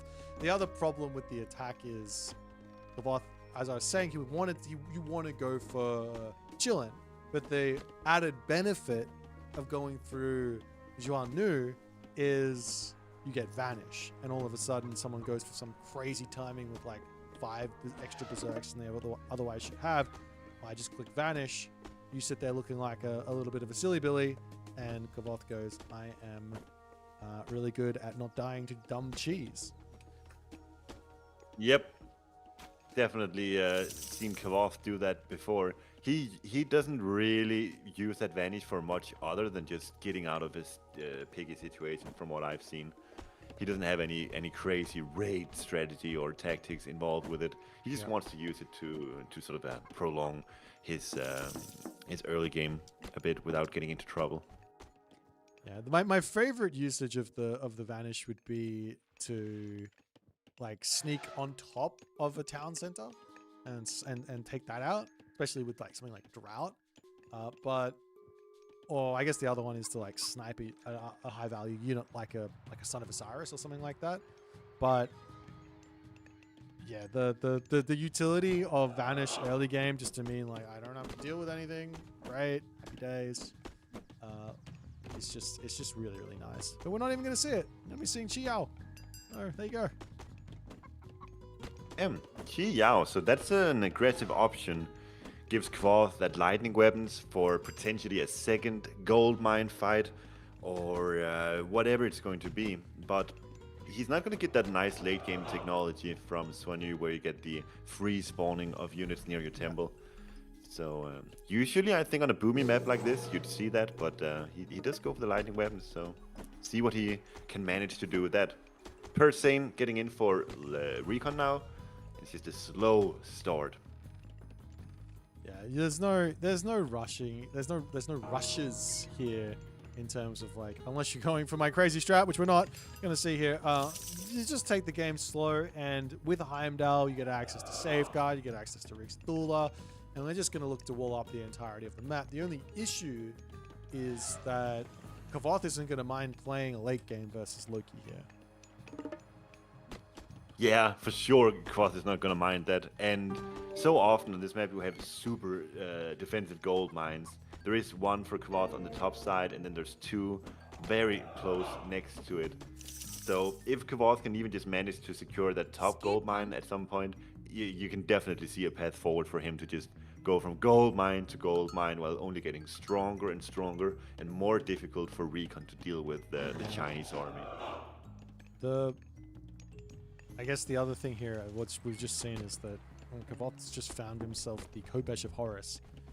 Normally it's just like a nicety, but when you're playing versus Loki, well, Loki likes his myth units more than the next guy, and an extra and extra damage for all of your already strong heroes as China, well, Loki is going to feel very, very sad in this game. That's for all units. They deal 1 extra damage against Myth units. No, just Interesting. heroes. Oh, heroes. Yes. 1 to all action. Oh, bonus. So if a unit like this Pioneer deals 5.5 damage, that's going to be an additional 5.5 damage it deals, right? Yeah, so it goes up to 13x. Yeah, exactly. But if it was dealing 20 damage, it would be an additional 20 damage. Okay, I get it. Yeah. It's actually, So I don't think on Pioneers, I don't think it's too impactful on Pioneers because it's relatively low base damage. But on the Neja, on the John Wick. Yes, Yeah, definitely. I'm pretty surprised we actually yeah. are seeing we saw a second town center from Kvoth here. Like, this is scary, no? Like, if you get caught going for a town center, like a not town center, a heroic age here, then I guess Recon's not doing any sort of one town center all in. But you could just walk in here, just kill this off, and you can get into a lot of trouble if you just spammed units. But that's not Recon is going 1 town center all in. Are you kidding me? He's going Njord right now. I don't like this at all. Like, I wouldn't mind it if it was just a classical fight all in. You've got Undermine, you've got like pretty quick Hursa with the new buff. 5 speed isn't bad. You got the raiding cavalry. You can pretty easily catch your opponent out. But the best thing he can do right now is sneak this dock up, delete his home dock, put another dock up, have his Krakens kill off the back fishing ships, and then somehow attempt to break this town center, which we've seen Kvoth hold, I don't know how many attacks, how many cheeses. How many times are you going to cheese Kvoth until you say that it's not an option? We'll see. What I would have loved to see here from Recon instead was just flaming weapons on the left side of the map, because the gold is so heavily centered there. You can make a small wall on the right side maybe if needed, and then you just basically sit on that left side. Although it is Fushi with Peach Blossom Spring Zone, there's already 1100 resources to be gathered from there. Yeah. It's a rough spot that Recon is in. He's got himself a longboat already, so he's definitely setting up for a water fight. And we've got the perpendicular wall. It's in. That's huge. He didn't delete the dock. What the freak? What are you doing, Recon? Yeah, that's so bad, because now he's got 2 longboats there, and Kvoth has got a Chi Wen for free. Yeah. Okay, well. And Kvoth is building bow lays on the top side, and Recon is nowhere to be seen, so he cannot undermine this either. This just doesn't make sense. The only world tier where Recon finds an advantage here, and Kvoth is already just like, he's already reacted to it. The only world where Recon finds an advantage here is he kills the town center, he catches all the villagers out, kills all those villagers, and then he's good to go. But in this situation, even if he kills the town center and whatever villagers are left over there and kills the fish, Kvoth's still in front on economy. Well, that's also a lot of lost potential for Kvoth. Like, he's invested into the town center, he's invested into the fish. So if Recon manages to do all that, I think he'll be in a great spot.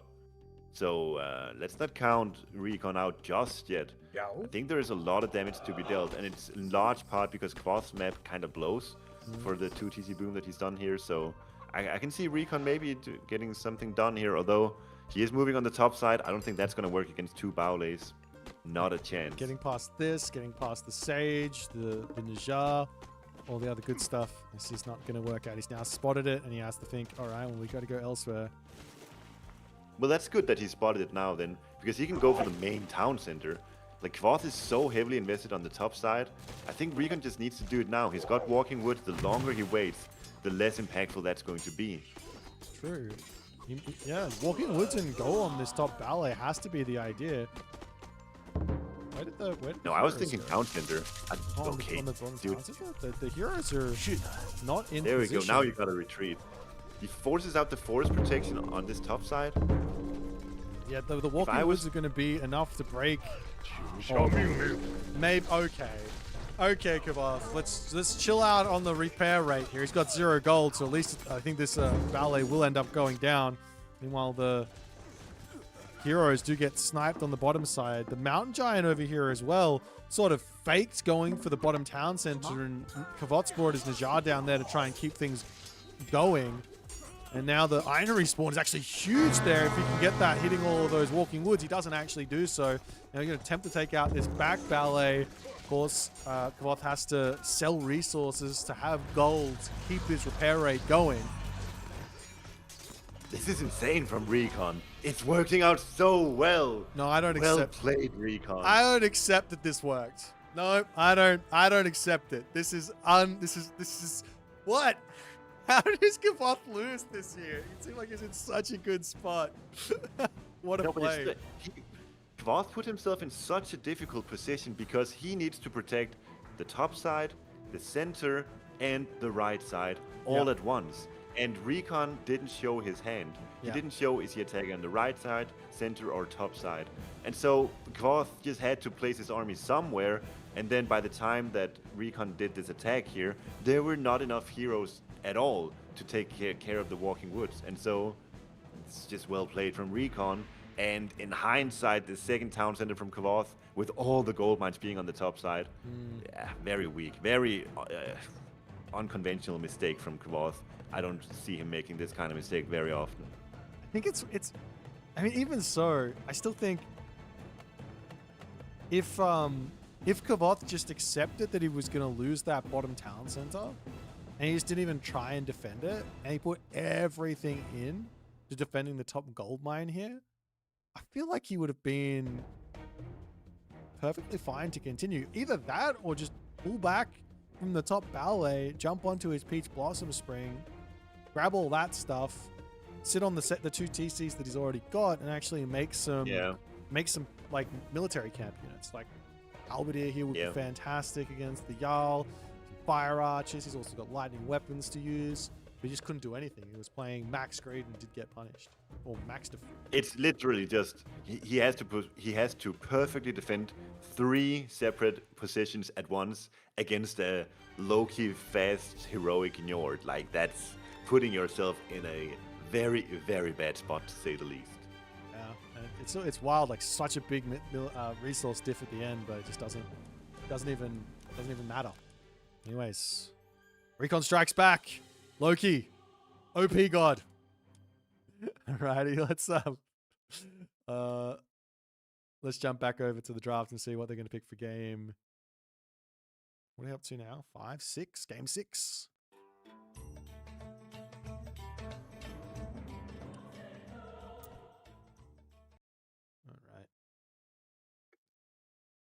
All right. Recon's got to feel happy about pushing it for at least one more game here. Our next map is going to be on Giza. There's still a couple of power picks left for Recon. On the side of Kvoth, he's kind of used his top 3 picks already. He still has that Tezcat Lapoka waiting there. Yeah, I'm surprised that the Tezcat Lapoka is valued so highly. Maybe I'm missing something. But whenever I played Tezcat Lapoka, he seemed to me like he had a lot of bad matchups. But it could be if you're just going to Eagle Warriors that everything is good. Maybe that's it. Well, I mean, recently Tezcat Lapoka has gotten the unlock of Jaguar Riders in the Heroic Age, and I don't think that they're like broken tier. I think that the fact that they're new could be enough to kind of catch some people off guard. I know I read it and then I still died to it. But we're gonna have ourselves a Gaia versus Tezza situation here. Versus what? Tezcat Lapoka. Tezza. Ah, Tezza. I didn't know that one. Oh, sorry, that's me being stupid. It's my Australian coming out. Gaia versus Tezcat Lapoka. I think early on, everyone said that Gaia and Uranus are amazing versus Aztecs because of the Mamelos. And I don't think Tezcat Lapoka can really counter that in the classical age. So I think Tezcat Lapoka has got to go for a heroic age. The issue is if you go If you go into Ocelot Warriors, you have to invest so much to make them good. Yeah, I'm with you on that, but we're in the game already because I couldn't find the URL because they didn't put it up there. But they're in the game, so let's get into game number 6, and we'll talk about it in there. Onto the map, Giza.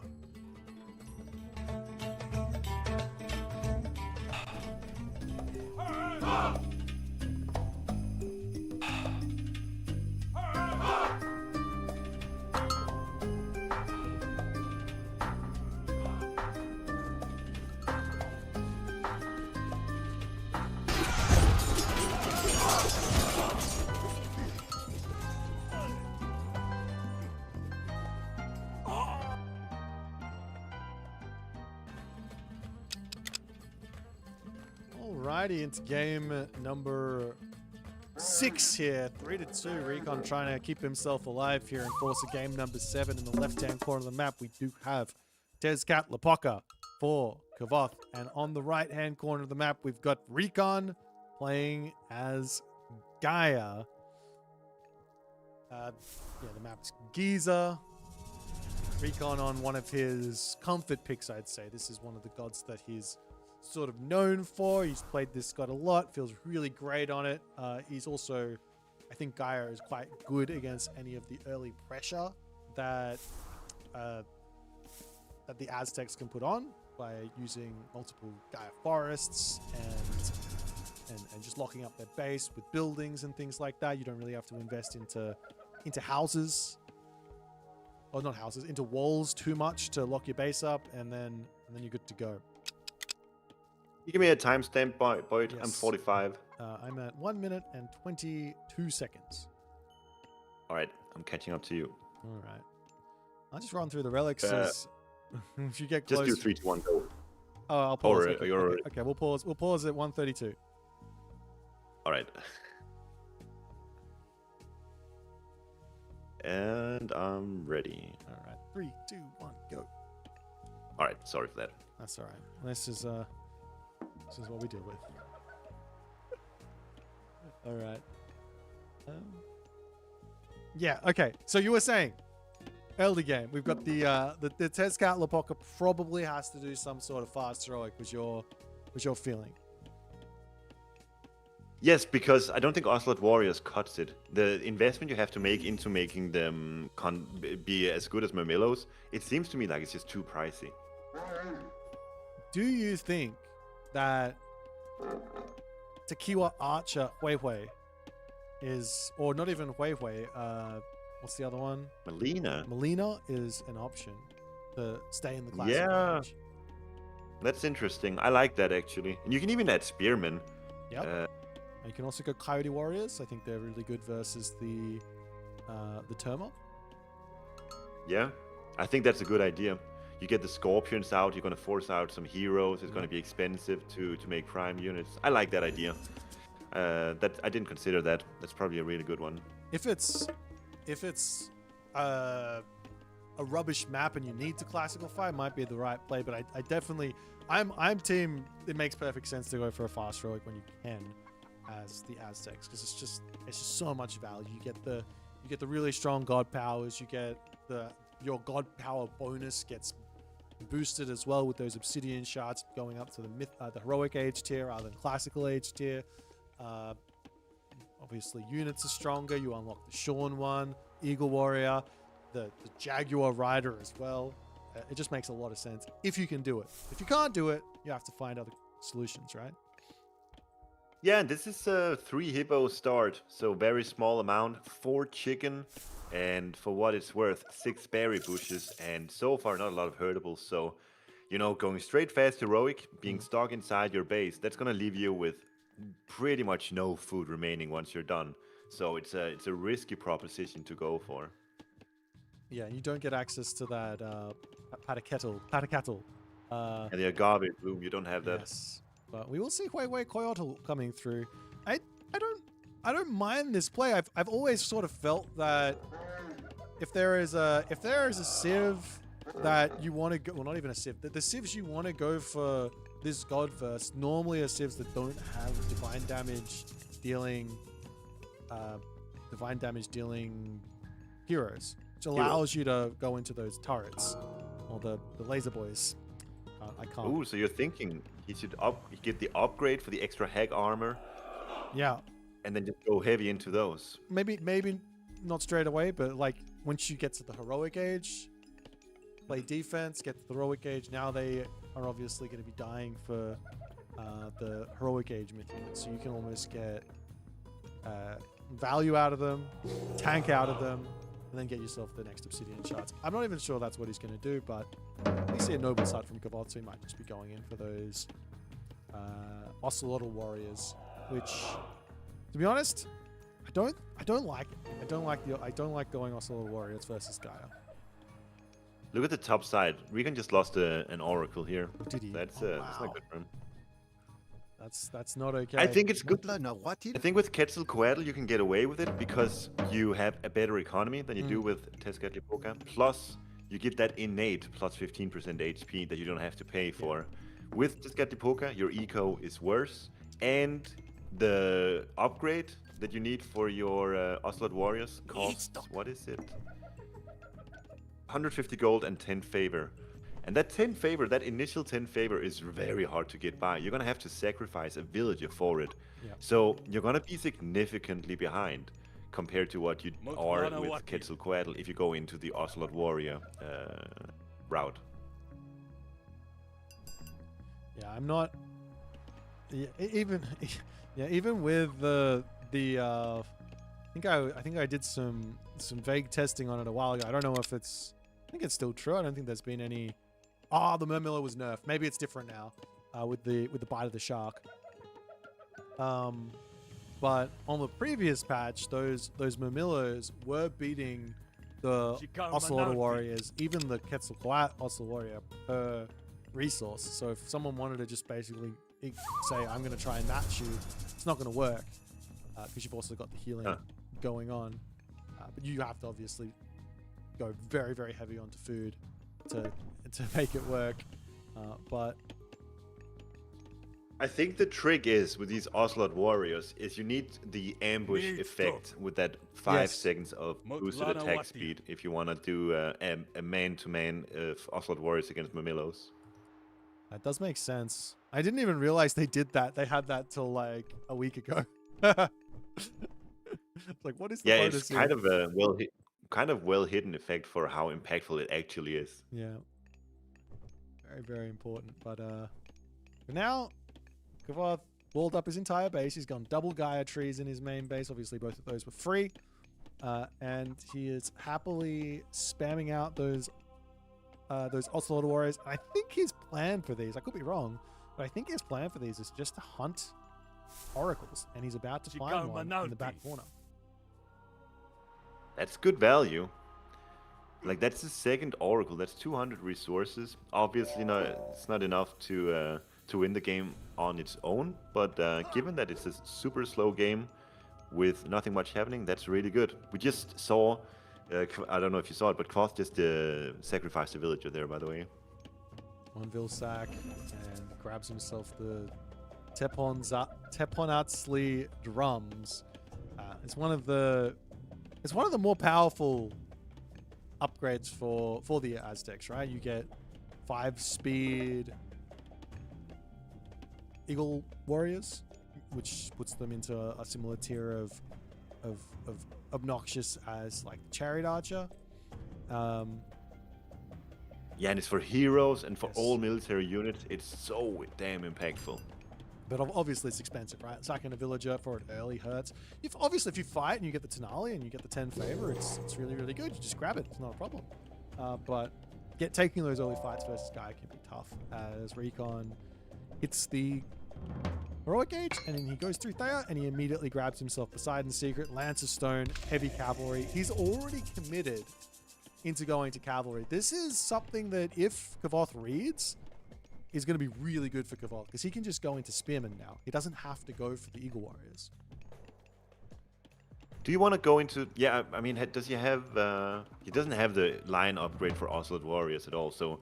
Yeah, you're absolutely right. If he sees... he's seen the Thea now, so... That's the obvious conclusion, is that Recon is going to go for Cavalry. So like this is a perfect time to go into Spearman, exactly like you said.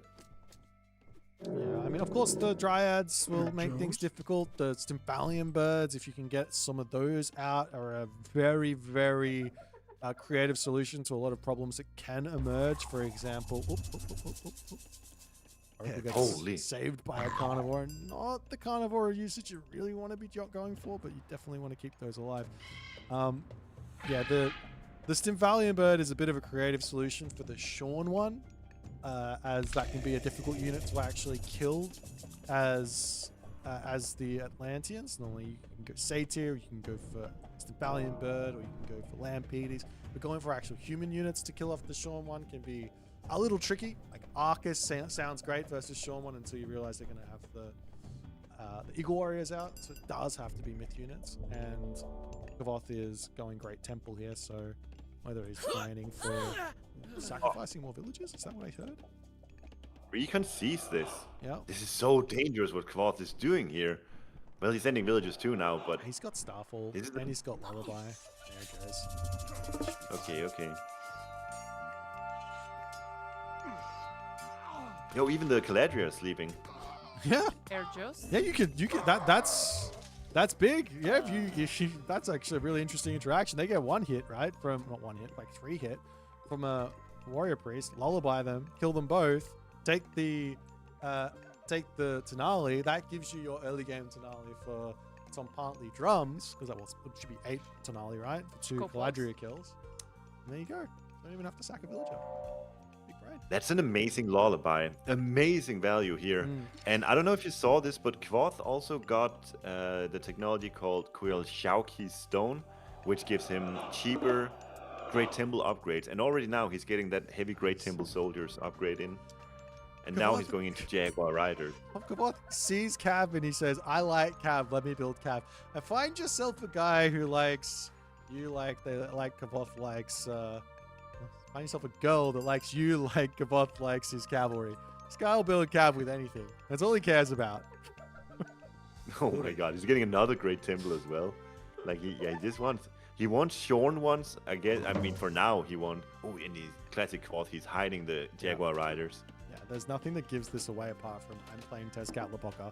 Of course, what you can do here if you're Recon is you can drop some counter barracks, you can go into Weightless Mace Catapulties, and they are incredibly good versus those Jaguar riders, but Pontarius are not incredibly good versus these Jaguar riders. I don't believe they trade well at all. I could be wrong, but I don't think they do. I think my assumption is that Jaguar Rider probably wins simply because they are a heroic age unit hidden behind Great Temple, and they have the heavy upgrade to their name. But, you know, Recon is there. That's true, they're cheap. I don't think they're cheap. Yeah. I guess the interesting I think it's going to be all right. Alright, well, I guess we'll see. We'll see how it ends up, because Kvoth is well and truly committed to mass Jaguar Rider. Pretty cool. Wonder what we're going to see here. It's kind of interesting. We were talking about how the base has got such a small amount of food in it, but Kvoth is at 12 minutes and 50 seconds, and he's still eating food in his main base. He's eating turkeys as well, right? But he's still just eating food in his main base. Yeah. Yeah, and he's found his way, obviously, over to some zebras over here. Big fight occurring now. Let's see. This is just to force out. This is just to force out some stuff. Make sure there's not a Mythic Age coming through, and Recon is just going to be out of there. No real problems. Stymphalian Bird goes down, but now Recon has to say, oh, I'm playing against 6.1 speed Jaguar Riders. What do we do now? Well, I think those Contarius, I want to see how they fare in a head-to-head.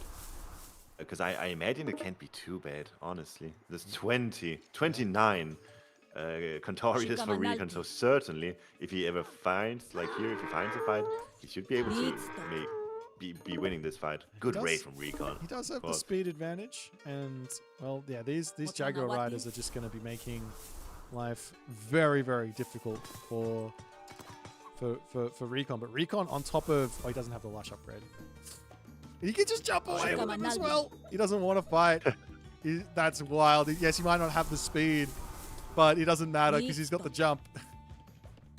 He's sitting. And you know, ambush, does he win the fight as well? Because does he get boosts from jumping out of ambush, or is that just the Ocelot? They're supposed to.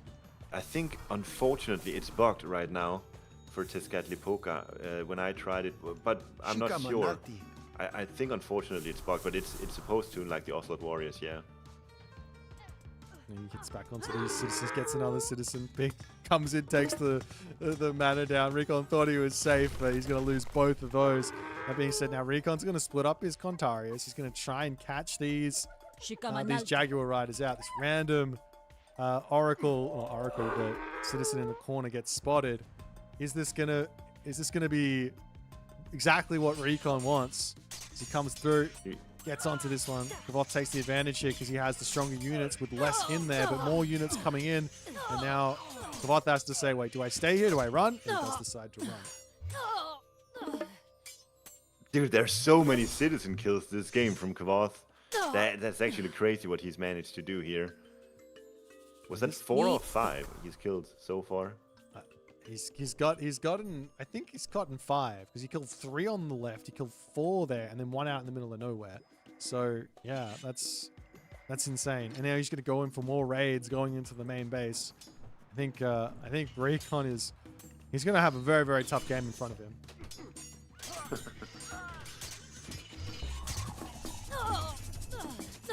He said if the units aren't going to play defense, maybe Recon can just push straight through here and cause even more problems for Kvoth. Kvoth's going to get some raids off, but he doesn't have enough stuff here. Yeah, I think Recon just says enough with this running around. I don't want to do that anymore. He's just going for the big attack now, but he doesn't really have siege other than the Carnivore for what it's worth. Like, it's going to take forever to take these great temples down. Yeah, he's got to make sure he takes out the Obsidian Shard because that's going to be a Obsidian Butterfly coming down. Of course, the Great Temple will fall. All of his citizen on this gold mine are idled while Kvoth is getting some value here. We're still not seeing any of those catapulties coming out as a response. Feels like he doesn't need to, but yeah, he obviously doesn't need to. Still sitting there. Recon hasn't noticed it. Maybe he does now. It's too late though. Then a Butterfly is going to come out. It's not that big of a deal. There's a lot of hero Contarius. He's going to get a amount of damage off, but without the upgrade for the Obsidian Butterfly, that special is not that good. Well, this has worked out for Recon. That's crazy. Yeah. Kvoth does have 2 additional Great Temples on the top side, but there's no villagers nearby.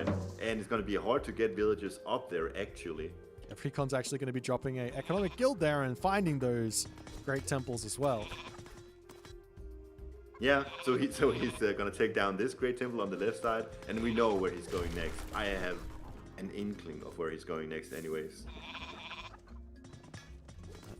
The other problem here is there's just so many buildings on this position. He's losing houses. He's going to lose his craft workshop. I think if you lose your craft workshop, you have to pay full price for it again. No, you don't. You don't? Okay. Oh, I don't. No, I'm almost certain. Calm. Life is looking very, very grim for Kvoth. We might be heading towards a game number 7 here. I was feeling like these Jaguar Riders would just dominate, but I think this has just been maybe if Kvoth had actually tried to defend himself instead of going for a counter attack with the Jaguar Riders underneath that thing, he could have got the full pop and life would have been tough, but he's just I think the issue is simply that Contarius actually fares quite well against Jaguar Riders. Yeah. I mean, yeah, that's especially with all the upgrades. Yeah.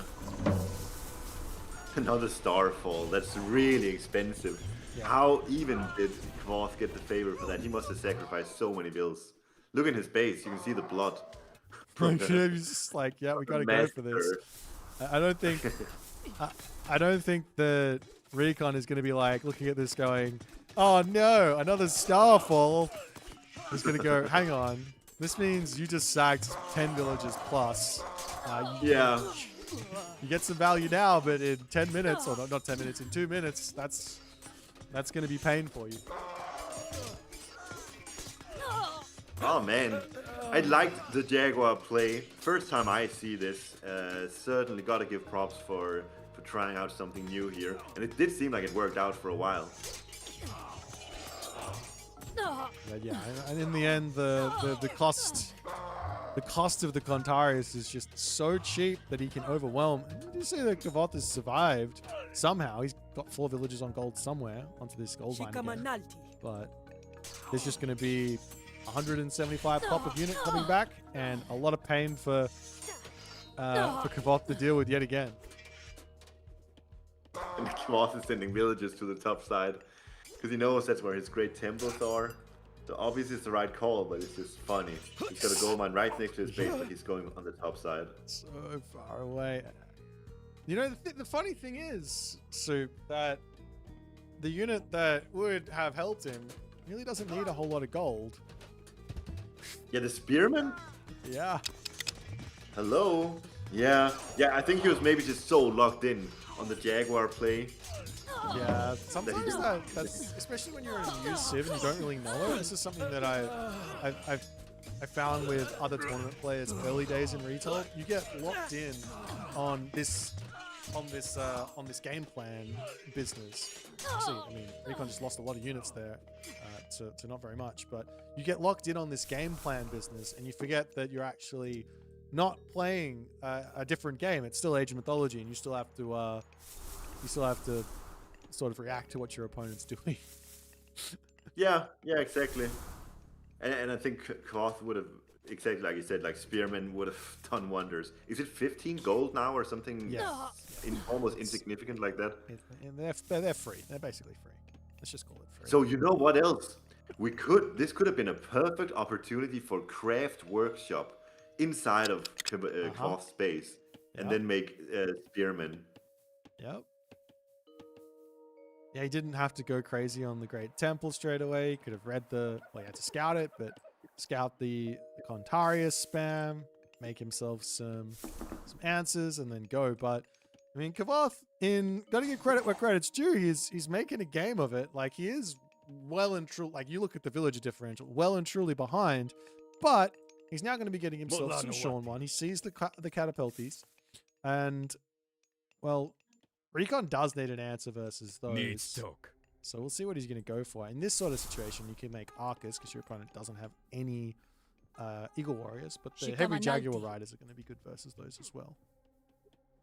I think maybe Fanatics, but obviously you need Mythigates for it. But other than that, it's literally only Arcus or Chirobels, which in turn are heavily counted by the Jaguar Riders. So I think this Sean 1 plus Jaguar Rider is actually a really, really sick comp here. Yeah, it's very expensive, but like every expensive composition, it's like all you got to do is get to full pop, and then all of a sudden it's a death ball. It doesn't matter that it was expensive unless there's some sort of massive god power that's going to come through.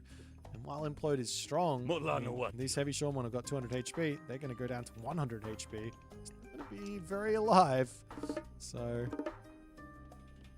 well, Recon, clever second TC here from Recon, forcing out Kvoth now to be the aggressor.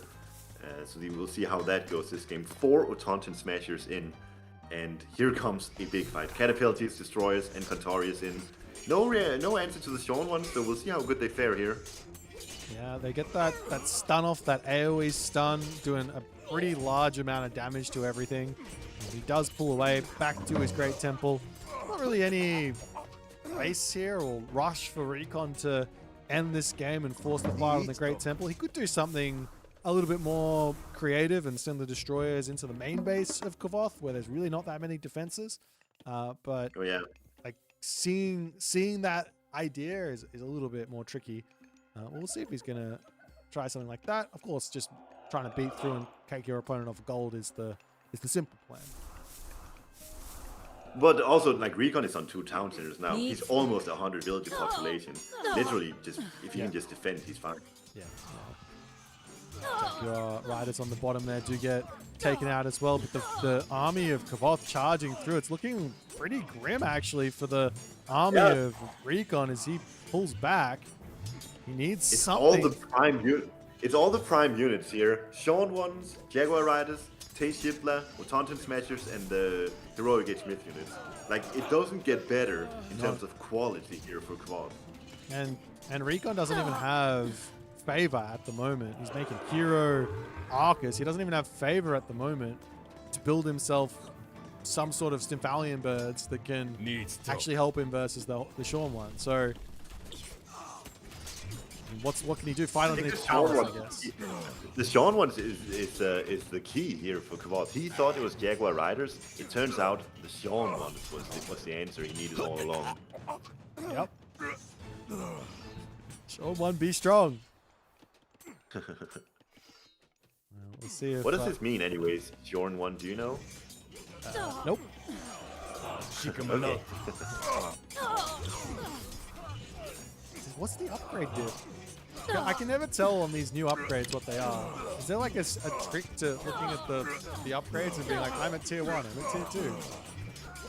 I think someone mentioned there is actually a mod where they get turned into regular icons.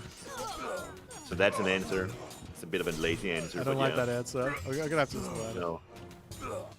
But it looks like Recon does manage to survive that push.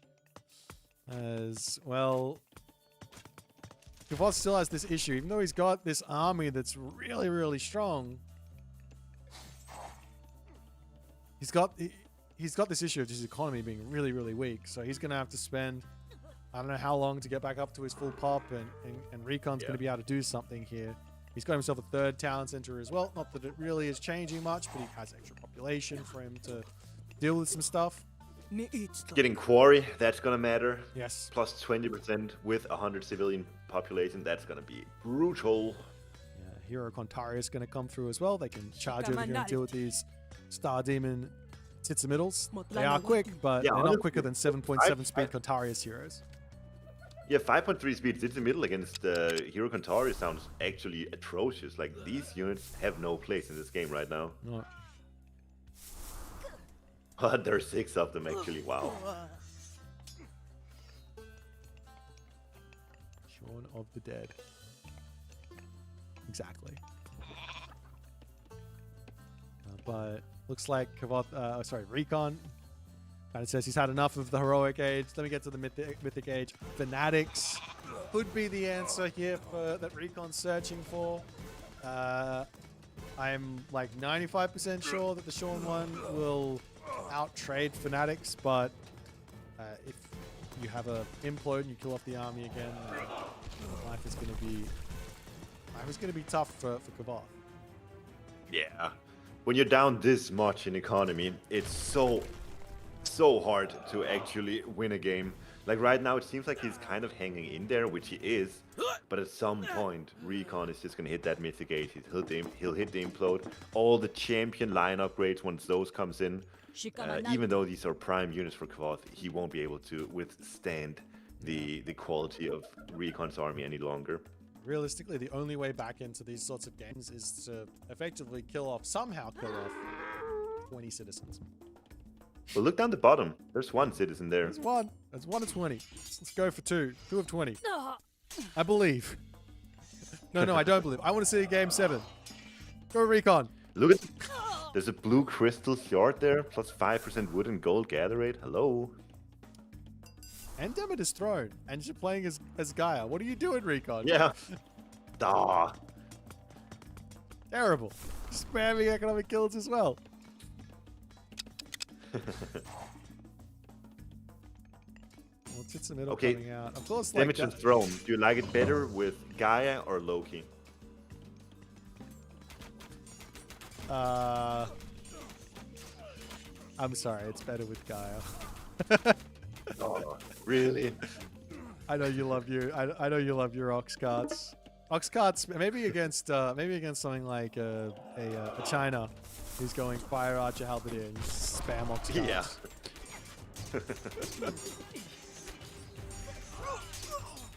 I also think Kronos is kind of cool because you time shift manners so ridiculously fast. Yeah. Big fight here though for Kvoth as he's feeling like he can take it again, and he is sort of winning the fight. I guess Implode does get dropped down right into the middle, and that is going to be a dead army. Can't believe he forced Implode there. Good job to Kvoth. He's really making a game of it, even getting the forward Great Temple while that fight was going on. Yeah, like bad. forcing the Implode and getting the forward Great Temple, but Recon takes it. Yeah, he's catching up on villager count as well. I mean, there's well and truly a world here where he's able to somehow bring this game back. I don't want to believe in that world, but somehow bring this game back. But yeah, the Fanatics are going to start coming through, and the devotees of Atlas, Spider the Shark, both of those coming in. Recon's already planning to go that way. I do think the Sean ones are an answer for all of that, but I think what we saw this game is that the Aztec army actually keeps up here quite well. Yeah. But obviously you need the economy to boot. Yeah, exactly. It's one of those ones where if you look at it and you go, if Kvoth opened with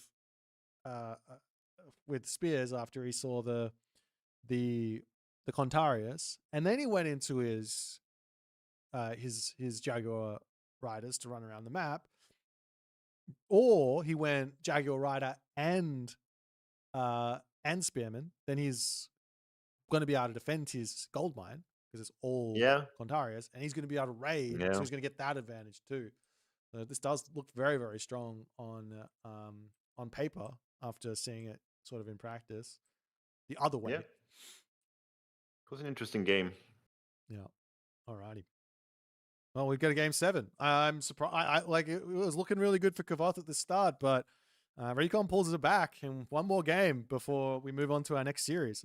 Absolutely banging series. Oh, they want to see the resource graph before we go, so I'll check that out. Let me do that. Resource graph. A fairly significant advantage there in the end of the day there. 60k to 45k at the end. It was kind of close in the middle of the game. Still advantage for Gaia, but that's to be expected early on. Just keep in mind, these are all resources, so Kvoth didn't get the gold he needed there. Yeah. Alrighty.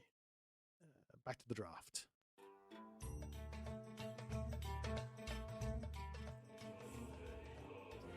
All right. One last game on step. If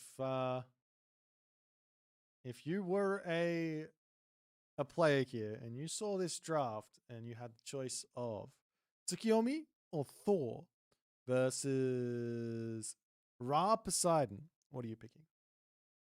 What was the map again? Sorry. Step. Tsukuyomi Thor and Ra Poseidon. Is that what you said? Yeah.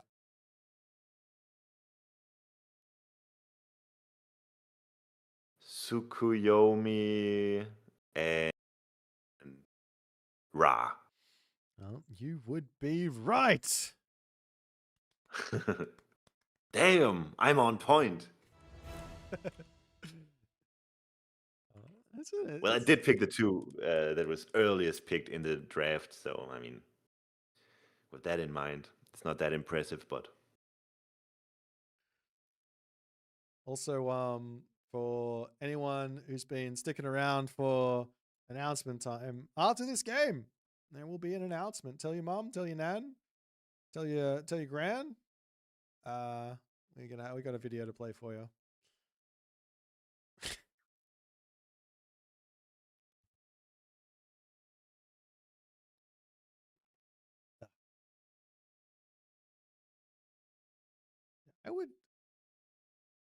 What do you reckon if you're Ra? Do you go Tar here and just look for mass classical army versus Tsukiyomi at the moment? Or are you going Bast and looking into some Sphinx as an answer for potentially cavalry and things like that? Or are you just thinking, let's get to the heroic age and play defense like that? I think it's going to be Tar Classical Age fighting. I think going straight for the fast heroic is probably too risky because it's gonna be hard for you to pressure the Tsukuyomi player, which you need to do. You cannot just allow the Tsukuyomi player to get an uncontested power spike in the heroic age. Yeah. So I think it's gonna be Tunison says mass spear slinger with the Tau upgrades. Probably gonna be a strong thing to do. It is step, and Egyptian has the big advantage over Tsukuyomi in the beginning of the game. And what Tsukuyomi wants is a big army with that heroic age power spike. And it's, as Egyptian, I think you wanna just disturb the Tsukuyomi players as much as possible before he gets to that stage for that second gold mine. Yeah. The other, if it is going to go that way, is there a world where Amano Uzume is not really strong? Like, I remember having trouble with Amaterasu kind of earlier days with the weasels and actually getting through those as with a classical fight from Egyptian. Do you think that's an idea? Yeah, true. Or? Yeah, it's not a bad idea because the AoE damage against all the barracks units mass, I kind of like that in theory, yeah. It might be. And what are you gonna get from Inari Okami? Better cavalry? You don't really need that to survive the early game. Who knows? Could be really sick, yeah. It's always been like this problem that I've had with Tsukuyomi. You get this boost to Shinobi, right? But you get one tech to actually boost that Shinobi, right? Or you get two. You get the one in from Watatsumi, but the one tech that you actually need is HP, and because the Shinobi just dies, right? Its actual damage is already really, really good, but yeah, without having access to Takemikazuchi, without having access to Raijin, you don't get that boost to HP, so the Shinobi doesn't actually end up really feeling good with Tsukuyomi, even though there's a bonus for him there. I wonder if you get Watatsumi if you want to, and then you get the smoke bomb. HP? Well, you can make really cool plays with it. That stealth actually lasts for quite a while.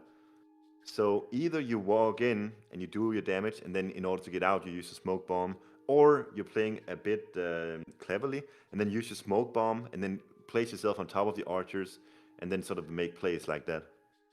Yeah, the smoke bomb is fun. I guess maybe the play is then, if you really need the Shinobi for a matchup, which there is a couple of matchups that you actually need it for, not this one, but the play would be Amano Uzume Watatsumi, or the extra 10% HP, which might be enough to make those Shinobi feel like they have some oomph. But anyways, I don't know. I just wanted to talk about it. It has nothing to do with this matchup. We don't want Shinobi here.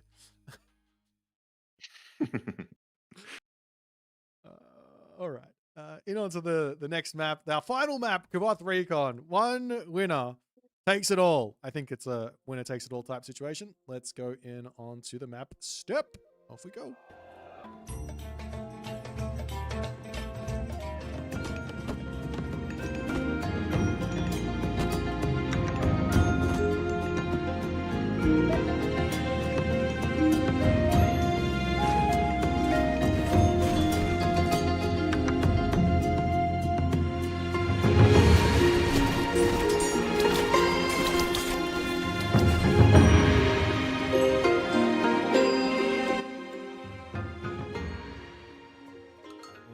One final game. Both these players have 3 wins, and I have with me not only in the hot seat on mic, but also in the game, we have Super Yomi as Kvoth's final pick. True. Let's go. Yeah, I gotta root for my boy Kvoth then. If he's rocking the Super Yomi here.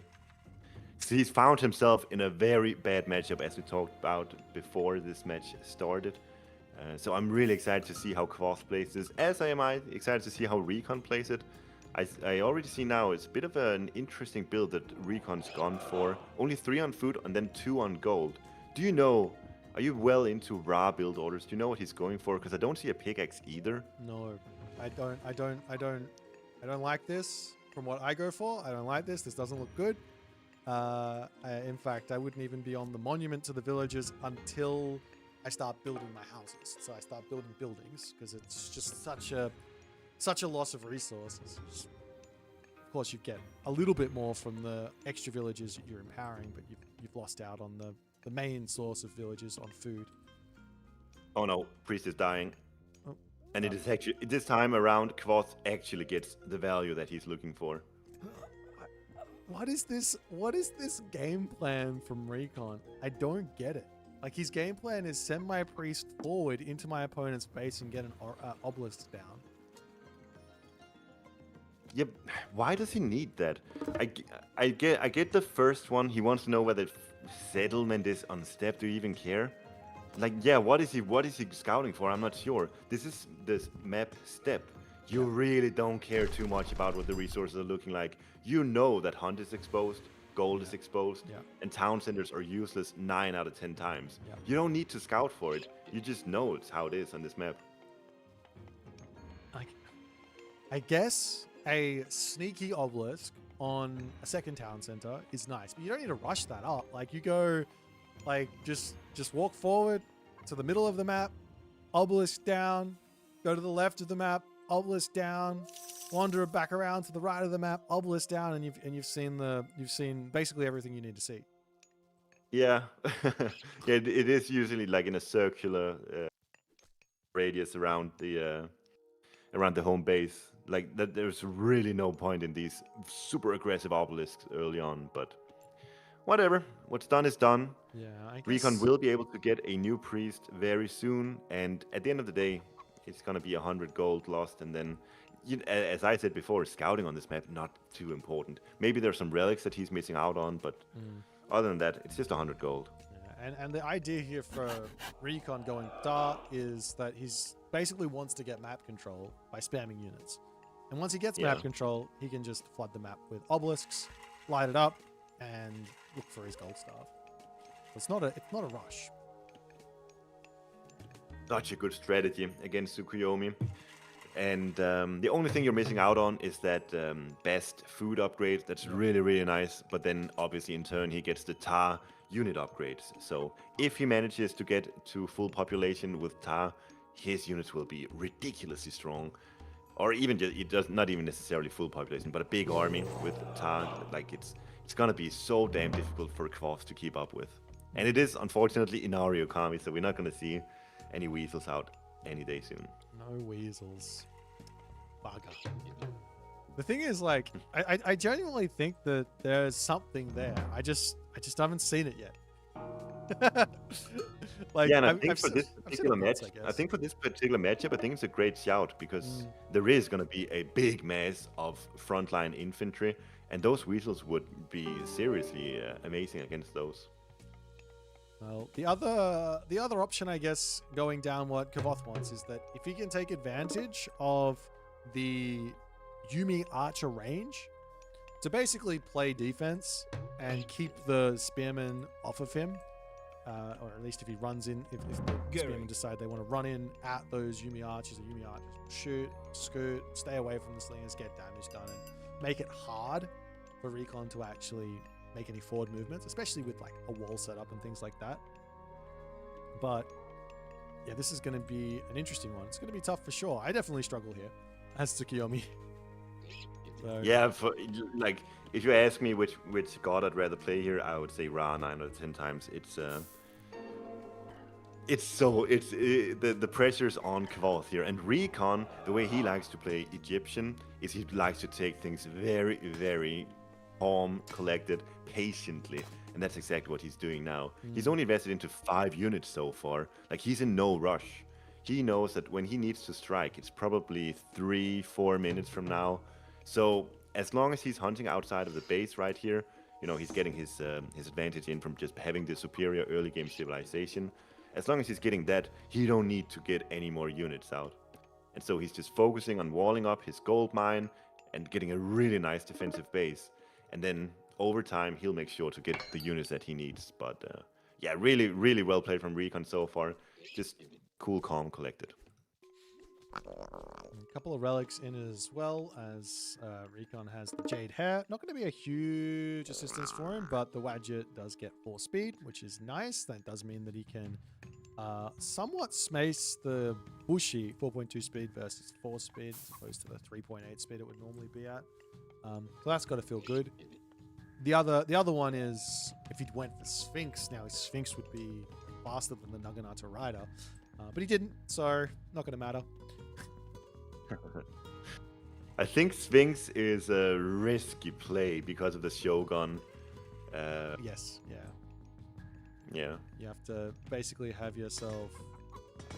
like, well, we have to have the Sphinx out. I guess they can run from the Shogun, so... But the Spearman, you have to get the Spearman to surround the guy and catch him out and kill him, and then the Sphinx can enjoy the game, but yeah. Not easy. Well, Kvoth is taking things very slowly as well. I said Recon is taking things slowly, but so is Kvoth. And he's double walling himself in. Yeah. He's got himself military buildings in front of the town center, and then he's, for good measure, also establishing walls. What even are those walls for right now, I wonder? I'm not exactly sure what the plan is, other than he's scared of... No, I don't know what the plan is, because these walls don't even protect him versus Wadgets sitting out here. Like, what Recon... If Recon had the thought or the, like, if he had what information that we have, as we can see what Kvoth is doing, is going up to the heroic age, or at least going to try, then he would literally just walk forward, plant his flood of obelisks, and then he just starts spamming his Wadget spit onto those gold villages, and well, Kvoth would be in a very, very tough spot. Yeah, like that's probably the proper play here from Recon. See if you can pressure Kvoth into building or getting the tower upgrade. That's 400 resources down the drain, and it's going to make it even harder to get to the secondary gold. So there is some value to be gained here for Recon. Even though Kvoth has done such a tremendous job of defending himself, there is still value to be gained by knocking on his door. Yes, that's right. That's the famous Mr. thing. He's going to come knock on your door, and you're going to die. That's what happens. You never want to get knocked on your door from the Mr. But maybe a Recon knock here is going to be a little bit of pain as well. Though Watchtowers will come through. Important to grab that while you go into the heroic age, just so that things are nice and settled. But this still doesn't protect you from that Wadget and those slingers sitting just outside that wall and just slinging damage. Recon is taking his sweet precious time here for sure. I could be wrong, but it's also looking like Kvoth is setting up for Tengu. Oh, that's smart. Yo, and he gets Ivory Netsuka as well. This has been nerfed into many times. I think it's probably at a better, probably the right spot now, if I had to guess. Yeah, you're about to say Oblivion. It's definitely not nerfed down to that level. Yeah, it's definitely good. I think my initial reaction to this tech was, I think it would be good at 0.25 gold. If it goes below that, I think it'd be not super impactful. But 0.25 gold is like good. Anything above it is really good. And of course, at release, it was insane. But yeah, this is going to be a nice assistance for him as he does get aesthetic practice immediately. And well, even Testimony Bannerman. Yes. What is that for? I guess he's gonna make Horse Archer? I don't know. I think that's a mistake. It's gotta be a mistake. 200 wood, 20 favor. That could be a Tengu. Yeah. Like, that technology is not important if you're not fighting cavalry against cavalry. It's 10% HP. Who cares? And it's golden kite as well. There goes the new moon onto the armory. He gets himself a little bit of stuff, but I don't know. What did he get? It's weird what Kvoth did here. He didn't get the weapons upgrade. Yeah, he got the other one. So, like, you'd want to get the weapons upgrade because it's slightly more expensive. Yeah, I'm not going to go ahead and pretend I understand what Kvoth's doing. Normally, he's got a plan behind all of this stuff, but I don't know what it is. Well, what do we have? 500 gold remaining inside of this base, and then you can't even be sneaky on this map with gold mines. It's either right side or much more likely just down the center. It's step. It's such a classic step map. You have to fight over the second gold mine, and it's gonna be rough for Kvoth here. Yeah, and the map is now 110% lit up. You're not getting out of here. The one thing that Kvoth has got going for him is that Recon is going to the heroic age. So there is a resource spent here which isn't really going to give Recon a whole bunch of stuff immediately. So maybe Kvoth is going to be able to capitalize on that. It's even Sekhmet. Sekhmet doesn't give Recon anything in this matchup, does he? I would have thought Sobek 9 times out of 10 drop 2 monuments as you're going up straight into Petsubek. Oh no, straight into Petsukos with this amount of units. Well, even with the Shogun, like it's gonna be nice. It doesn't even have to be utilizing the technologies or the myth units. I mean, just the god power, because I'm looking at Sekhmet, there's literally nothing other than Citadel, but that's not really a priority right now. Anyway. It's like Slings of the Sun doesn't do anything. No, it's so useless against Tsukuyomi. The siege tech doesn't really do anything, though maybe rushing out a catapult to start sieging the main base can do something, but it's expensive. It's definitely not a siege play. I don't got it. I don't understand, but Obelisk's getting targeted down as Recon will see those units moving up to the top side. Of course, he's never going to be able to, well, at least he should never be able to kill the Tengu with the priests. Be careful though, bringing priests over to close to where those Naginata riders are. Yeah, but Kvoth fell back here, so he's not going to get any raid off, and it does mean he's not getting any additional gold income right now. So he's continually pumping out Tengu, costing only wood and favor, of course, and he's got himself a market so he can sell food, sell wood. But eventually, it's not going to cut it, so he needs to get some raid off with these Tengu to get that Ivory Netsuke gold income, or he needs to prepare for a big fight. He does have, of course, Swampland. Recon can counter with Shifting Sands, although I'm not sure if that's a good idea, if that allows Kvoth to maybe establish a castle on the gold mine. I almost reckon he can just sit on the Swampland at this point. He doesn't even have to run from it. But we'll see. We'll see how it goes. This is the move 5,500 with 4,300. The Swampland he's got to drop it. Why are you waiting? What are you... Yeah, that's just around as well. There we go. Yeah, there he goes on the Swampland. That's late. Nice. Consider Shifting Sands. There we go. Nah, he didn't. Still. I don't even think he had to run from that, but okay. It was just so late. He had no units left. It's such a safe play from Recon though. Yeah. Now he can heal up as well. I don't know how many priests does he have remaining. He's got a lot of priests, so he can heal up. I like this from Recon. He does have vision over the gold mine, so he knows if he needs to go on the aggression now, which it does. So we'll see if the real fight coming in now. And Kvoth does not have a big army. No, this is why I think it's such a smart play from Recon, because he gets to recoup. He has the gold income, and he's sitting at 166 population versus 120.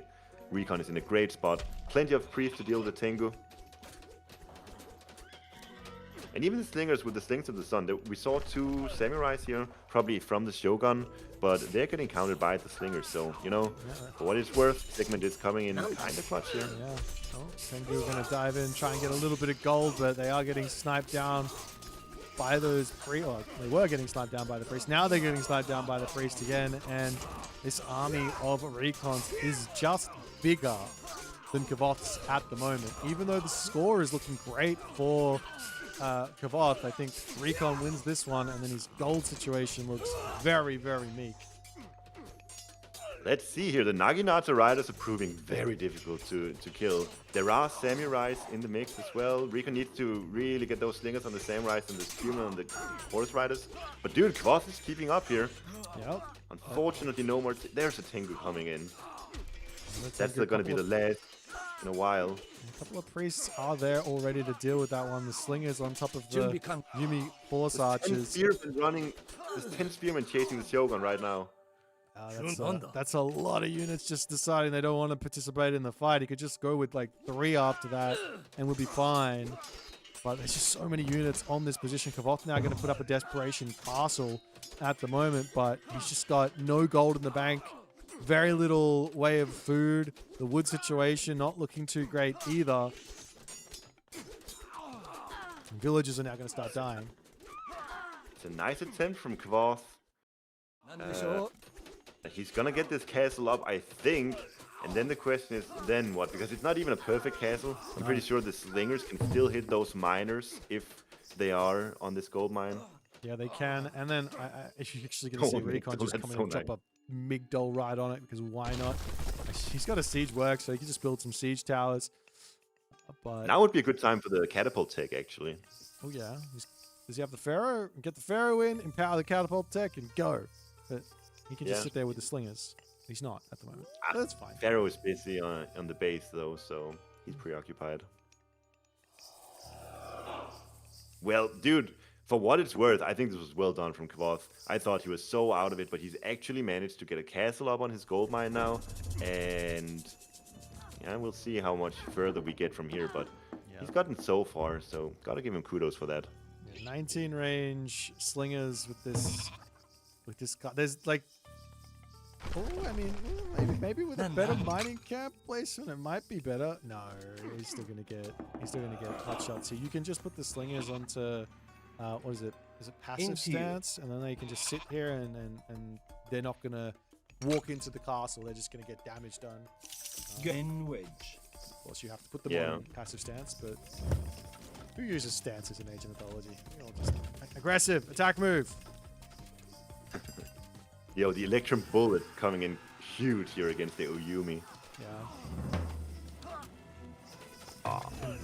Poor Kvoth. This castle, had he just placed it ever so slightly more forward, he probably still would be in a... Yeah, regardless of where it was placed, the slingers should just get damage done.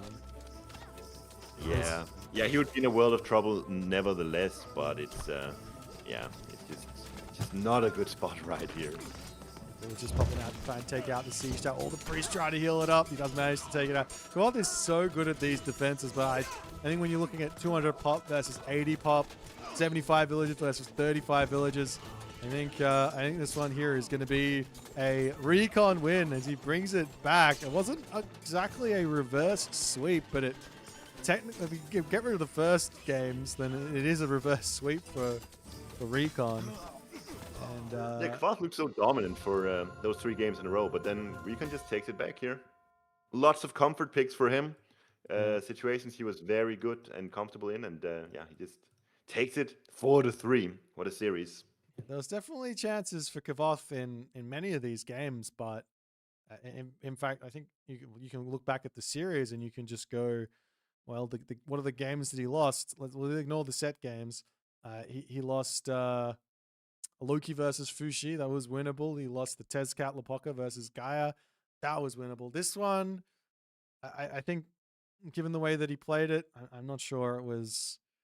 It didn't look very playable the way that he approached this one. Recon just dominated. Yeah, Recon's so comfortable right here. So yeah, this one was very dominant, unfortunately for Kvoth, but really good series. What do you think of the next one? What do you think of those 2 players? Well, it's a player who's made it to the grand finals of a S tier tournament, but he chokes in the pressure situations. And then you have the biggest brain in all of Age of Mythology. So I got to go with 4-0 for Soup. Nice. Let's do it. Sorry, I'm just kidding. Tunison's amazing. It's going to be a really, really good series. Good luck to Soup. We're going to head to a... Are we going to head to an ad break? Yes, we're going to head to an ad break. And then after the ad break, we're going to be running a little cheeky announcement before we jump into the next series. All right. See you, Boit. See ya.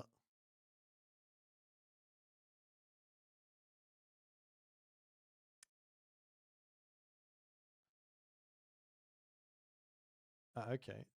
I'll do this. Well, let's jump over to the main menu.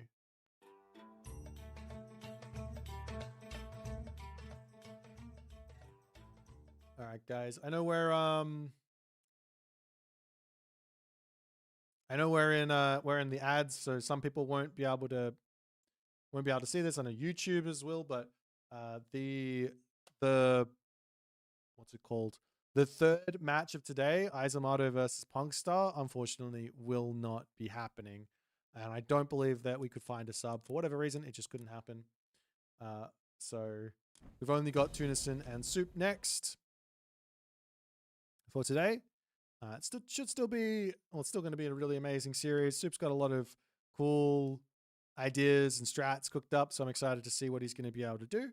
But obviously, Tunison is in fine form at the moment. Very, very, very, very strong player. So Soup is going to have his work cut out for him. We're about to jump into the announcement now. So strap in. We've got some cool things. Well, we got some news. So people have been waiting on this. So please enjoy.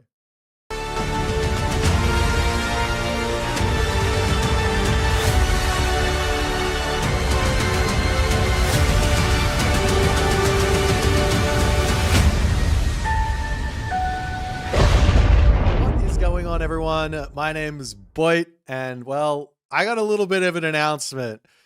We've kind of already seen it in the esports calendar, but it's surreal. Age of Mythology Retold is going to Athens. We're going to be hosting in September as a part of Gamathlon. Gamathlon. I like Gamathlon. In Athens. It's live, it's in person, Age of Mythology Retold tournament, and I can't tell you how excited I am about this. This is literally a dream for me. So let me give you the rundown on how it's going to work and what all this means. So in July, we're going to be running 4 qualifiers. There's going to be 3 qualifying spots up for grabs. So there's an open qualifier and then 3 main qualifiers with the top 16 players. The player with the most S tier wins is going to be receiving an invite. The most S tier wins in Retold history is going to be receiving a direct invite. Now, I want to be honest with you about something because you guys are awesome. You deserve this just as much as anyone else. Why only 4 spots? Why not more? Well, the answer is very, very simple. Plane tickets, accommodation, and logistics, these all cost real money. And while Microsoft has been incredibly generous in making this happen, genuinely, this event does not exist without their support. We are a little bit short of where I'd personally like to be to make this event happen with the amount of players that I want to be there. And for an event of this magnitude, I think that we deserve it. The best players of the world need to be there. But here's the thing. The Americas, North America, South America, their flights are way more expensive than the Europeans' flights. And the truth is the players from the Americas are incredibly strong. They have a real shot of qualifying. So, and not only qualifying, but also winning the whole thing. So if we want them there, we need your help. So this is where you guys come in. We've got some things coming. So take a look at this, and this is what's going to happen. So I've set up a crowdfunding page, and basically we're going to be aiming to get towards 4,000 USD. At tier 1, we're going to have 3 players getting invited. All the players that have won an S tier tournament, who have an S tier under their belt, will be getting invited at this tier. We still only have 3 qualifying players at this tier. And we're going to have a regional qualifier. This means 1 regional qualifier in the Americas and then 2 in Europe. If we then get to $2,000, we now open those regional qualifiers up to the Worlds, and that gives the Americas the Americas players a fair shot at getting to the event with 6 players. But my ultimate goal is to get us to $4,000, which will open up 5 spots to come to Athens and compete for Gamathlon Age Mythology Athens. So it's not just donations. I've got a whole bunch of rewards here for you guys to pick up, some goodies and all the other good stuff. So let's walk you through these, and there might be more stuff added in the future. I'm not exactly sure, but this is what we're going with at the moment. So you can simply donate if you want to. It'll be very much appreciated. But if you want to have a little bit more, we're going to have names of supporters in the overlay. Every single one of these options below will get you this name in the stream overlay. But if you just want to contribute a little bit, you can have your name up on the scoreboard, so to speak. And when we're doing the event, there's also going to be some coaching options here. This one here needs to be edited. Whoops. Lol. We've also got some coaching options here with myself or one of the invited pros. And if you do want to go with the Mister, you can go with him as well. Then we've got ourselves some signed merch from all the players and the casters. I should say that there's some very, very exciting people who are going to be here, be at Gamathlon as well. So I don't want to reveal that just yet, but there's going to be some of your favorite personalities there for sure from the Age Mythology scene. Plus, obviously, all the players they get in. So we'll have some t-shirts, some hoodies. These are my own personal merch with the Prostagma logo on it. And then there's also going to be the Gamathlon t-shirt. Now, we've only got 5 of these at the moment, so get in quick if you want one of these.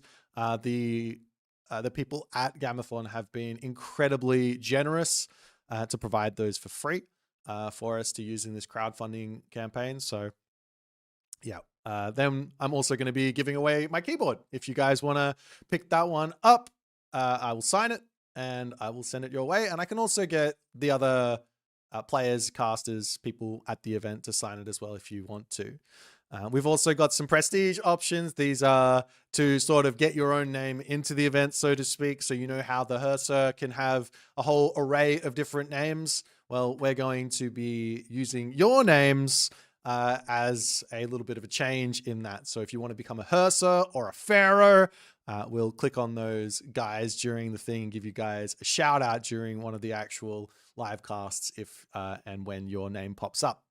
Now, the next one here is pretty interesting. If you guys aren't aware of the Streamer Gods package, it's a mod made by Uros and A Proper Gentleman.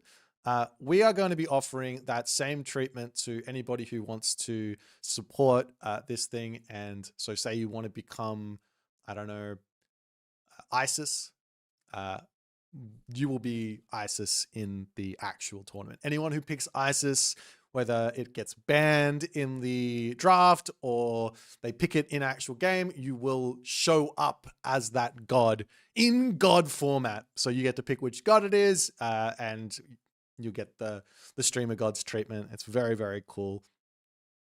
Then we have some VIP heroic tickets for the Gamathlon event. Now, these are early access. They're a Gamathlon t-shirt. This is the whole kit and caboodle. There's only 2 of these, so getting quick for these ones.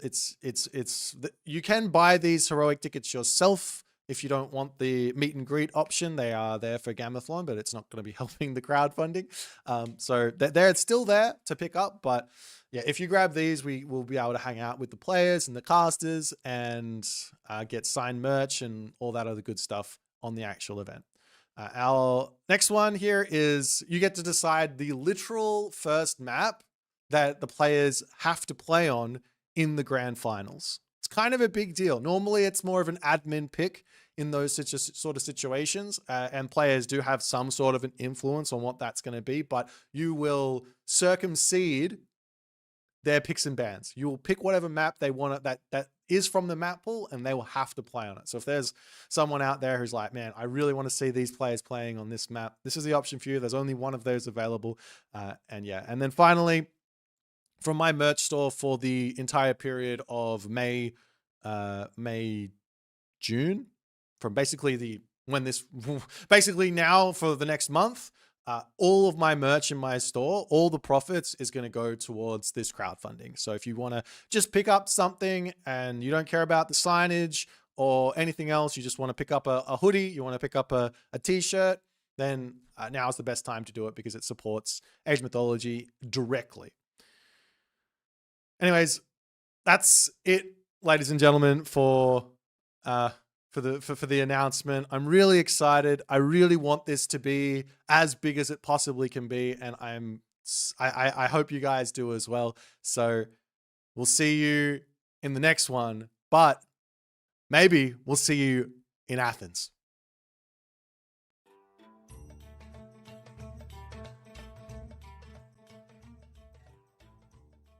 Yo, what do you guys reckon? What do you guys reckon? We're gonna go for this. We're gonna go for this for these dollary dues. It's gonna be absolutely amazing. I want $4,000 crowdfunded. Let's make it happen. We gotta. Oh, you can't hear me. Of course you can hear me. What are you talking about? Check. It sounds like you can hear me. So the dealio. Is the mic volume actually low? Anyways, the dealio on my Discord right now, there is a channel in the Gamathlon category called crowdfunding.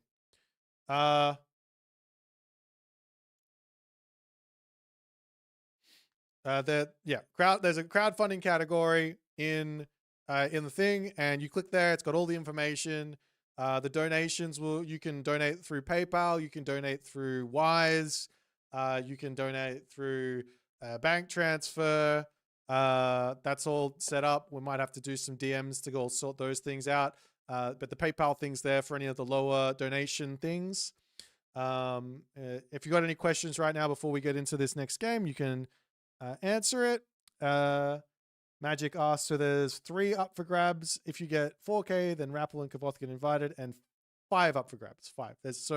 There's basically 3 options. Either we don't make any money, and we have to go with what we can go with, or we do make some money and we go with 6 players, which can work.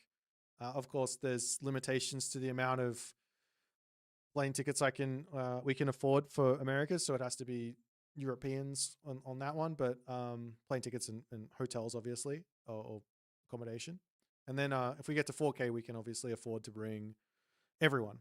So let's make 4K. Also, if we don't make it, then the money will go into the prize pool. So that's going to happen. So the other thing is that this, if we do make it to 4K and we do bring 5 or 8 players, that's 5 qualifying events. It's actually going to be 6 events in total, and that'll start last weekend of June, the first qualifier.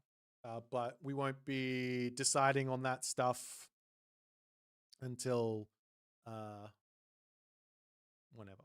You don't understand the difference between Americas and Europe. So Europeans cost around about somewhere between a quarter to half of what the Americas costs to bring them over. So it's like somewhere between 250 to 500 USD for a Europe flight to Athens, and then for an Americas flight, it's somewhere between 950 to 1300 USD. So yeah. No. If we don't hit the goals, then we bring less players. But yeah, that's the dealio. All right. Alrighty. Let's get into this next series. We've got Tunison. We got Kvoth. Let's go.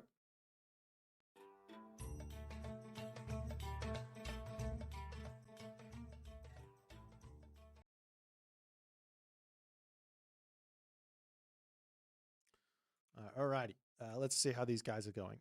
If you've got any questions, feel free to let me actually. I'll put a questions thing in. I got a channel open for Gamathlon. Ask questions in there if you want. I can explain some more stuff. The handbook is not out yet. It's not ready yet. It's the crowdfunding changes everything. So we run the crowdfunding, then the handbook comes out. So yeah, that's the story there.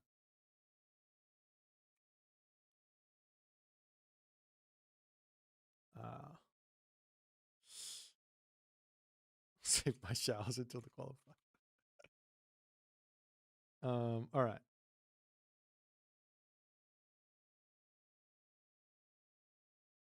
I hope you guys are excited. I think it's going to be very, very cool.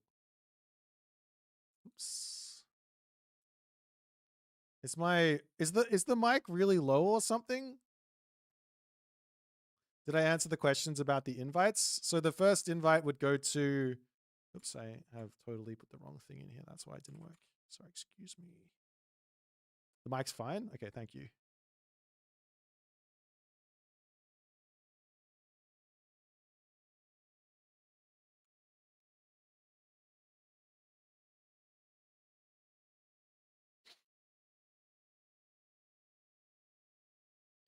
Yeah, so the Mister will receive that first invite. Then Kvoth and Rappel would receive the next invites. Just for complete and utter transparency, Rappel lives in Athens at the moment. So he is literally free. So that does actually play into a little bit of the into the calculations to bring as many people as we possibly can to the event. But yeah.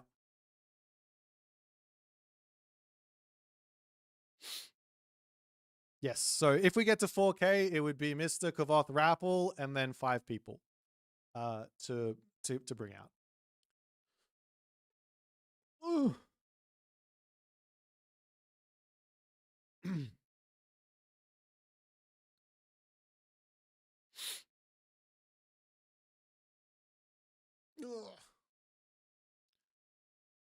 So we do it. We do it. We want to bring as many people as we possibly can. That's the dealio. I hope you guys appreciate and understand what's going on. I'm not gambling at all. If I was gambling that EU players would win as much as I get, if I was gambling on the Europeans, I would have said let's just bring 6 people straight up. I can probably bring 6 Europeans, but I cannot bring 6 Americas. Are there any benefits of getting invited other than not needing to qualify? So seeding is not 100% decided yet, so I don't know. How much is Pakistan to Greece? Less than you think. It's actually it's on the highest end of the European plane ticket from memory. So that the European plane ticket from Russia to Athens was, I can't remember off the top of my head. It looked like a 500 and something, 600 on something, and Pakistan was around that, which is wild. Anyways, are these guys done? Oh, they're still drafting. But yeah. We ship Eric today. He'll be there in 3 months.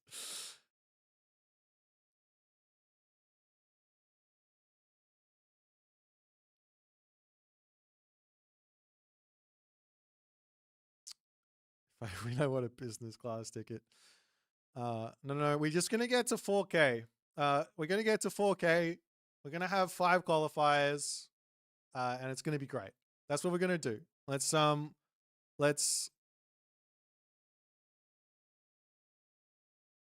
make it happen. We got our first donation. We got our first donation. We got Rin Hunter with $15 redos. Come on, guys. You can go into the crowdfunding tab on the thing and we can make it happen. I'm gonna put this in. We've got $15 redos. Player has sent 50. He hasn't actually sent it yet, but he wants. He'll do one Hursa and one Pharaoh, so that's 150. I'll add it in when I sort that out. I have to send you details, or do you just want? I don't know what you want, but anyways.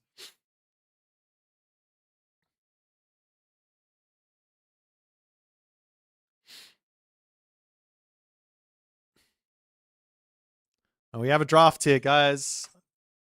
I have a draft here.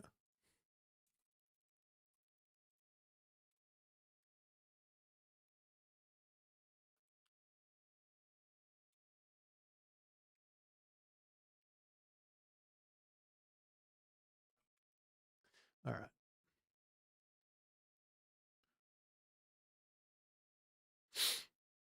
There must be a millionaire hiding that likes AOM. I mean, I've never tried this stuff before, so I don't know.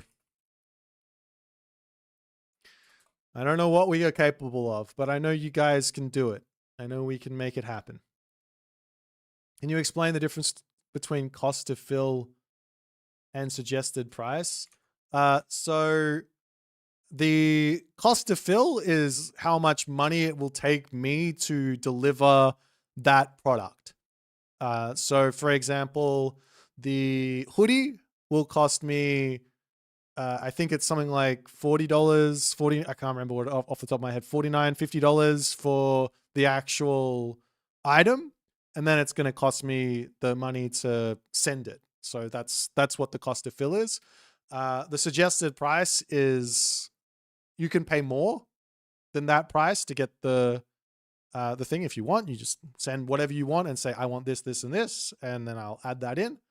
But yeah, that would be the minimum. The suggested price would be the minimum.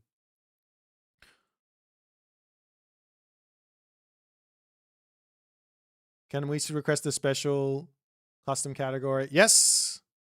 Custom made piano solo from Boit. Sure. I can add that in. How much do you think that's worth?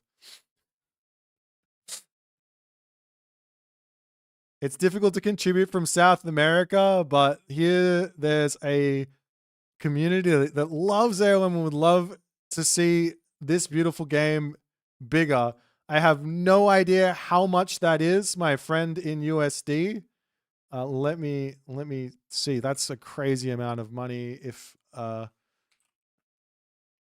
have no idea what that is though. Oops. Let me have a look. That's 2,000 Argentine pesos. Let's go.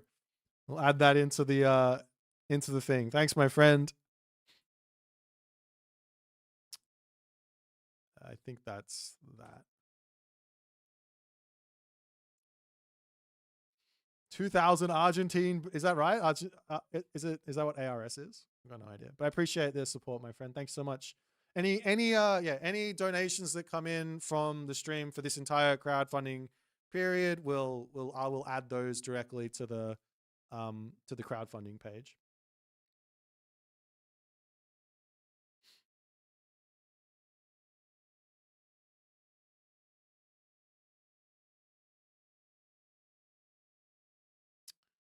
All right, looks like it's going to be a Set versus Oranos game on our first one here.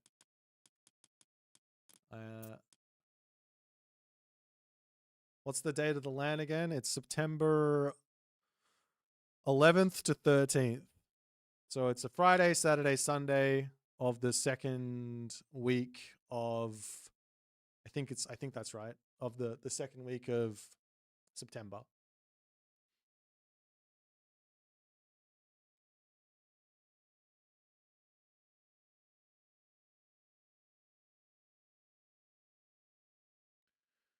Hot dub stream, how much?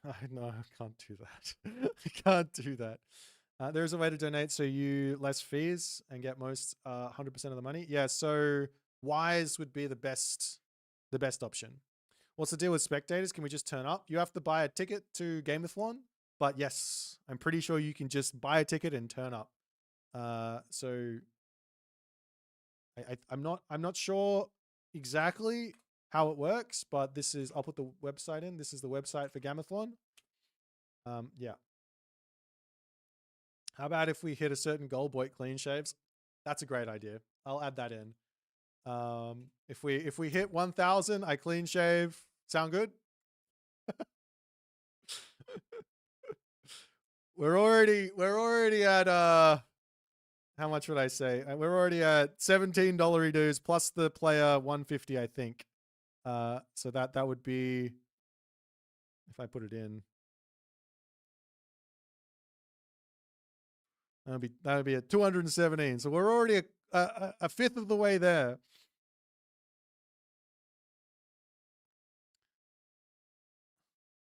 Cosplaying is ISIS. I'd do a cosplay. That'd be funny. Oh, I was supposed to ask Mosker if he wanted to co-cast. Ah. Okay. All right, we have one from El Cochina. I want to donate through Wire. All right, I'll send Wire's details after stream. So we got another donation from Cochino. Trinette, thank you for the 5 ARS. You want to see that face shaved? Oh, it doesn't look as good as you think it does. My girlfriend is not going to be happy. My partner is not going to be happy at all with that. Oh dear. All right, let's pop that. Let's pop that those dollary dues in. Thank you, my friend. Though I appreciate it. That's really nice. Thank you.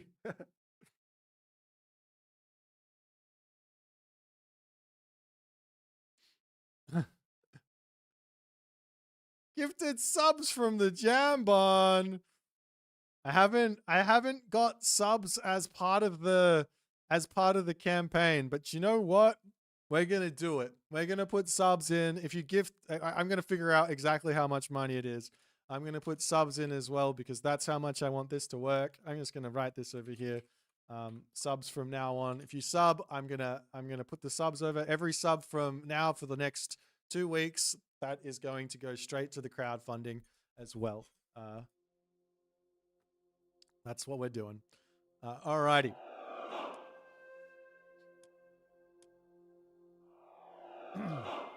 Update the title. I will. All right. We've got Tunison versus Soup.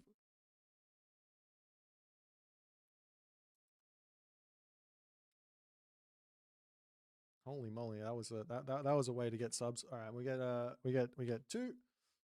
I'm gonna have to remember to do that. Let's get into game number 1 here, of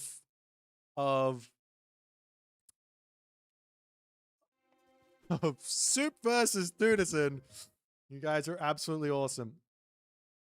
What are we on? Step. Let's go. Where's Step? There.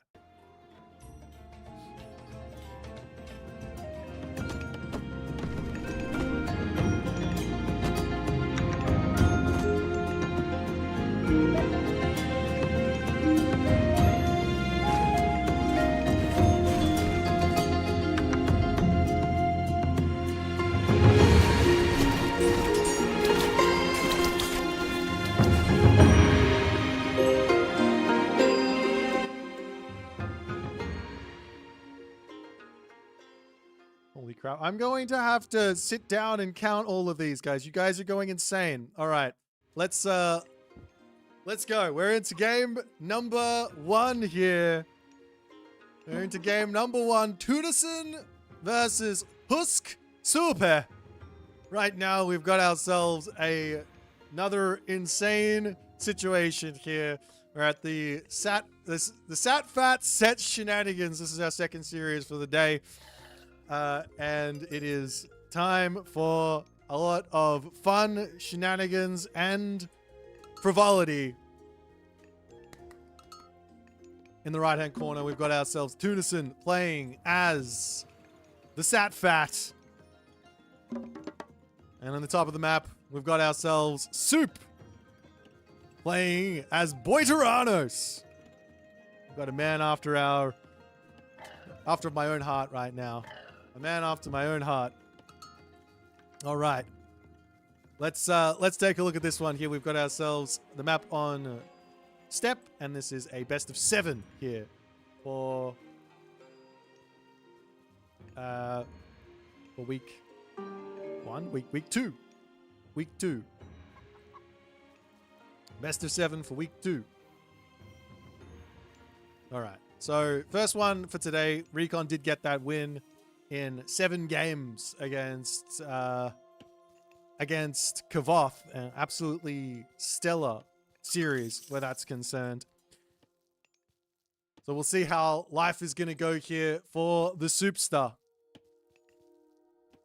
as he has to face the terrifying set, I think is yet to find a win. Just yet. Yet to find a win. I see people asking about things in the in the Twitch chat. You want to check the crowdfunding category in my Discord at the moment. There are options to donate directly if you want for the crowdfunding. There are options. So you can do a Wise with a DM. You can do a PayPal link as well. And all of that stuff is an option. I'm going to be if it's going to be Wise or something like that, it's going to be a donation. That's hype and all, but I can't do that right away. So we have to wait. I'm going to send those details out after the stream. So I appreciate all of the love at the moment for it, but yeah. Actually, you know what? Maybe it'll be worth taking a break and just getting those details out. But anyways, you can do a PayPal one right away, but send a screenshot of it in the crowdfunding page as well. Nonetheless, we see a Prometheus actually coming through here from Soup. He has got he has watched Kvoth playing already, and he goes, Kvoth, he played for the Prometheus angle, and Soup, he knows how to play some Prometheus for sure. He knows how to play some Prometheus for sure. All right, hang on. Let me get this open.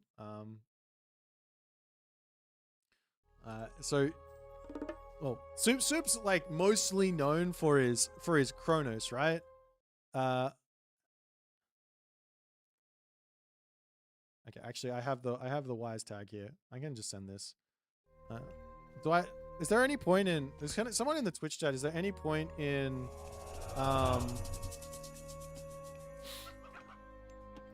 Is there any point in like hiding the donation link for Wise? Not really. Anyways, I'm just gonna send this to people.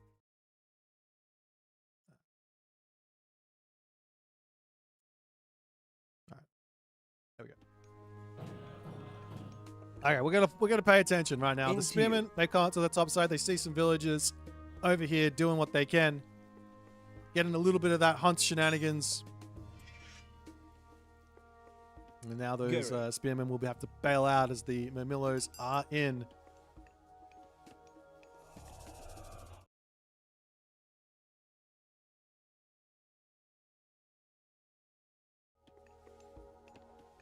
Alrighty. Valor's coming through. We do have ourselves the Clairvoyants coming in for Tunison as well, as Axemen, Spearmen, and the lot are starting to come through. Everyone to this side now. The Murmillos charging forward. Not really what you want to do here. You want to be very, very careful with the attacks. One thing that Kvoth did very smartly was he got out a very early Karabalista, and that scares off those barracks units quite nicely. That scares off the barracks units quite nicely. As the vision comes down from Tunison, he wants to see exactly what's going on in the main base of Soup. Soup is actually building Promethean here. He's got himself 5 oracles out at the moment, and the natural reaction for our main man Tunison should be to start building priests. And he's got himself 3 priests out. And is this the fake? Is this the fake boom? I don't think it is. He's getting Theft of Fire. He is getting Theft of Fire. All right.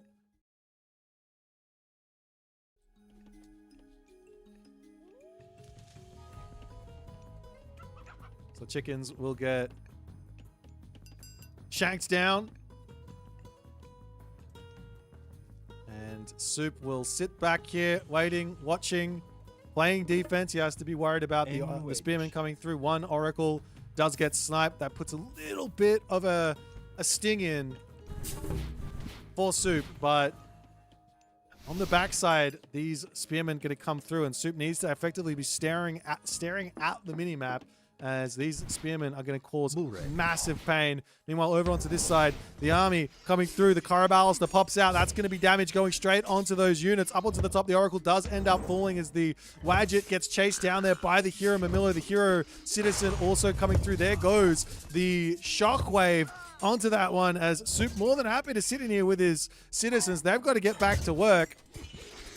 This Caraballister a little bit far away here. You want him to be close enough that he's taken out the Spearman or the Axeman. Shifting Sands comes through. The villagers will move back in, and a big advantage there for Soup, as the Shifting Sands down is very, very impactful. Now, Chaos is going to be huge. However, while this has all been going on, our main man, Tunison, has been off to the races, picking off oracles left, right, and center. He's picked off 1, 2, 3 oracles with those 5 spearmen, but trading them back straight into their depths there, that's not ideal. Oracles now queued back out for Soup. He's going to get those back out onto the map. There's no sense in not. They obviously cost resources, but he's got positions here. He's got position up here. He can put one up on here. He can put one over here. He can put one over here. And it should be a very, very good plan. Meanwhile,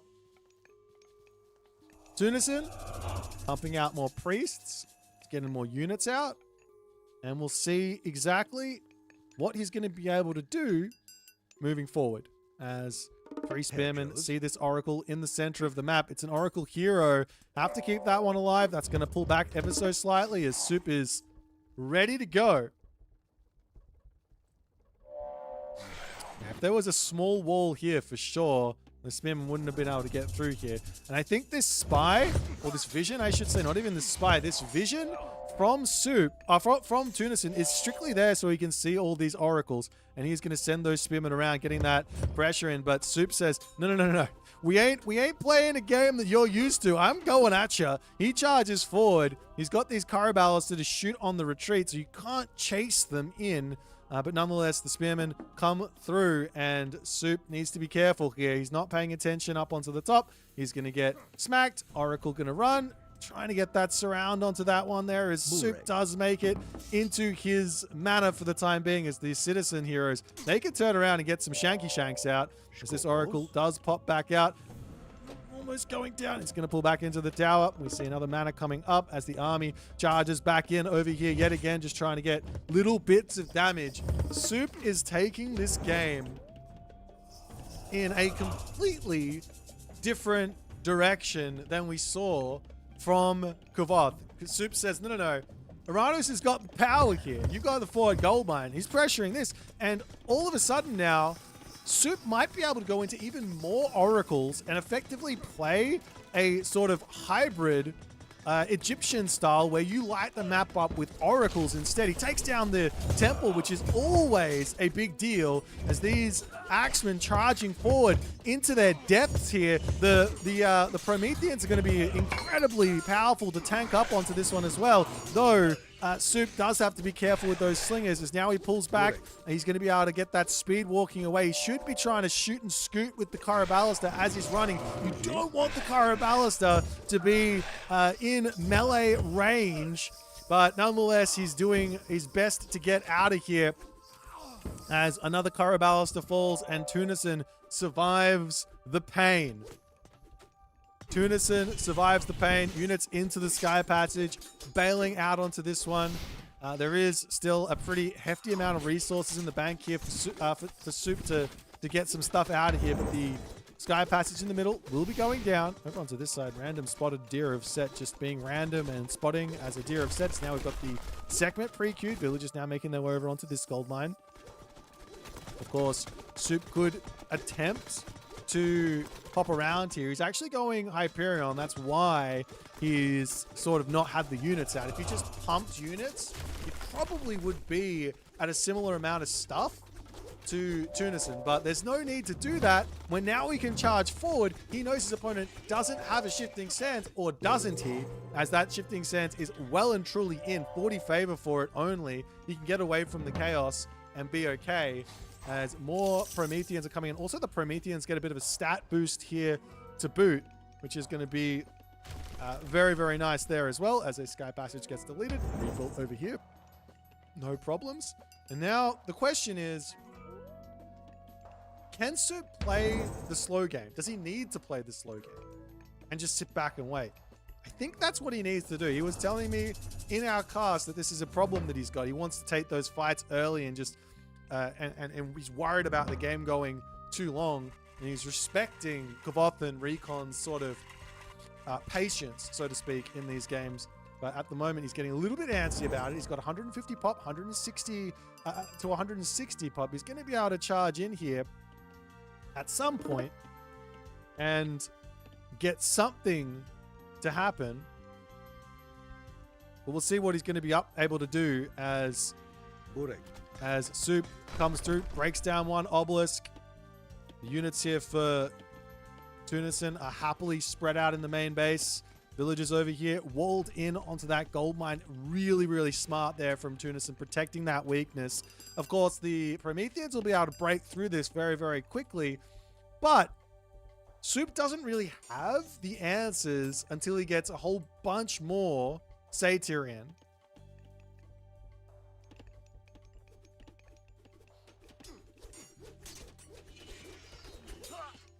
There's one. Pontarius does end up going down. Do have the wooden gate getting beaten there as the army will come through. There goes the chaos just onto the front line. Not a terrible idea to go for that one, as the units now will be able to break through. There goes the minions, as Soup says he reckons he can actually just completely dominate this fight. I don't think it's going well for him here, even with the chaos, but the Contarius onto the back line for the time being here.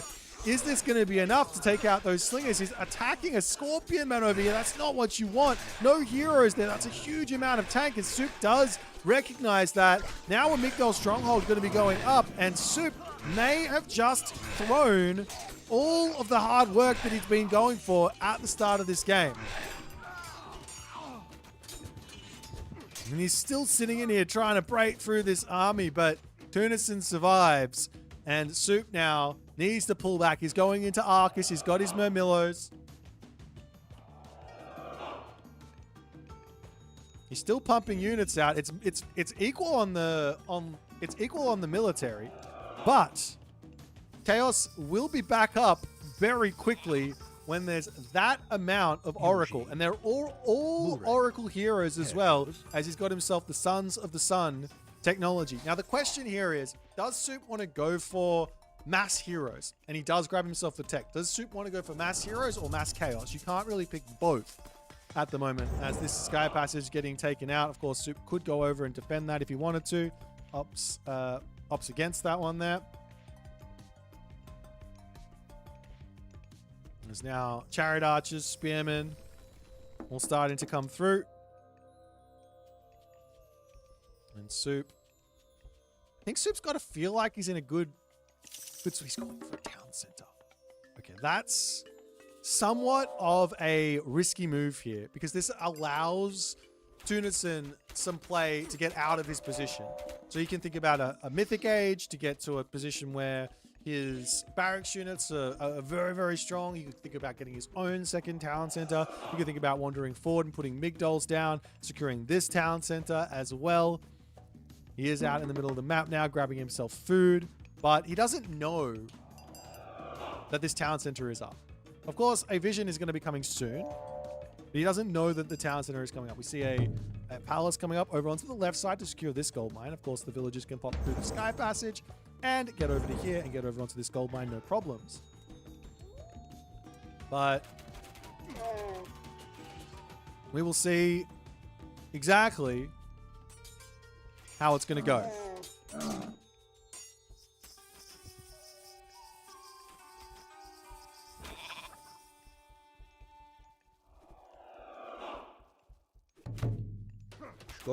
As Soup will pull back for the time being. The Camel Riders charging in here, going to take out the Satyr. Nice find there from Tunison. But there is going to be a chaos here for Soup, and he uses it on the back line to allow his units to actually be able to take out that front line there. But does he have enough stuff? I'm not sure he does. I don't know why he's deciding to fight this when he's got a palace up. He can just bail on this position. A couple of Hero Contarias can be going in onto that backside to see if they can take those units out. Militarily speaking, Soup is behind here, but he does have defender's advantage as the slingers push forward. Soup not reacting fast enough as all of his archers start falling. More units piling in onto this one. Military differential is looking quite equal here actually now as the defender's advantage does end up being enough, and a shifting sands to save 1.5k. Military is not going to be it. Now Soup is going to be in full force now. He's got himself the Contarius, the heavy Contarius, the heavy Arcus, the heavy Murmillo. He's got himself his bronze armor, his bronze shields as well.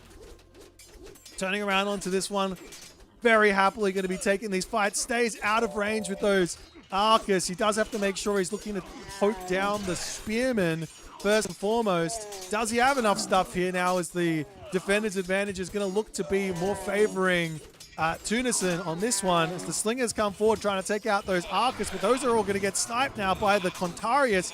Now the Arcus are free to rain fire from their 20 range, but is there enough stuff here? I'm still not seeing it. It's seeming like the Tunison army is going to be enough as Soup needs to pull back ever so slightly, but every one of these trades that goes somewhat equally is just a massive advantage for Soup because his income is ginormous here. He's up 30 villages.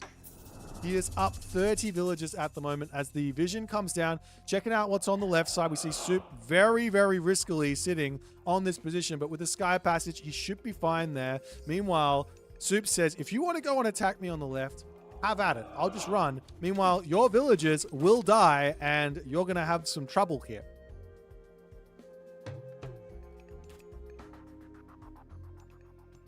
It's the Murmillo, Contarius come through.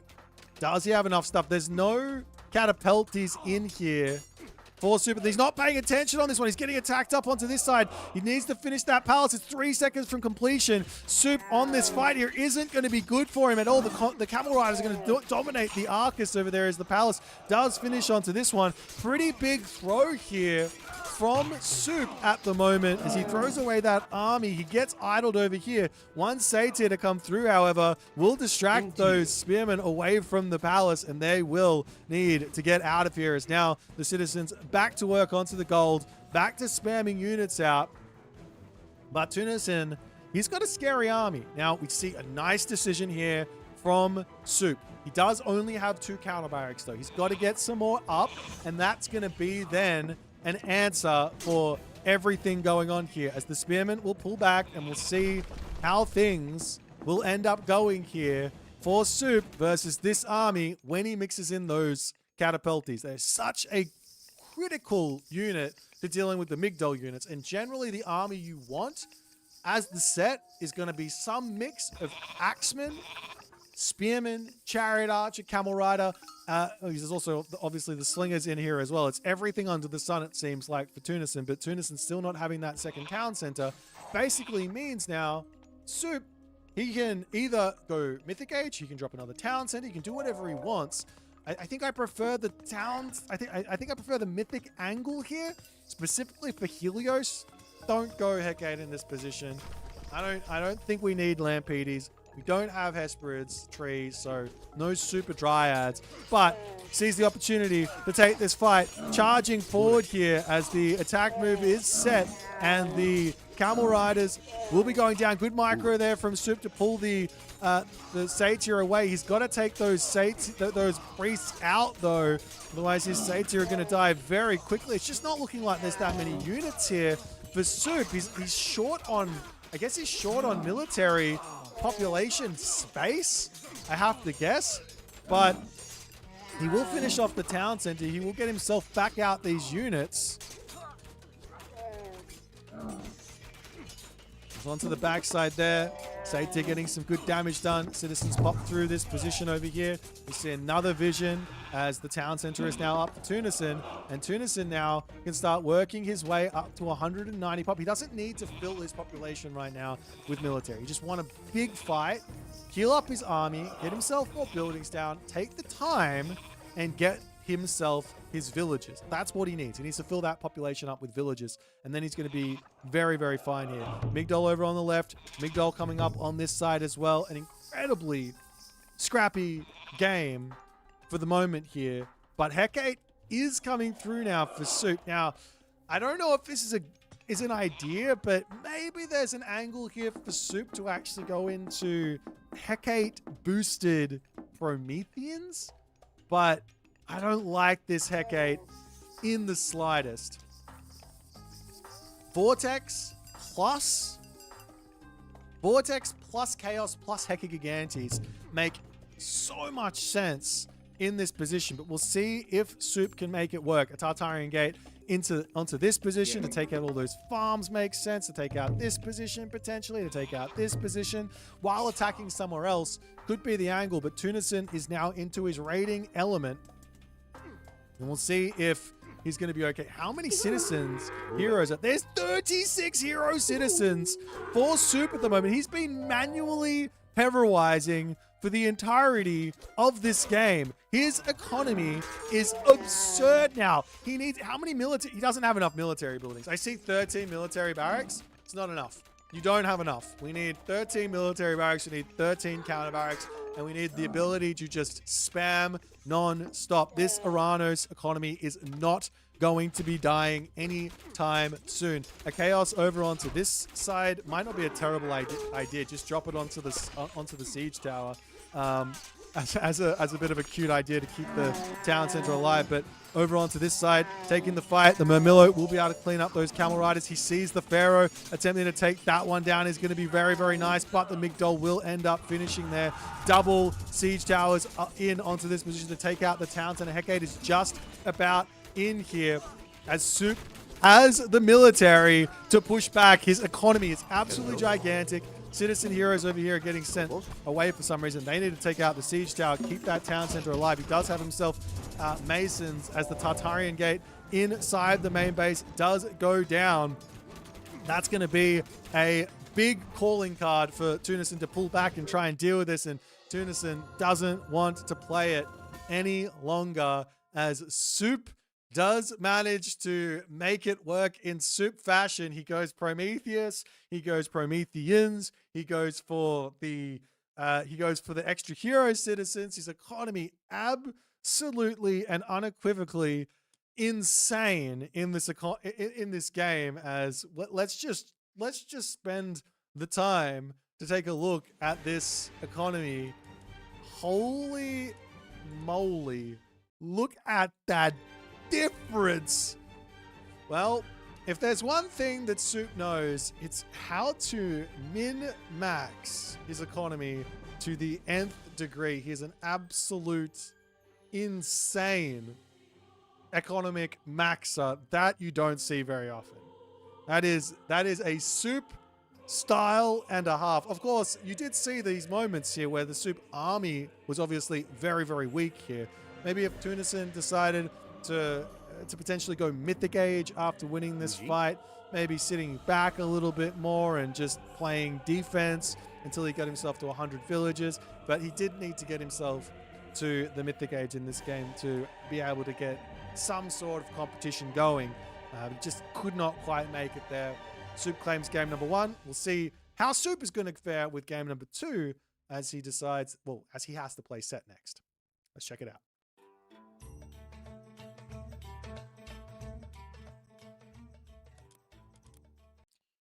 Alrighty.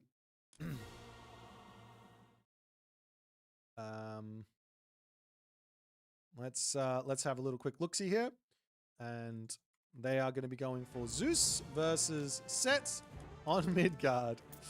This is going to be a bit of a rubbish map. So let's I don't want to break it down too much. So we're just gonna put this timer on. I'm gonna give you the Uranus win. We have Set versus Zeus. Oops, other way around. On Midgard. And that's the way the tournament works, or the show matches work. All right, so let's talk a little bit about this. We've got another donation from Niam, who has sent $20 dues. So that adds to our crowdfunding campaign, as well as I think that's just the name in the stream overlay. So I'm going to add that up. So that now goes to 35. And let me have a quick look over here.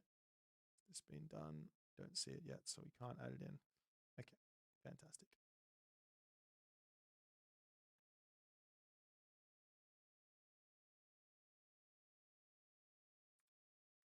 All right. Oh my God, we've got a 300 USD donation from Alima. Alima, a 300 USD donation from Alima. Let's go, Alima. Appreciate you, my friend. If there's anyone else who wants to donate, the crowdfunding thing is open at the moment. Let me just double check that this is all set up right before we jump into this game. I know you guys are waiting, but I'm sort of, it's difficult to do multiple things at once. Let me just make sure that this is right. That's why it's not showing up. It's now showing up. Should be there now. Alrighty. All right, off we go into game. Into game. I can't speak.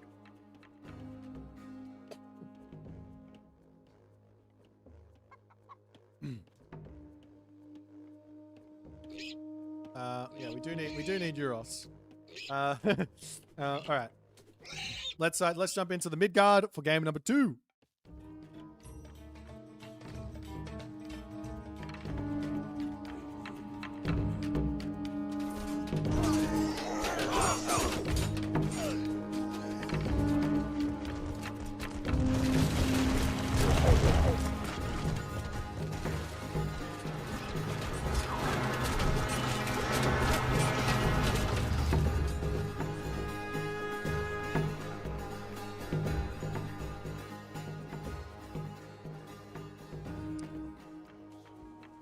Off we go into game number 2, as I'm realizing my thing is not on. Whoops. All right. So in the right-hand corner of the map, we got Tunison on his Zeus. And in the left-hand corner of the map, as the red set, or I should say the red sat fat, it is HUSKSUPPE. I got to give another shout out for Alima. Thanks, my friend. That means the world. Remember, you can also pick up signed merch. This is something that's pretty unique to this event. It's going to be signed by myself. It'll be signed by the other casters. No, I'm saying casters. I don't want to reveal that just yet. I want to have a little bit of a surprise for the main event. But the casters will be able to sign that, as well as all the players that are going to be there. So that's potentially going to be potentially 8 players plus the casters' signatures, as well as mine as well, and potentially some other individuals who might be there. This could be very exciting. We do have a little cheeky bolt getting dropped down already by our main man Tunison, as he did find the priest. Picking off the priest early isn't that big of a deal in this matchup. I'm surprised to see that there. I am surprised to see that there.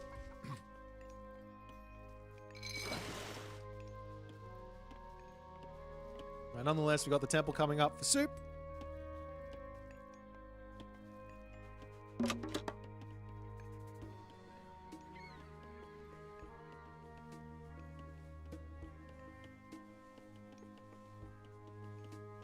All right.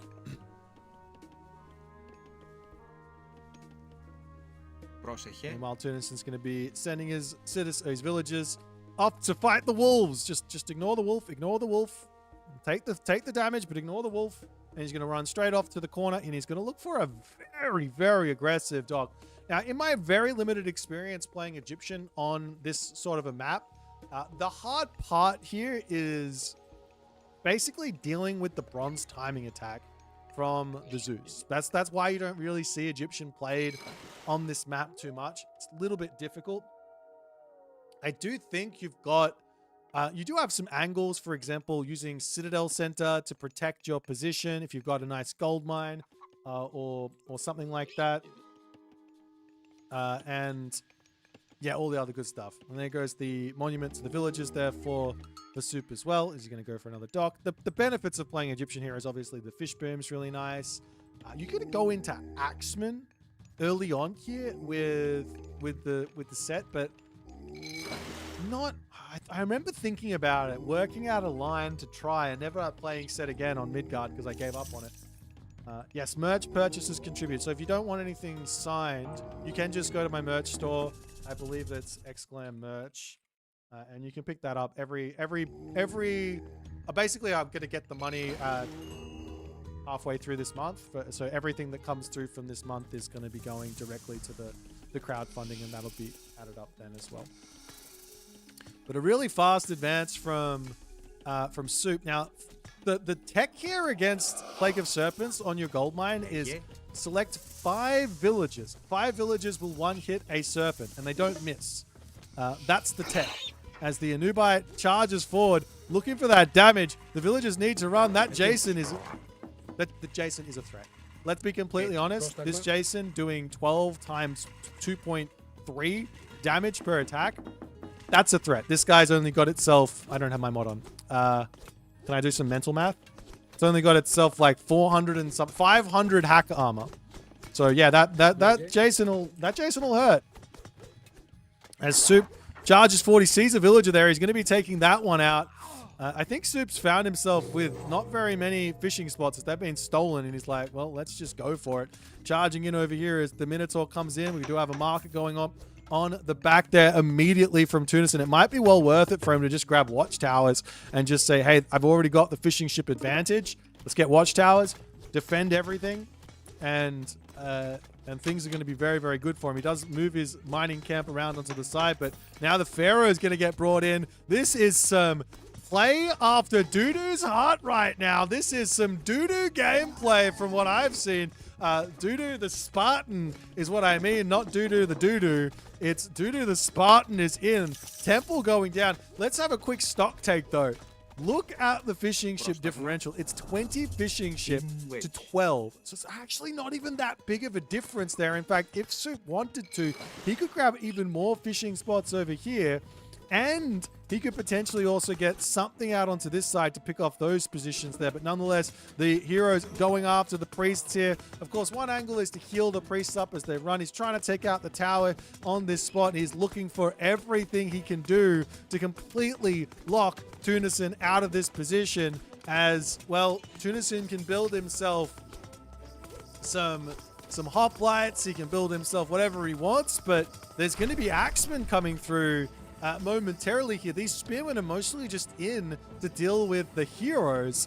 As soon as the hoplites come through, now it's we see the villagers up onto the top. As soon as the hoplites come through, it's time for axemen, and those hoplites do not fare well versus axemen, not in the slightest. As now the villagers will move away. Pharaoh over here can get some good damage done as well, and we'll see how things are going to work as, well, he's pushed off the wood line. He's pushed off the gold mine. Villagers down to the bottom. There's no gold on the bottom side of the map either for Tunison to play for, as he could try and get over onto this gold mine. I unironically wouldn't mind seeing Soup just say, let's move forward and just drop a tower here. Like, you just grab watchtowers, put a tower on the front, and then just call it a day to some degree. Of course, right now, Tunison is trying his absolute hardest to get himself to trade himself resources. He can sell wood, he can sell food. He's got a lot of food income from his fishing ships, but the problem is that really, really hurts his economy. As the Anubite dives through. That's going to be another Vil pick here, as another Vil pick over on the other. He can hit the wood line over onto this side as well. But do you want to go down there is the question, when your opponent can now move up onto this top gold mine. Of course, potentially just sending a Nubite or something around there wouldn't be a terrible idea. We've got some fishing ships now coming through. Another villager snipe as Tunison down to 26 Vils. These villagers up to the top now onto this gold mine as the army will start to swing around. Do you see 75 population in now for Tunison? He wants to get both of these upgrades. It doesn't matter how early you pre-queue them. If you don't have a temple, you cannot get favor as Greek, and life is going to get tough as now the villagers will try to get themselves a little cheeky wall here. The Anubite comes up here for a little bit of damage as the heroes will come over and say, excuse you, not today. Sunny Jim is now more Anubites will come through. Axemen upgrade on the way as more Axemen are coming through. He knows he needs those to deal with the hoplites. Of course, there's also going to be a restoration to come through as well. Villagers will now move over onto the gold mine. But this is fine. This is what Soup... Well, it's not what Soup wants. Soup wants a gold staff, but Soup will take villager kills here. It's not a problem. Axemen coming through for a little bit of damage over here. They don't have that that upgrade, so to speak. That upgrade. They don't have that upgrade to of that scalloped axe upgrade to deal more damage to villagers and things like that, more base damage. But they still are scary as he pushes the villagers back off of that gold mine. And Tunison's idea here, and I don't like it in the slightest, Tunison's idea to get out of this problem is Apollo. He has to build a temple. He's got to get the favor in. He's got to build those. He's got to build those Manticore. Of course, Soup will have to react to this. He will have to build priests. He probably should go to the heroic age himself here. He's already got himself plenty of fishing ships. He's got his 18 fishing ships out. So he is obviously searching for fishing spots.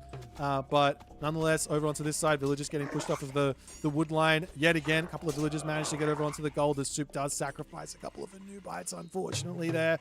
But Set is looking very strong here at the moment. As the hoplites charging forward, Obelisk will end up going down. And where to next for Soup is the question. He looks like he's thinking about the heroic age. He's got the armory. He's got a couple of upgrades in. One thing that Soup's doing here, and I saw him do it in the last game as well.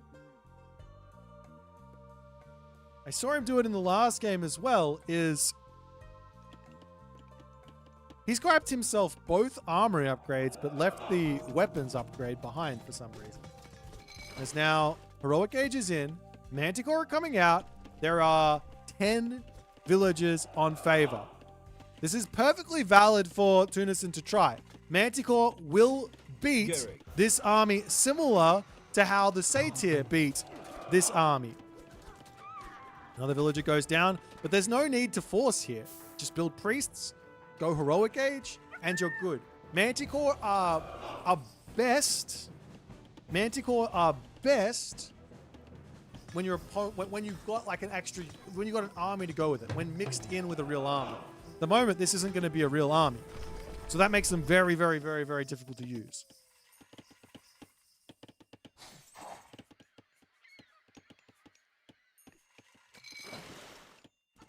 More docks are up. We do see an attempt for some war barges over here. Of course, there will be the Skylar somewhere on the map. Another Manticore coming out. It's a slow process to get these out. He's got 10 villagers on favor, and they are gathering at 0.07 favor per second, so it's not slow.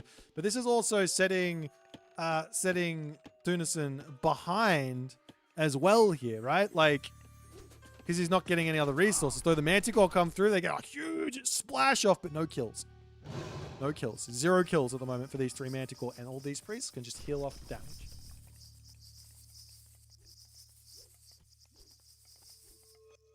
Hoplites coming up to the top side. Another Manticore for Tunison. Town Center now coming up for Soup as well. Just to say, hey, I've got the advantage here. What are you going to do about it? That being said, there is also an underworld. There is also an underworld to have to be aware of.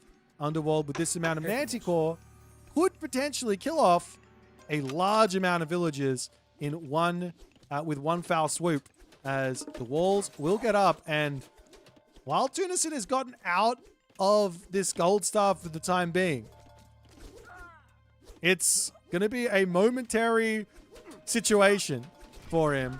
As what can he build? Hoplite, Manticore, Priest coming forward. Manticore got to be scared. They do move at 4.6 speed. They're not slow. The Priests are slow. He's going to do his best to try and make this work. Picks off one cheeky little unit there. Poking away at the villagers with his priest as well is kind of hilarious as more priests are coming. I wouldn't actually mind seeing a second temple in this situation.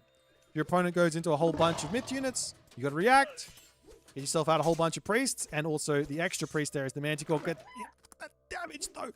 I mean, they've done so much damage, but they haven't killed anything. That's the problem. Because these priests can just heal everything up. Of course, Soup needs to slow down and heal his units. Otherwise, he will find himself dying to another splash attack. Over onto this side, though, the Pentaconta coming through as the Hoplites will tear down the dock. To the top here, Tunison will be losing his wall. The Scorpion then will come through. Villagers pulling away. And Tunison can now move back over onto his other gold mine. But, I mean, Soup is just... He's so far in front. The only way back into this game is for Tunison to get insane value from the Manticore. But the way that Soup is playing with the obelisks, so long as he's got the obelisk to spot where the Manticore are, he's going to be good. Now, of course, Tunison can also grab himself Temple of Healing, get the guys back up to full HP when he tries to poke forward, get off a shot, go back, heal up, get off a shot, go back, heal up. Those sorts of ideas aren't terrible. There's another Manticore down to just a slither of health there. And we do see the Temple of Healing pre-queued as that's going to come through. And his Manticore will be back into a half-decent position. Another solution here for Soup. Very, very simple as the Underworld does come down. And there goes a couple of villager kills. Not that big of a deal for Soup. Really not. He has to just leave this position. The gold mine's got 2,500 on it anyways. He's got 3 town centers. The simple solution here for Soup is... just go Mythic Age, Meteor the Manticore out of existence, and then he will be good. As the Manticore come forward, does turn around, gets some shots off, picks off 1. Splash 1. Manticores, 10 kills. Tons of damage. Another town center for Soup here. He doesn't care about anything other than those. He's got himself the ramming galleys here. I don't think he's grabbed any upgrades for them. I've seen them look like this before. Do you have a special upgrade, or is that just what they look like? Do they always look like that? Am I going crazy? Yeah, Mythic, like Meteor will kill off the Manticores for sure. Priest will kill off the Manticores for sure. And we do see now Kvoth pre-queued. Tornado might not kill off the Manticore because they do have a lot of HP after sitting in the Tornado for quite some time. Walls attempting to come back up again as the villagers onto the gold mine. They get sent packing. Tunison is doing his best to try and make a game of this, but he just keeps on getting sort of caught out. Now there's enough units here. It's looking like Restoration plus the Manticore could be enough here as these hoplites very, very fast. There's really not that many units as the Manticore come around the side. Great control from Soup, but now his units charge forward. They do take a huge amount of damage there. 1 Manticore down. Hoplites going down onto the bottom side trying to take out these priests as the slingers and axemen get outmaneuvered ever so slightly. The units are queued up. Huge amount of units in queue for Soup as he is going up to the Mythic Age now. Priests going after the Manticore. There goes the Restoration, and Soup says, no worries, let me out of here. I don't need to sit inside of the Restoration. We can fight another day a little bit later. How many barracks does he have? He's got 5. This is always going to be one of the issues that set players run into. They feel like they're invincible. They don't have to build more infrastructure. You need more infrastructure here, but it doesn't matter. Soup is too far in front. And Soup is now taking game number 2 as the set master. I think this might be the very first win that Set has got in SatFat Set Shenanigans. Round of applause for Soup as he takes out the powerhouse Zeus on Midgard with an incredibly Soup-esque strategy Actually, he's just stolen it from Dudu, but a soup-esque strategy. Nonetheless, Dudu will say this and say, thank you, my friend. Very, very, very, very strong one. Anyways, thoughts on the 1 to 22, 4, 6 prediction? Am I the one? Because I said it was going to be 4-0 for soup. Alrighty. Just kidding. Let's jump back over to the draft and we'll see how things are looking for game number 3.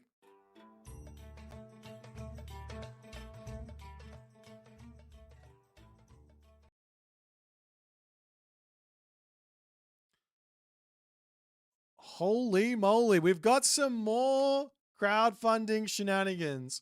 Before we continue, let me just give some announcements here. Let me see if this is working. Okay, we've got ourselves a a donation from Andre Silva Pereira. I think that's the wait, which one is that? Oh god. Can I get Oh, I don't even know who that's from. Is that from Alima? Or El Cochino? I think that's from El Cochino. Oh god, I'm not sure. Okay, we've got a donation from Andre. We've got a donation from Adam. So that's huge. Those are big donations as well. Andre is Andre is player. Fantastic. So big dono there. Let me just go over and do some conversions here. I'm going to write these down quickly so we can get an exact total for what's going on. That link, I'm not sure if that link is going to be updating in real time. Let me do this quickly. So we got ourselves 224. Okay, so it's a 160 from player. So I'll just pop that down over here. So 160. And then we've also got from Adam Cade.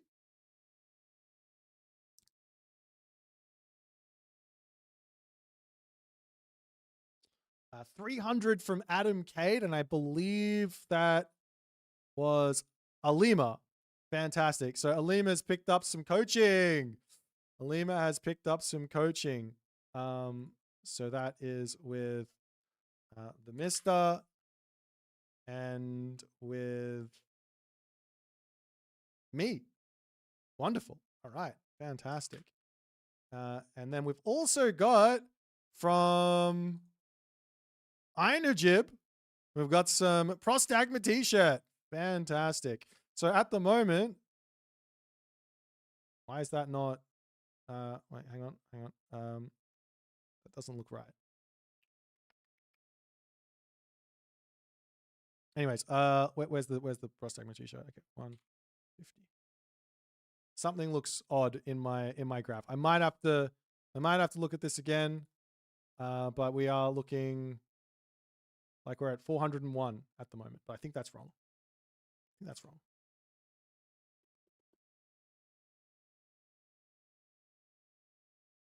Oh, that's why.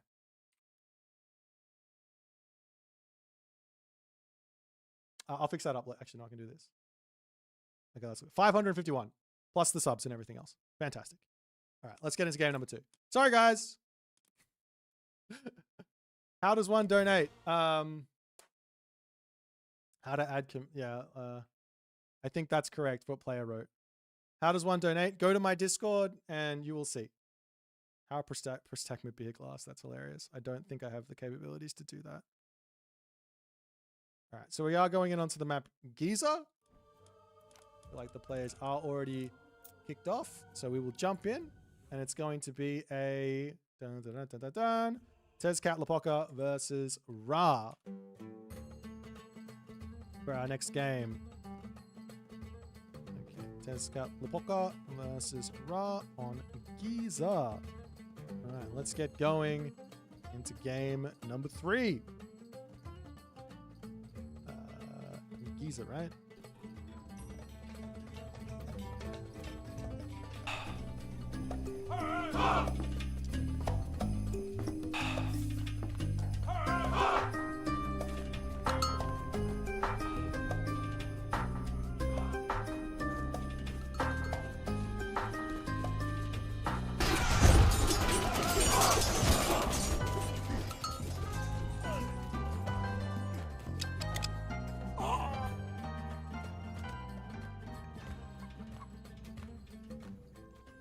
Oops, these guys are on. Wait. All right. Into game number 3, ladies and gentlemen.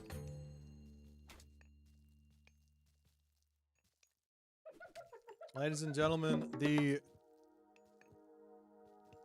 we are into game number 3. Tunison is down 0-2. He's going to have to make a comeback. He can't utilize the set, the free win set, for his first win. I think this might be the first time which we've seen a 2-0 lead after the set games are over. It's only been cut in half because of the advantages that come from it. So Tunison now has himself Tezcat Lapoka. He is up against Ra.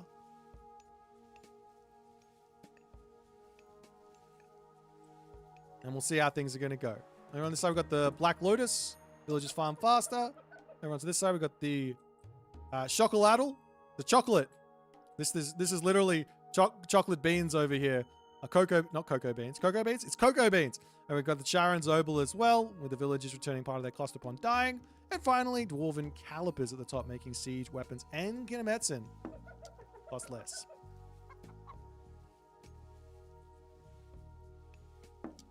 Yeah, if there's anything that I can do with the crowdfunding, like we'll add the, I'll try and add the crowdfunding bar for next stream. Unfortunately, I could not get that together for this stream, but we'll add our crowdfunding bar for next stream.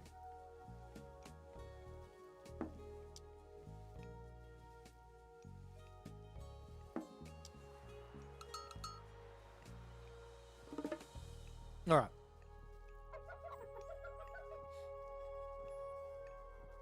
So the big question here is basically going to be what's the game plan for Tunison? Tunison loves himself some Malina shot I can't even say it. Shotchitl. And I imagine from what I've heard, everyone and their mum really likes a very, very aggressive Malina, where you go for warrior priests, you put the infested lair down right outside your opponent's base, and you're just looking for max pain to take the game off. Now, simple ways to play around this would be get your priests out early, be ready to defend, heal your villagers, maybe even grab an early Skin of the Rhino upgrade so that you can turn around and fight with the villagers if need be. But there goes the classical age for Tunison. He also hasn't even used his Obsidian Mirror because he knows how he can't really use that one till just that little bit later. Over onto this side, we do have the Wadjet popping out. Barracks are going to get dropped down immediately here as the infested lair or nest does come down over onto this side. And the Wadjet will start chipping away at these large scorpions. It's not a small amount of damage there. Not in the slightest. In this temple, which I gotta say, I really need to see people putting their temples next to the town center. That's the place to go. There's no other place. Next to the town center or bust.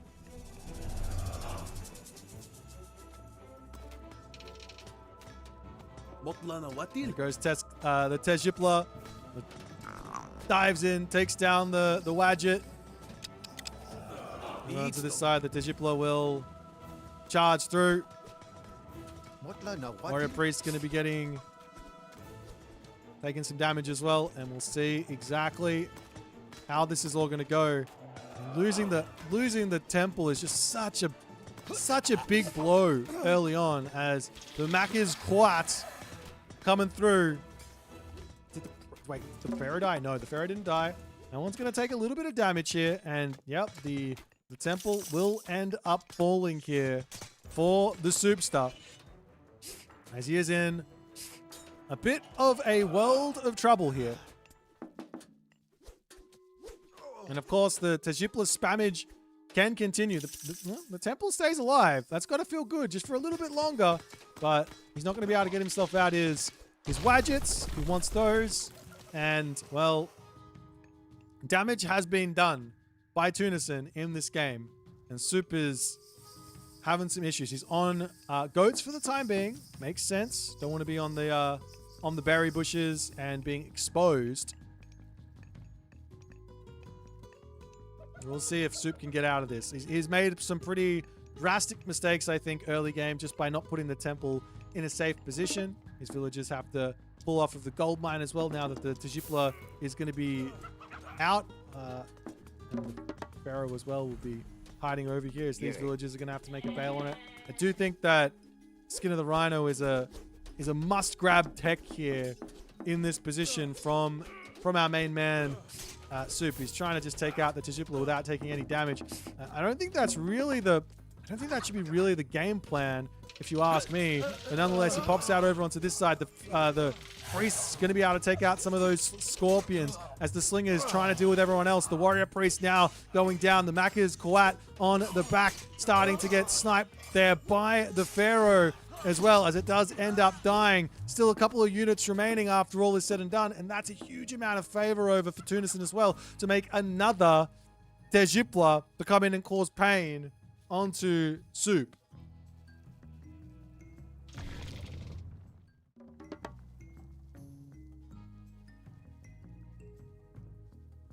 So there goes the Tajipla, and Soup says, I'm out of here. I don't want to deal with this anymore.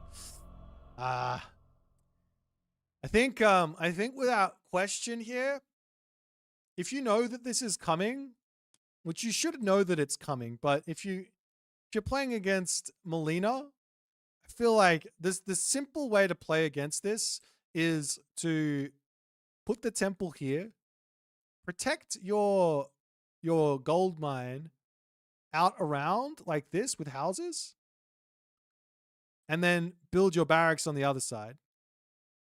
And I think you're fine then. I think you're fine so long as it's all set up in time. And you can take a slightly later advance time as well. If we take a quick look at the old technology here, it was a 335. I feel like you can get your houses up and you can get yourself a pretty decent 4-minute advance time as Ra in this situation. But unfortunately, a little bit difficult for Soup. Couldn't quite make it work. It is a complicated rush, and with any sort of rushes, you do have to spend some time in the tank to kind of deal with them. I don't think that Soup has done that just yet. Let's jump back over to the drafting table and see what they're going to pick for game number 4. All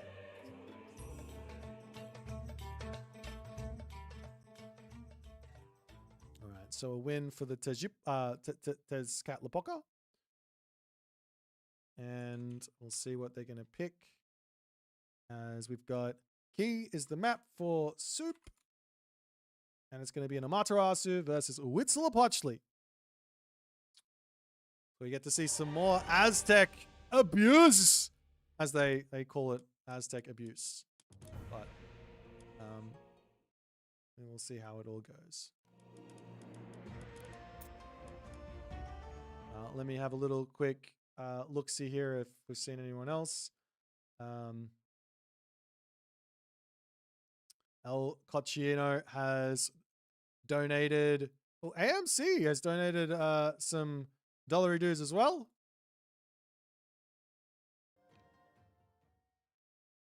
Okay, so we've got one donation from AMC for, I'm not exactly sure what he's grabbed, but he does put in the 130. What is this? 133, like 100 USD roughly. So I'll just call it 100 USD. I don't mind that. I don't know what it is though, so I'll just put it as this for the moment. No, I'm not going to put it as that. I don't know what's going on. And we've also got El Cochino with his Ursa coming through. So we can put that one in for him there as the Ursa 10. Alrighty. Let's get into game number 4 on the map Key. Let's go.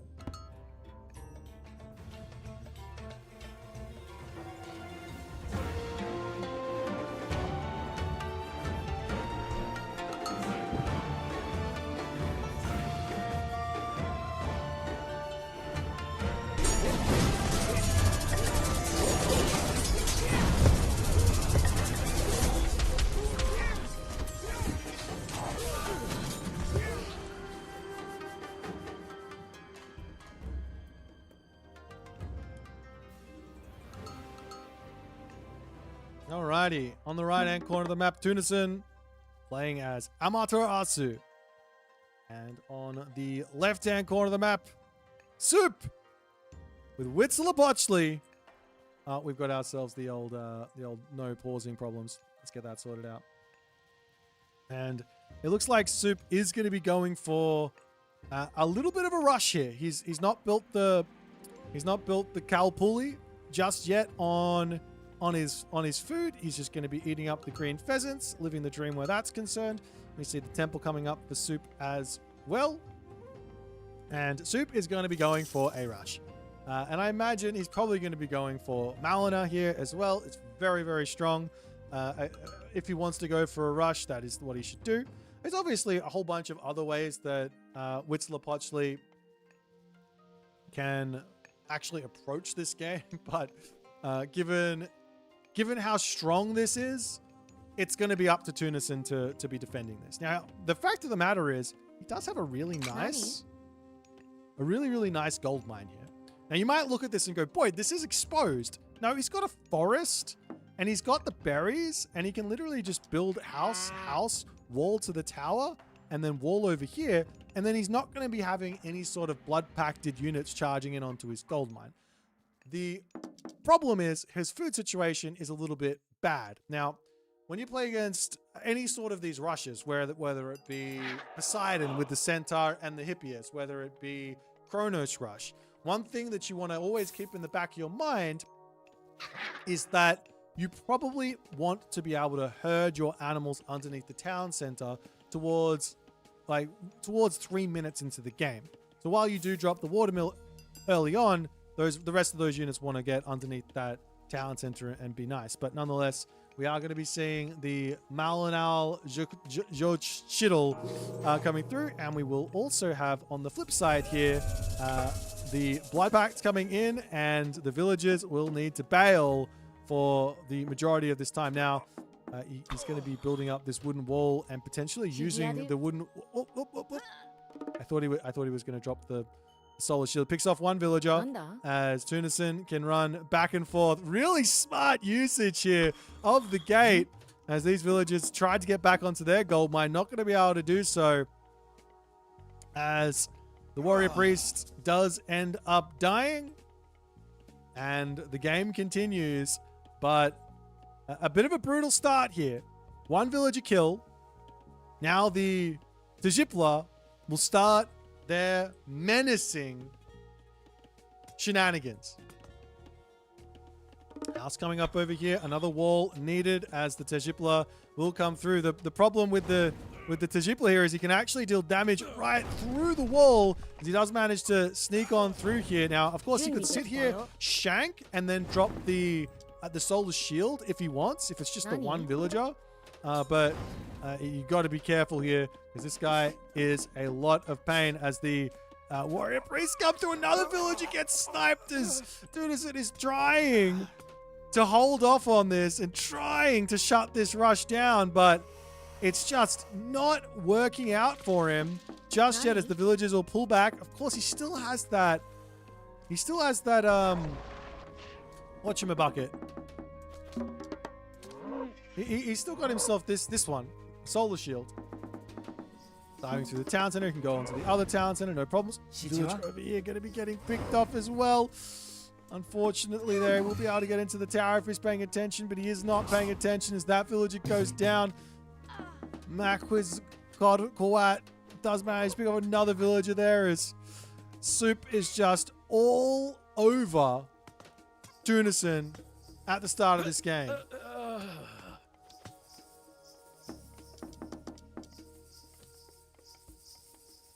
Nanda?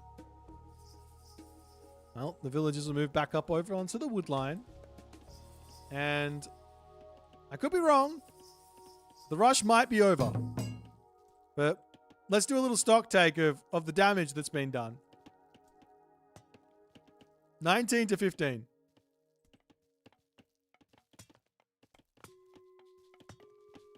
I see you Twitch chat. You Twitch chat. You guys are upset for some reason. Not sure I understand why exactly, but you guys are upset for some reason. Oh dear. Wall over here going to start getting targeted down. Of course, you can charge over here and use that one Udor to try and hold this off. And the human archer can sit behind a wall and get some slow amounts of damage here, but that wooden wall will stay alive with just a little bit of HP there as the village is going to try and get back over onto the gold mine here and try and make a game of this. So Tunison's got his work cut out for him. He's behind by 4 villages. Of course, there's also been some losses from Soup here. He's lost warrior priests. He's lost some scorpions. Of course, there's going to be this Shrine of the Hunt just sitting here being useful for the rest of the game here for Tunison, as Tunison now pre-queues Raijin after he says, oh, that's that done. And there is a world here where basically Tunison gets to the heroic age, he makes Raiju, he might be able to catch Soup out a little bit as the Tajipla does get converted. It's back up to full HP, and the units will pull back over here as the villagers all need to bail back into their tower. They will get in there and be safe while that's all happening. But I think Tunison's had enough of this at the moment as the Tajipla comes in over here. The villagers can sort of get back onto their hunt if they want to.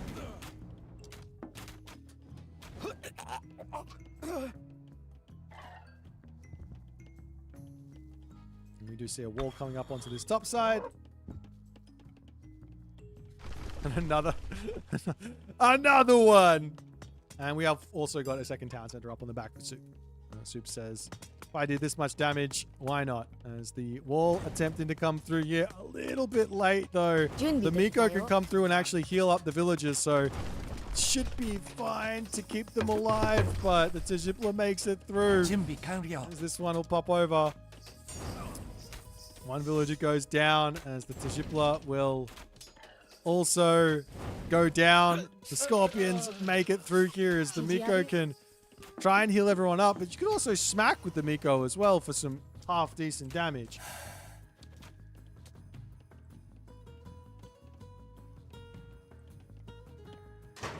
Now stable to come down for Tunison.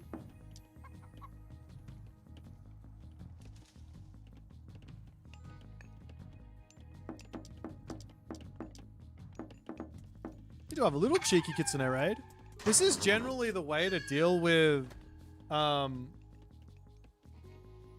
generally the way to deal with the like full-on rush is normally some sort of a counterattack.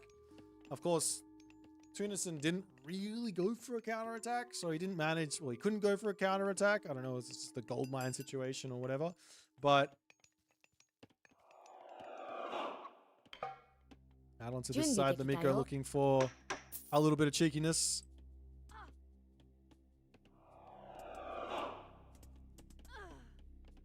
As that Miko does end up going down.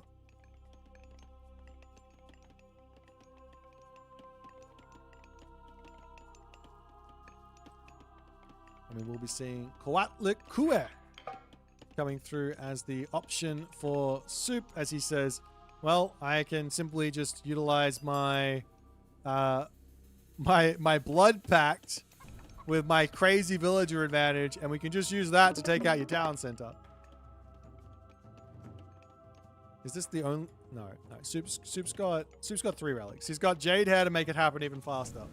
I think this game, ladies and gentlemen, as much as Tunison is going to try here, I think this game is over. I'm not sure how you stop the.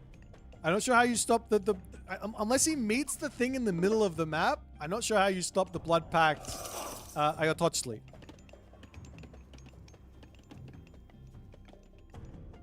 You Alt F4. Yeah, that's an option for sure.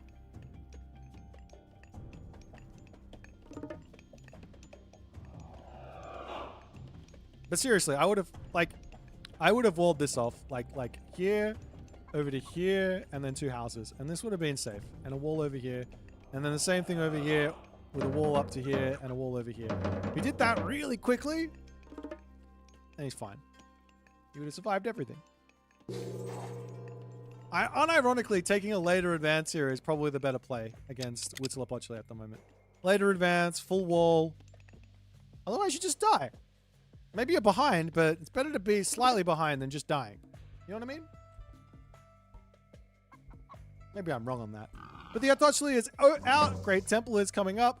Okay, the most toxic way. Okay, let's think about this. What's the most toxic way for Soup to play this?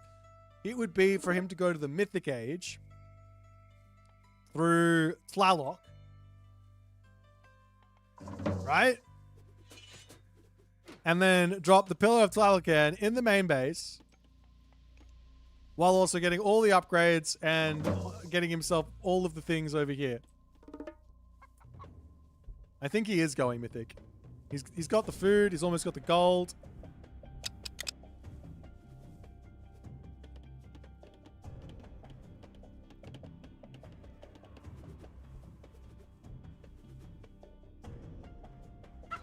And there is the Tlaloc coming in.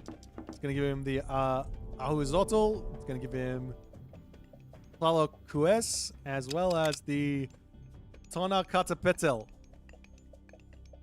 That one's going to be crazy. But we do see a Heroic Age in now for Tunison. He gets himself his Raiju. He's going to be going straight into the Thunderous Presence and getting himself more of those Raiju. What are these houses? Soup is literally just like building. I think he's playing like a Versa campaign, like a Versa the AI type player. No.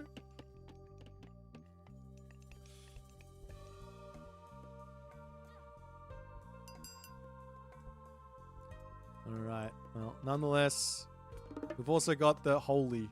He's dropped the New Fire ceremony by Soup. He sacked a bunch of villages. You can see the blood there. 1, 2, 3, 4, 5 villages, 6 villages for that New Fire ceremony. He's up to 175 favor. That's enough for Blood Pact and Infestation again, if he wants to. I don't think you really want the Infestation, but nonetheless, he comes over here. We'll kill off that Miko. He could go in for a bunch of Ahuzotl as well, and that would be a ridiculous counter to Raiju raids as well. And of course, there is also the Earth Monster if he wants to just simply eat these guys up. As a Tejipla does get converted on the back. Is Soup going to go max pain and go for a whole bunch of Kimuchin spies? I do see an attempt to play around the Blood Pact, but I'm pretty sure you could just walk forward, right-click on the gate with the Atochli, and make sure you have the special ability up. Right-click on the gate with the Atochli, and then get in here. We see the Tlalocan getting dropped in. Huge amount of splash damage there from that special. He doesn't kill off the guardhouse, though. He still also has himself this, but he can't use it while the Thunderdome is down. He's done enough damage, actually, to the Atochli that dropping that down would be a mistake here. As the villagers get... Nope, you cannot bring the villagers in to try and take down the Pillar of Tlalocan. The Pillar of Tlalocan is incredibly powerful. The only real way to take this out... Holy damage. Guys... This is very, very strong. And that there, after all is said and done, is a 3-1 lead for Soup. That's an unfortunate state of affairs there for our main man, Tunison. Not able to survive the HUSKSUPPE chaos. He did come over here and pick off a whole bunch of villages. But in doing that, he lost his base. So he almost brought it back. What can you do? Anyways. Oh dear. I remember when this God Power got dropped, everyone and their mum on Reddit was saying it's very weak. It's very weak. That's what the feedback was. And I was like, dude, it seems good. You kill off a building, you hold an area. Well, it's even better now. So let's jump back over to the draft. We'll take a look at the crowdfunding and we'll see how it's going.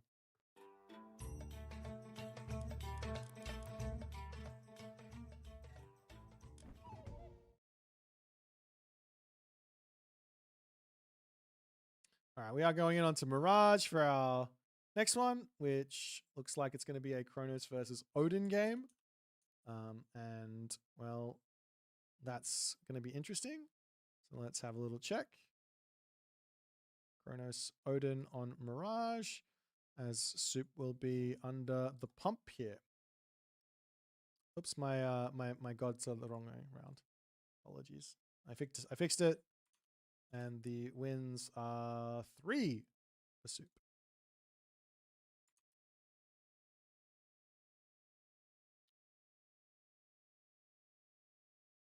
Alrighty.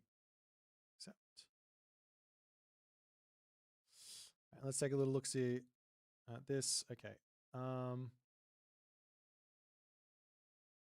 Honey has donated 50 USD to become a HUSKSUPPE. Let's go. 60. No, that's wrong. 160. Come on. Oh my god, I'm hitting the wrong buttons. I know this isn't getting updated on the website. Maybe I should change the website to this thing here. I think that's what we should do, to be honest. For now, we can put it on the website and make it look a little bit better a little bit later.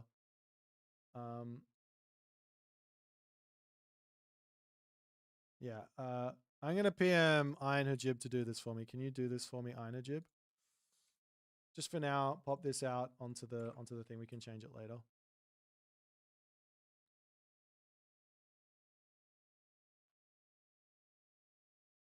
Lord Crusher has donated for a hoodie. Let's go, Lord Crusher. 241 14. That's 172 USD for a hoodie. Let's go. I'll just put 180 there. It's fine.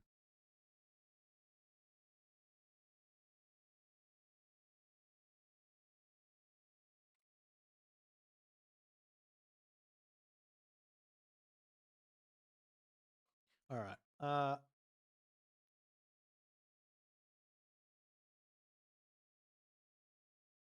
You don't see anything on Discord? You should. You should see a Gameathon channel. A Gameathlon channel.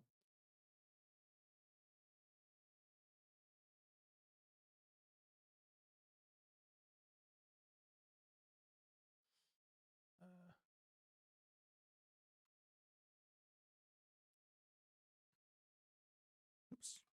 All right, we got to get into this next game. I'm pretty sure they're already going. Are they? Oh, no, I don't have the link. How am I supposed to find it if I don't have the link? Okay, they're already going though. They got to focus up. The game might already be over.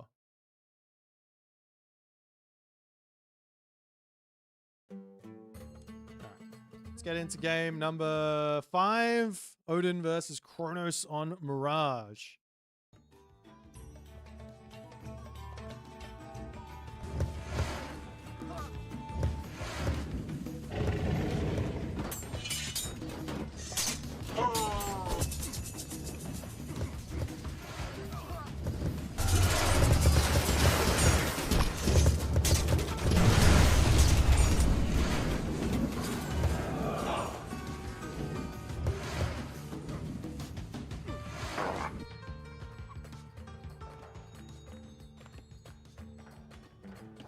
Off we go. In the left-hand corner of the map, playing as Kronos. His name is Tunison. And on the right-hand corner of the map, playing as Odin. His name is Soup. Soup is currently 1 win away from claiming the bounty for Satfat's Set Shenanigans Week 2. I mean, the bounty is a little bit less than the other bounty, but it's still a bounty nonetheless. As we do see a dock up for Tunison and no dock up for Soup.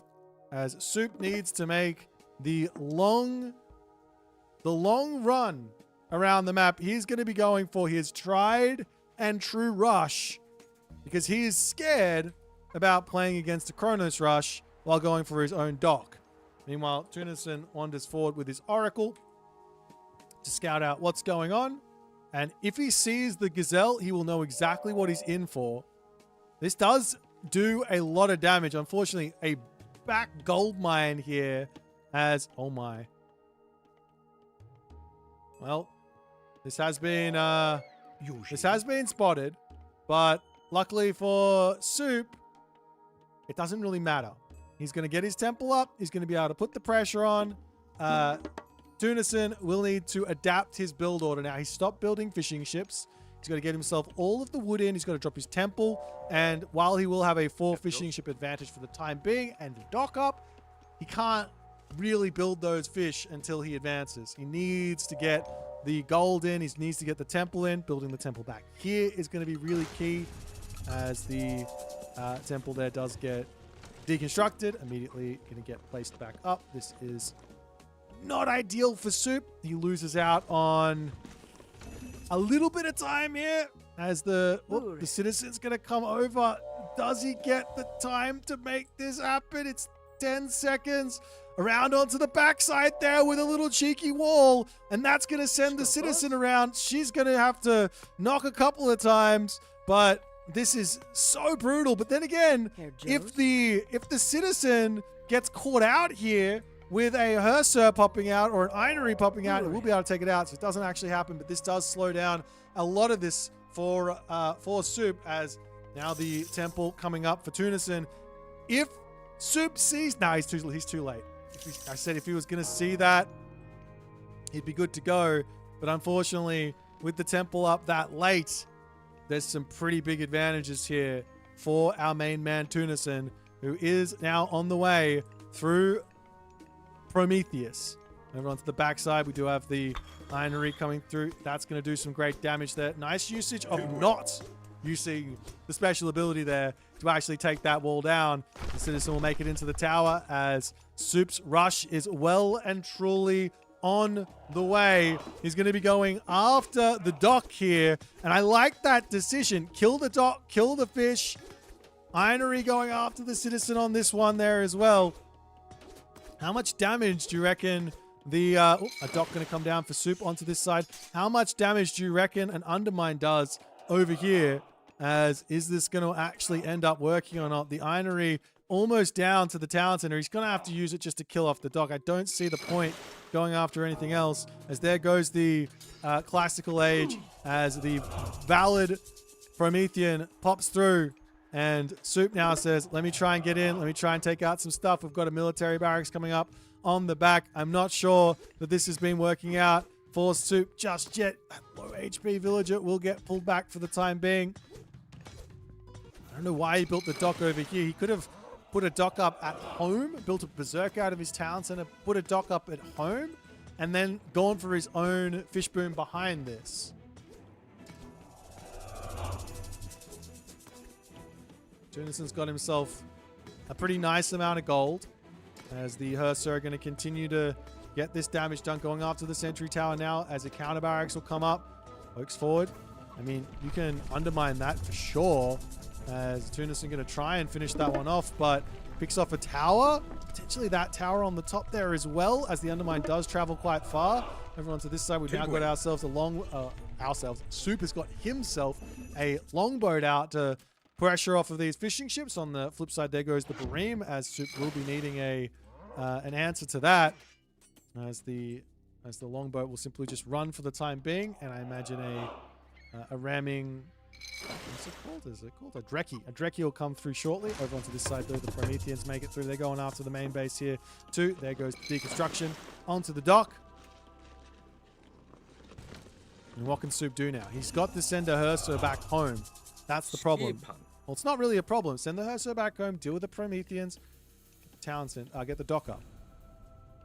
Another dock coming up over here, as the Siege Bareem is searching. We're going to be harassing these fishing ships, trying to slow down that fish income. But 2 Prometheans in the main base is brutal there, as he's going to go after some dwarf shenanigans with the Townsend. It does damage, man. Meanwhile, the Siege Barim coming through. We do have that Dreki on the way. One Murmillo will go down. Up onto the top side, there are the citizens out there trying to grab that. Soup's got to be careful here. Don't want to go too crazy underneath the town center. That's so much damage there. Up onto the top side. Hersur is back. Promethean's going down.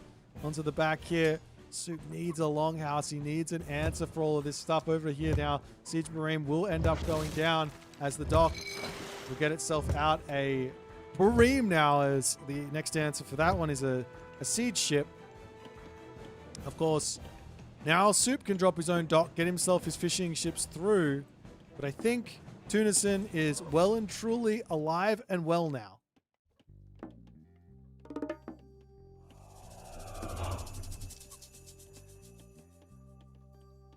Now we see Rixdula as the option from Soup. Apparently this wall is going back up for some reason. Now the micro war startup. Of course, Dragon ship needs to be attacking the Barim, not the fire ship. As the Hersur getting chased away by those Murmillos. And you will see another longboat out, but too little too late on that one. As the Valor's going to continue to come through. Longhouse comes down for, I guess he's going to go in for some throw-in axemen to deal with those Murmillos. But a nice try from Soup, but he definitely does not come out in front. After all is said and done. So we're trying to make something happen on this water. Of course, picking up all of these fishing ships would be nice. But I mean, the spend on this is quite a lot. The fire ship will end up falling there, pulls back to the dock, but there's nothing inside that dock. Also traps the Barim there as well. Temple over here going to go down. I think it's not the end of the world for Soup to lose that one, but it's obviously not good as all the ships are now out. We do see a dock up. With Rixdula, these fishing ships will come out a little bit faster as well.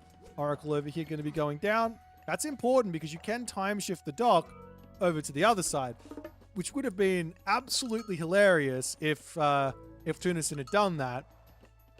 But the dock over here got like 18 fish behind this. But anyways, neither here nor there. Great Hall coming up. Longhouse coming through.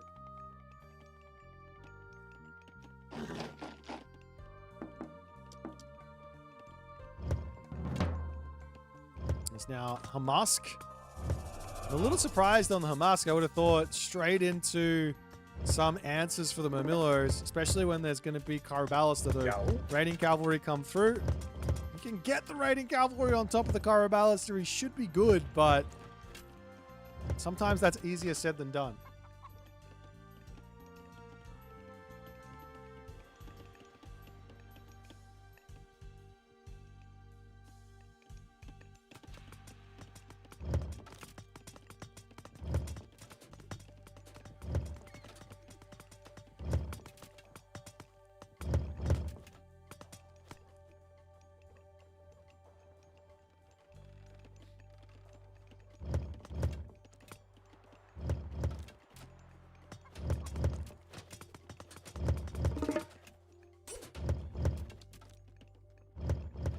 We'll see what Soup can do with this army. As it's just knocking on the front door, slowly taking down Great Halls. He's obviously got to build up an army. His army looks pretty strong. If he had one Einherry in this, you might actually be fooled to think he could win this game, but definitely could win a fight here if he had an Einherry in there. But unfortunately, that losing the temple doesn't really have that option. He's also done some great damage onto the fishing ships right now as Tunison needs to build out that siege Barim. Of course, you could also go for another sort of attack over here as the dwarves will sneak on over to this gold mine. That's going to force somewhat of a fight here. Of course, there's also potentially going to be a chaos that could be used. You don't want to take the fight too early. Now, one Einherry is all I think Soup needs, and he's going for it. He sneaks the gold as the blue units of Tunison laying blissfully unaware. That being said, he sees the dwarves over there with the Oracle. But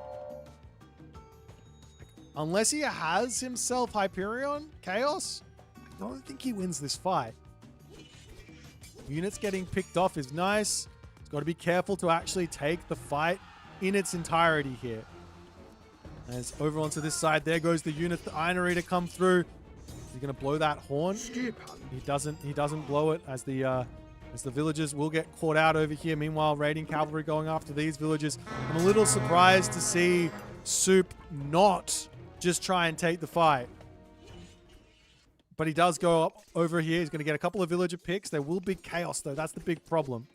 If he wins the fight, then chaos isn't that big of a deal. But Dwarves having some problems here as Tunison trying to micro his citizens. He's going to be losing those.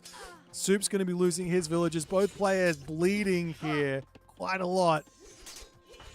But a nice move from Soup nonetheless as he picks up a Caraballister on the way out as well. Running around with HUSKSUPPE Berserks plus raiding cavalry has to feel good here. A couple of units over here is taking a little bit of damage too as Soup. Victory is not in his grasp, but he's feeling like he's got something going on here. Villagers can move over onto this gold mine, chasing away those 4.5 speed Murmillo. They're not that quick. Hyperion is now in, and little bits of pressure left and right has to be the way to go. Over onto this side now. Army comes in. Where's the Inery at? There, oh, the Inery is in, so that's going to be all these units getting caught out. Some decent damage onto the Murmillos. Every little bit counts here. Soup's got himself the dock. He needs to get himself that Persine tech. Those villagers just dropped their wood off into the dock? Or am I crazy? This was a food drop site, not a wood drop site. That might be going crazy. Another raid over onto this side as the citizen's going to be diving through, consistently attacking this position. Makes sense. He's got the Raven just floating over by, so he literally knows what's happening there the moment it happens. The moment the units run, he can charge in and get damage done. But Soup, another Inery to come through. He's trying to get to the Heroic Age himself. Armory comes down. Does he have time to do this, though?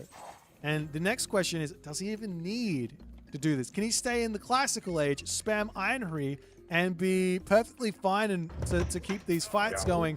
The Inery come through, blow that horn as the Berserks look to maybe charge forward, but the Inery tanking for the moment as the raiding cavalry is searching for things to take out. The villagers getting converted here. Chaos does get dropped down even more. Berserks coming through. I don't know if it's going to be enough. Those Caraballister are so strong here. As the Inery goes down, the army looks incredible for Tunison. And that there, ladies and gentlemen, is going to be the game. As Soup taps out and he's just not quite able to get there. He made a real good game of it, though. I feel like if maybe he stayed put in the Classical Age, especially with all that favor on all those Inery, I have this feeling that he might have actually won that fight with raiding cavalry, with the Berserks, with the throwing axemen, with like 5 Inery out with all that favor that he had. Life might have been decent here for him, but unfortunately, he just could not quite make it happen. It's a tough matchup. Man, he made it look somewhat playable, in all honesty, even after all the chaos. Like, even after his temple got spotted and his rush was discovered and everything that could have gone wrong went wrong, it almost worked out for him in some weird, wild way. But nonetheless, a good win for Tunison. It is best of 7. Tunison still, not Tunison, Soup still 1 win away from taking the show match. We'll see if he can make it happen in the next game. But Tunison's got another god to pick. Soup's got a map to pick, and we'll see what we're going to go into.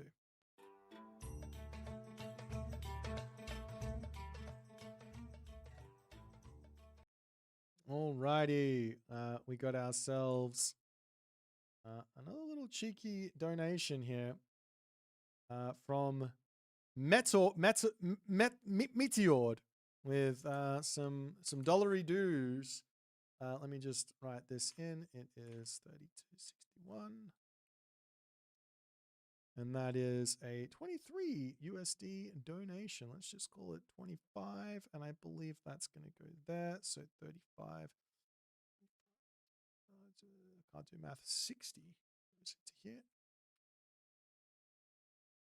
So currently at $776 already. We've already basically halfway. We're over halfway. And I don't think I've counted everything up yet. We're already halfway to tier 1. We're already halfway to tier 1. We're already halfway to six players going to Athens. Absolutely insane. Keep it going, guys. Keep it coming. Keep it going. And all the good stuff. We are going in onto the map Elysium for our next one. And it's going to be a Poseidon versus Thor matchup.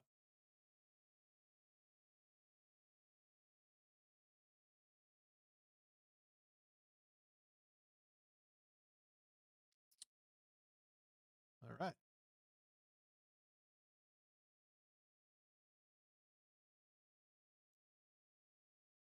Magic, I think we can do 4K as well. I think this community is ridiculously generous, and I think we can do it. We're gonna push it. We're gonna push it.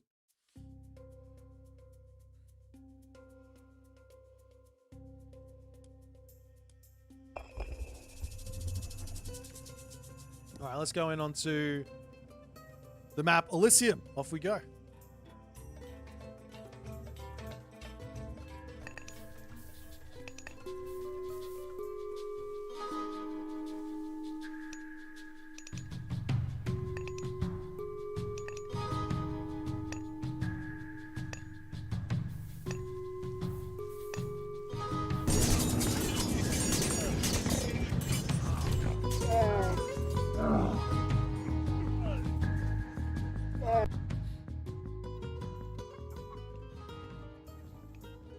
Alrighty, off we go into game number 6 here.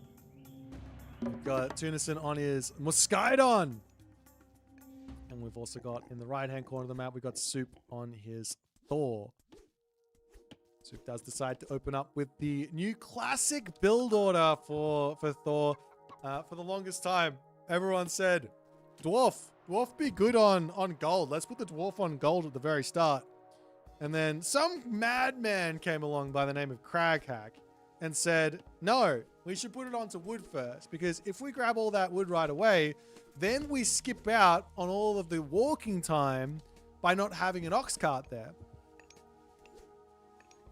Big brain from Craghack. And that allows you to grab the copper shields, the copper mail, and all the other good stuff. But nonetheless, Tunison drops his lure, so he is going for the fast advance. Temple is up. It's a forward gold mine for Soup, so not the best of situations here. He does have himself Dwarven Mine. That's going to be his way to play around this while he's going for the Dwarven Armory and all the other good stuff. But his wood lines are also... I hate to say it, his wood lines are not good. So he's going to have to enjoy the olive trees for a little bit and really stay close to his town center while he tries to survive here. But upgrades will be coming through, and a house on the front. You can try and go temple here, but honestly, better move is to just put a wall and then put a wall or a wall there. And then he can wall back this way, all the way back to here, and then he can temple. I think it's well worth it here actually to go in for like basically a temple and get out a Berserker early. Because the Berserker can... Put the temple there. Because the Berserker can help get the walls up, and they can also repair without taking too much damage from the Centaur early on. So any sort of early attack hit can get shut down with some good wall placement. That being said, I think the Centaur can hit the villagers over on this side.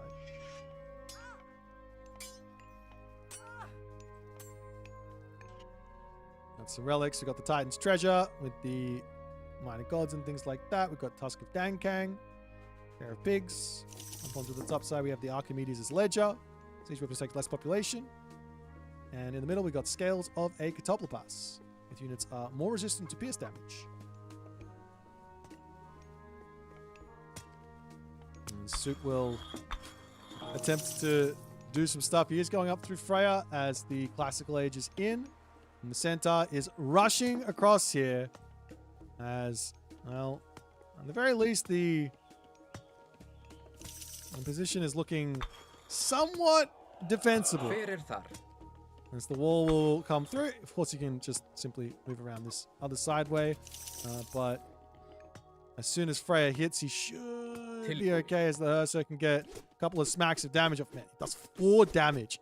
I had this comment the other day, and I was just like, I feel like Ursa should do more than 4 damage to a centaur in the archaic age. I'm not saying it should be that much more, but 4 damage. There goes the Valkyrie. And the centaur will need to bail. But Atalanta is on the way, so that will keep the centaur alive. 1 smack, and he has to get out of there. And a little bit of jukages as well as more Hursa will start to come through. And the good thing here about having the Valkyrie is you can just heal up the Hursa. So you can take little extended trades so long as you can keep the units alive. You can get them back up to full HP. And that's not an option for Tunison.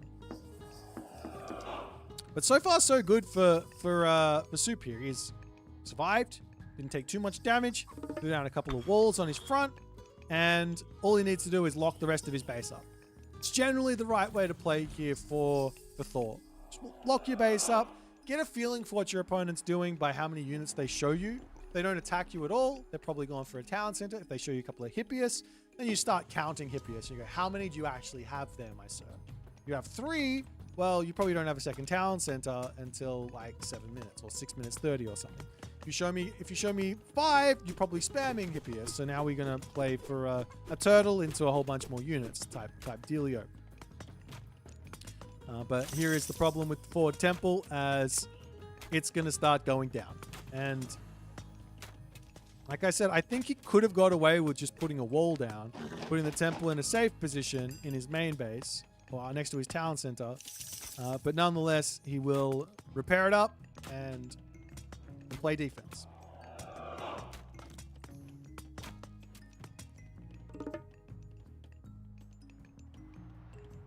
As the Hursa will say, get out of here.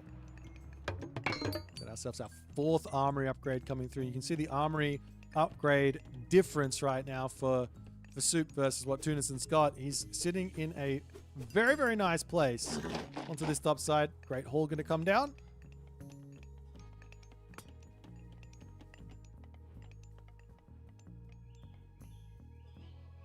Oh. This Valkyrie is trying to sneak out, and Tunison says, no, you're not allowed to sneak out. I saw you there with my Pegasus.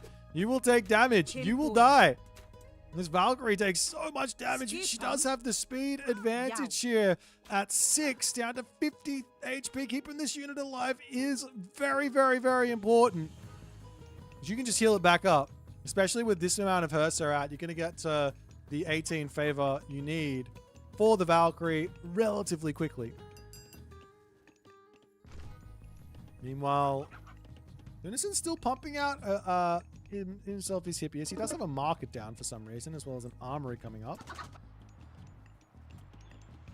But also, Soup decides he doesn't really want to go for any Herdmen. I don't blame him. Raiding Cavalry will be able to beat the Hippias for resource cost, but they do win on the pop cost. No, I don't think they win on the pop cost either. They win like 1-to-1, obviously. So that's the big advantage where that's concerned. As Soup charges out of his base now. He's got the Hursa in. Raiding Cavalry going to be able to catch the Hippias as well with the speed, which does actually end up being a pretty big deal. As Tunison turns, gets a little bit of a help there for his Hippias, and that one won't go down. It will heal up slowly with that Lord of Poseidon's secret. What's it called? Lord of Horses. So it's a little bit of stuff there.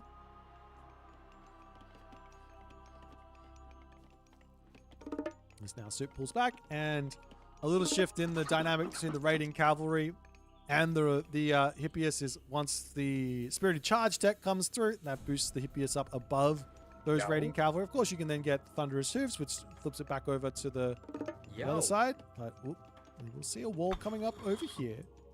Valkyrie coming back in. Pegasus scouting, checking things out. As we've also now got Dionysus pre-queued. Lots of gold in the bank actually for Soup, but he doesn't have any pigs left. He's eaten all of his pigs. Or I say all of his pigs. I don't think he had a single pig. Maybe 2.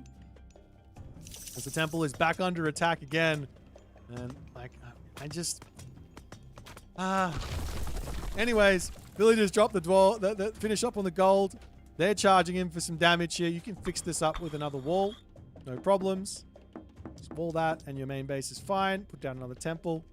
For Valkyrie, he should really have a Valkyrie out at the moment, or at the very least Thundering Hooves. And he's got Thundering Hooves now coming through, but taking this fight without that upgrade seems pretty risky here, especially it's like medium Hippias versus everything else is the Ursa charging across against that one. So trying to take this fight. This is not going well for him. He gets absolutely and unequivocally obliterated.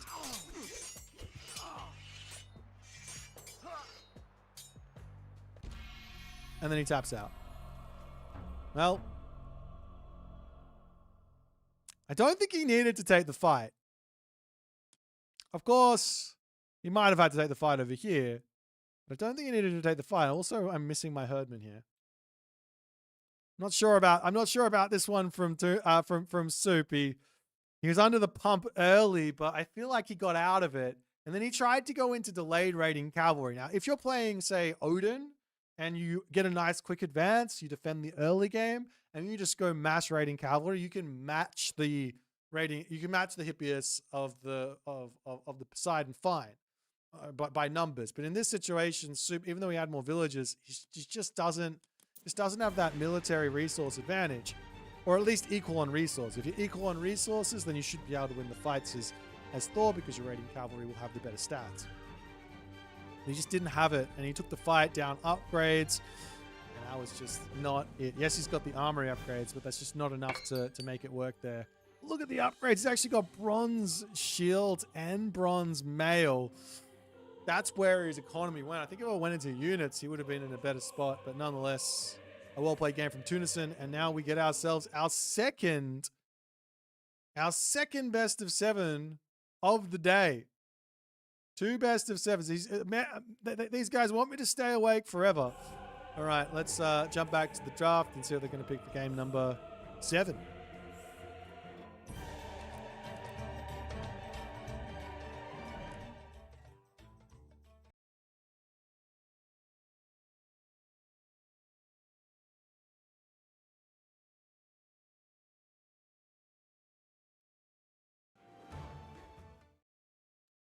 Alrighty.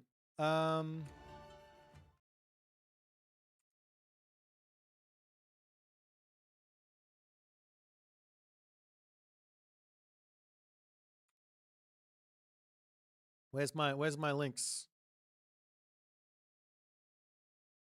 Last game on Ghost Lake. And it's going to be a Loki versus Tsukiyomi game. Spicy McSpice for game number 7.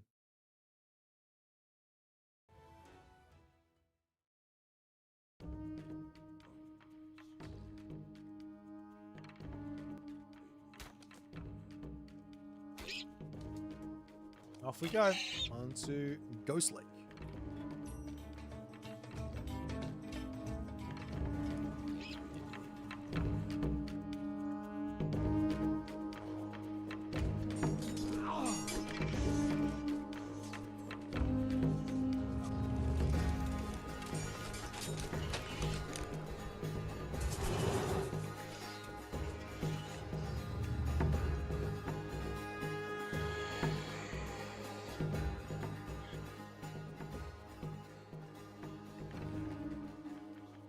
Off we go. In the right-hand corner of the map, playing as Mooski. His name is Tunison. In the left-hand corner of the map, playing as Tsukiyomi. It is Soup himself. Let's just get in, just enjoy this. Tsukiyomi. Also Mooski. Alrighty. One final game here. One final matchup. One final Tsukiyomi versus Mooski. The players are on the wrong side. I am now seeing that. I am now flipping. As much as I would love to see Soup on his Loki, it will be Tunison. All right. So what's the game plan here from Tunison? He can go for a really aggressive play, especially on one gold mine Ghost Lake. Try and pressure the Super Yomi into the ground before it has a chance to breathe. Could play slow for a Heimdall type idea, but that does play into the sort of Yumi Horse Archer deal, which is really, really tough for Norse to deal with.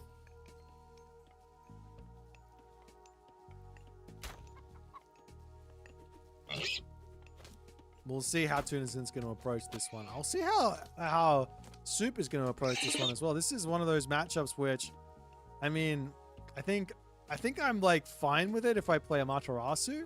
But if I play like Loki, or not Loki, if I play Tsukuyomi or Susanoo, I end up finding it a little tricky early on. If I get through the early game, you're all good, but that early game is a little bit tricky. I think I bait myself all the time into going for Samurai, and I feel like that's a mistake.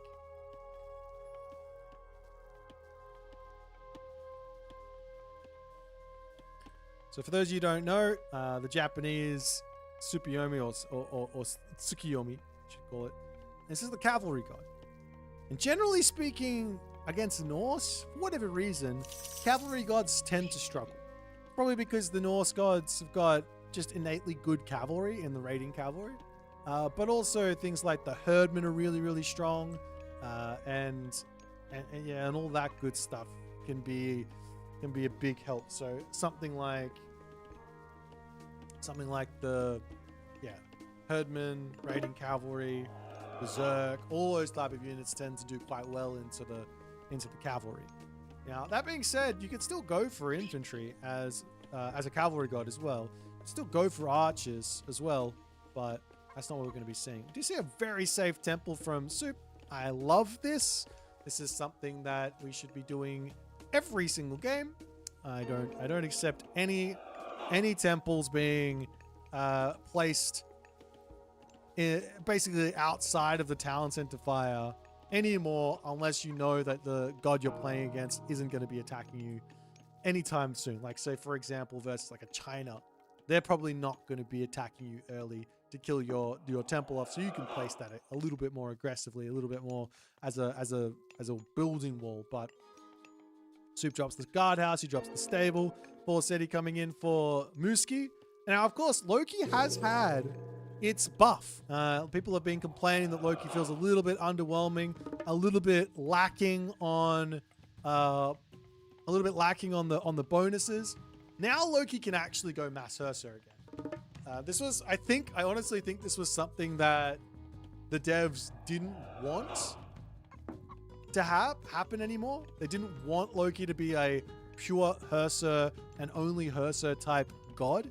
So they sort of didn't give that crazy boost to the Hursa speed that Hall of Thanes used to give. But now it's actually quite similar to what it was on Legacy. On Legacy, I think it was 5.7 speed. On Retold now, with both Eyes in the Forest and Hall of Thanes, it's going to be 5.5 speed. So only 0.2 speed different, which is basically the same. Well, it's the same speed as a Hippias. So you're a cavalry unit at this point. Which is going to allow you to sort of run around the map and enjoy that. And the added bonus of this is, in going for all of these early Hursa, you're going to have access to a huge favor pool in the heroic age to use. Yes, of course, if you do get Grass Cutting Sword, which is not on this map. Am I missing a relic somewhere on the map? I don't know.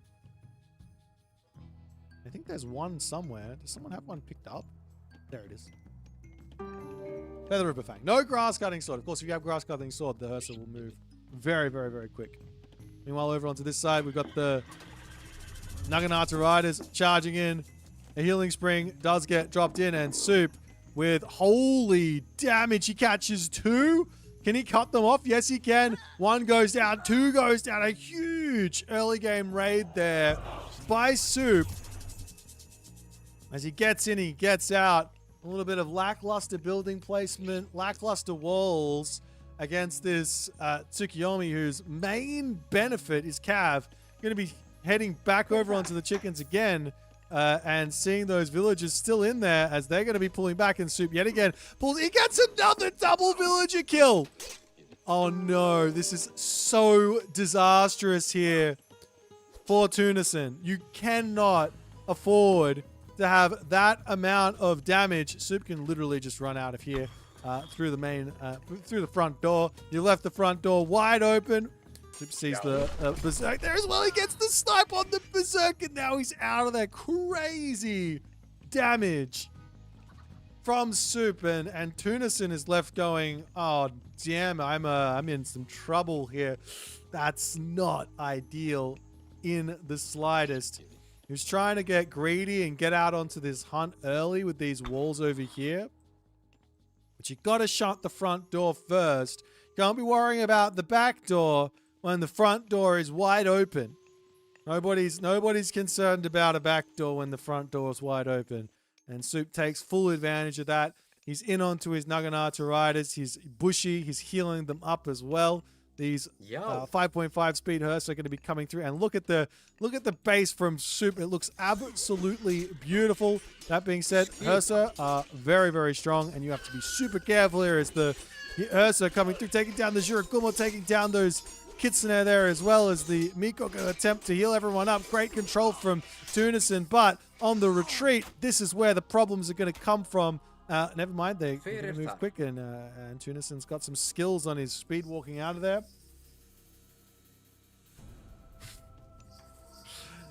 Alrighty, now more Naginata riders are going to get healed up, and well, we'll see what Soup's plan is. I think he wants a heroic age. He's got himself the armory.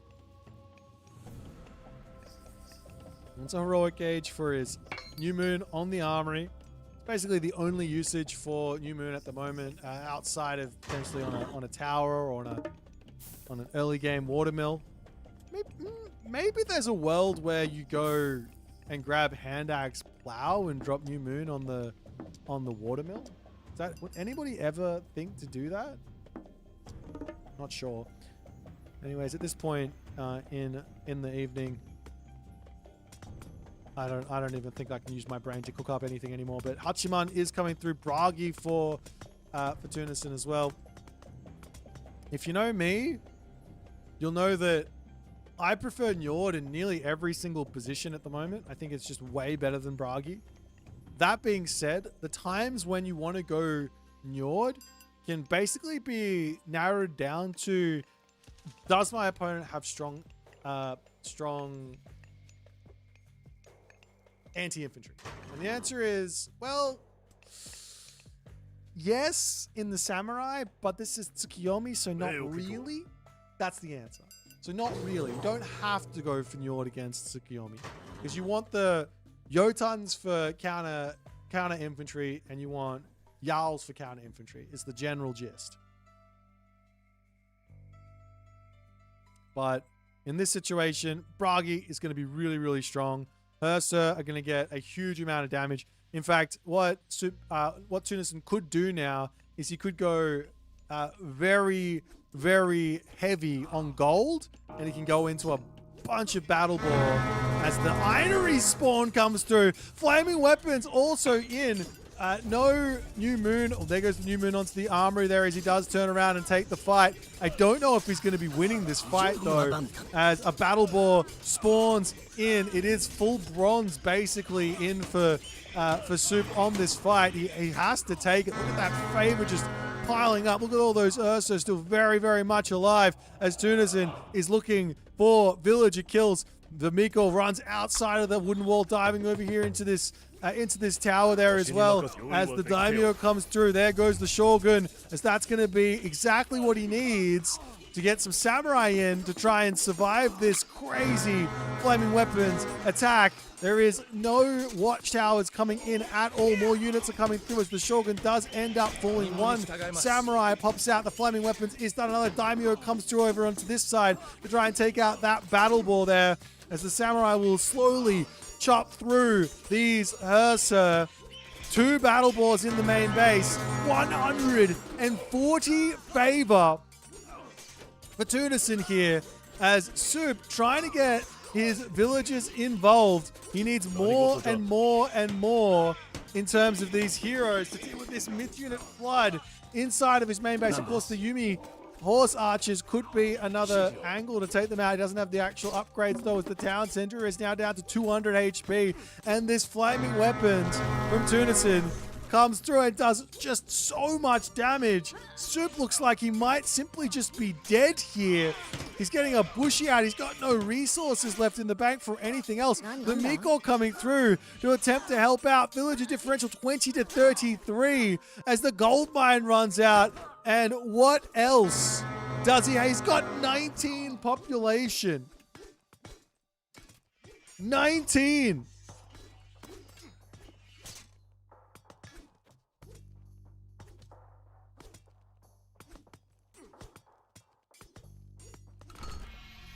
And Soup taps out as Tunison pulls it back from 3 to 1 with an insane push at the end of this game. Absolutely insane.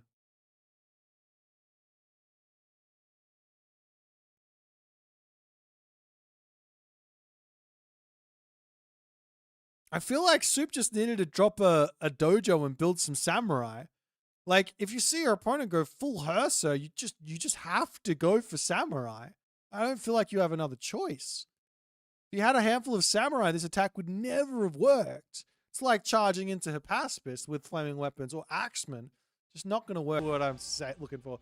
Tenacity to stay alive and continue fighting in this series, even down against the back wall, down 1 to 3, but he pulls it back. GG. Well played.